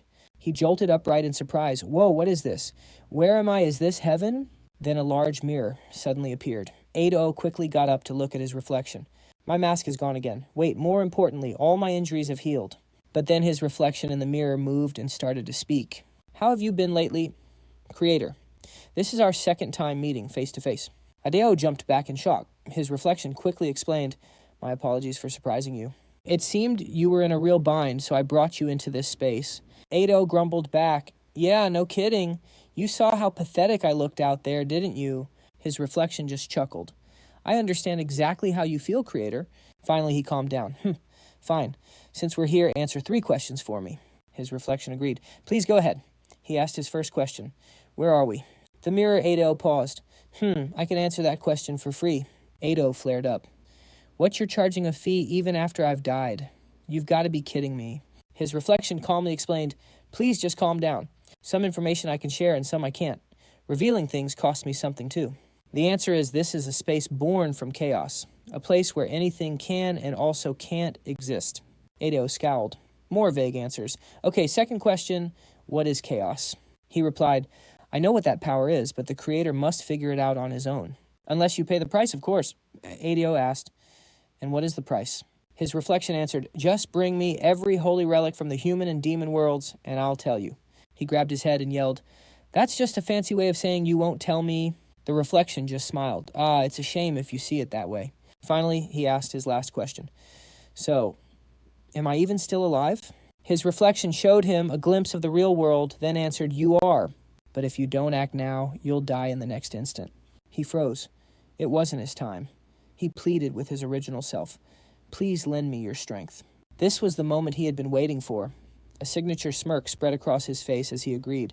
I brought you here for this very reason. No price required for this. I don't want gold artifacts or mana. I'll just take a piece of what is most precious to you, Creator. Do we have a deal? Ado was stunned. The most precious thing. Ado was floored. My most precious thing. What are you trying to take from me? Do I even have anything that valuable?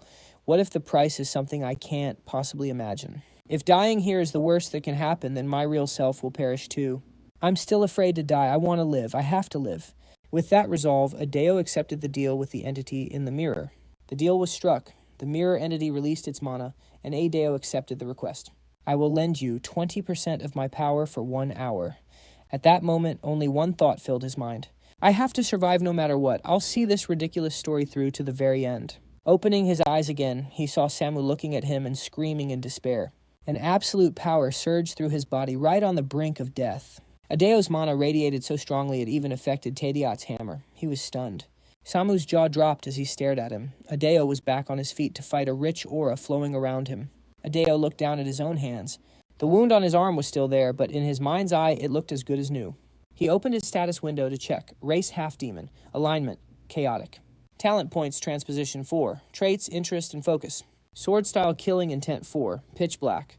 Mana application arrogant eye and psychokinesis. His mana jumped from 2,072 to 4,301. Adeo was floored.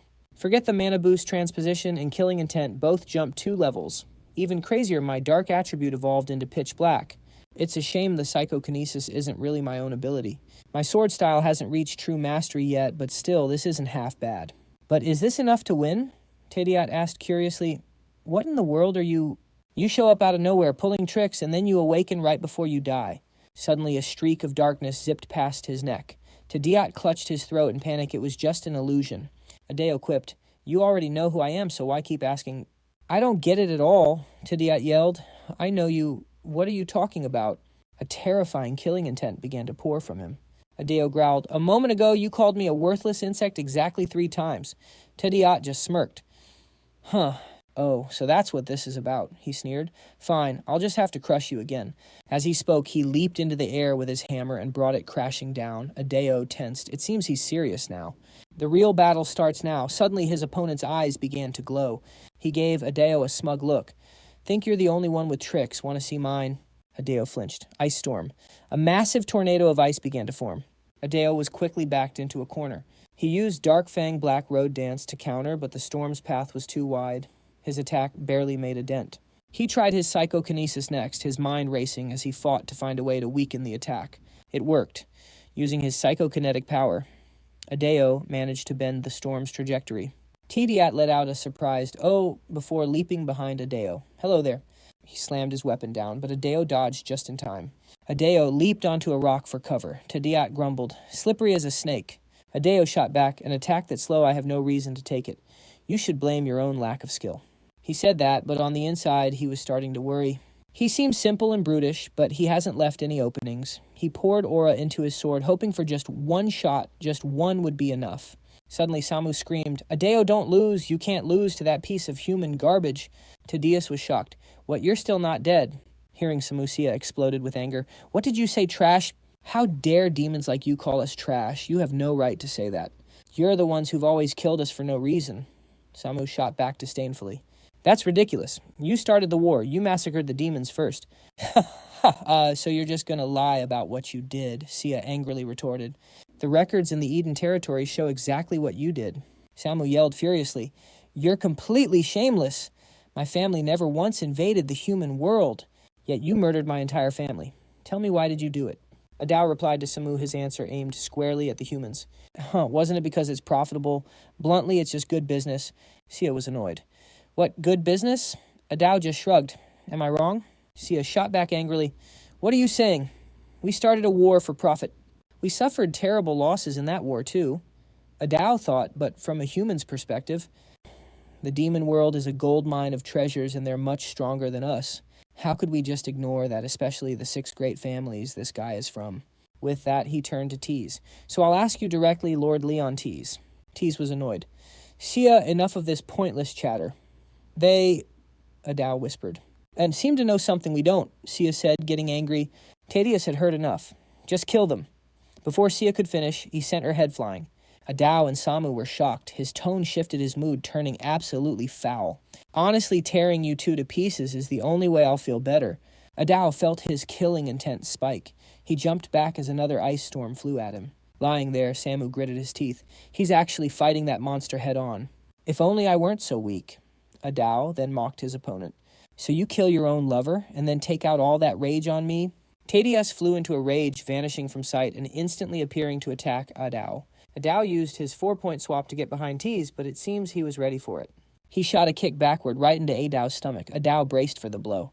He thought he even reacted to my swap. If this drags on, I'm at a disadvantage. My magic is almost out. I can't use Dark Blade Dance even one more time. I'm out of potions too. I have to find a way, even if I have to take him down with me.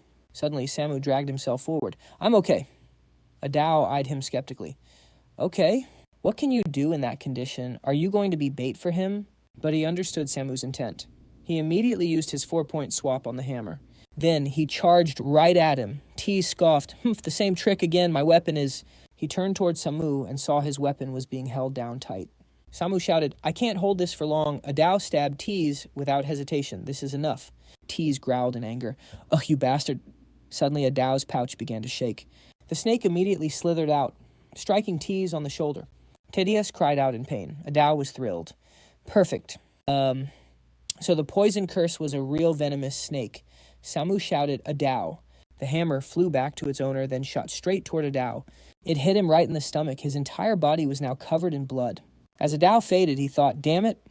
I let my guard down and took a hit. Clutching his hammer, T staggered away in pain. Adao was stunned. He survived that. That's insane. Tease dragged himself toward Adao. I'll kill you! But his body just gave out and he collapsed. Darn it. Adao taunted him. How'd that bug taste? Hope we meet again. He tore a scroll with his teeth. I hope so too. Then he teleported back to the academy. Adao slumped down, completely exhausted. Samu crawled over. Is it over? Too weak to speak. Adao just nodded. Yeah, done. Samu finally let himself relax. So lucky. I thought we were dead for sure. Suddenly, Adao asked, why didn't you run? Why stay by yourself and get into this mess? Samu didn't answer.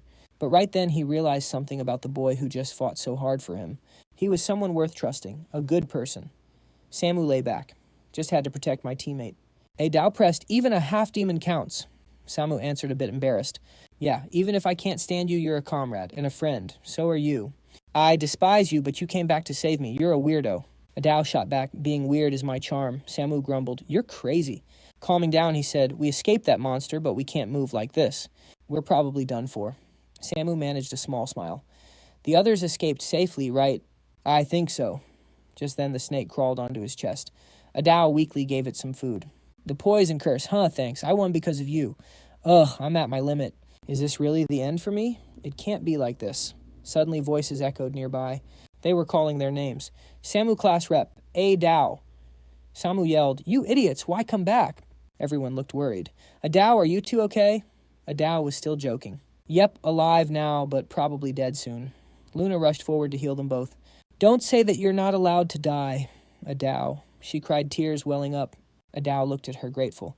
Thanks, Lady Luna. The bleeding seems to have stopped. You should take care of Samu. But Samu refused, his own magic flaring. I don't need it.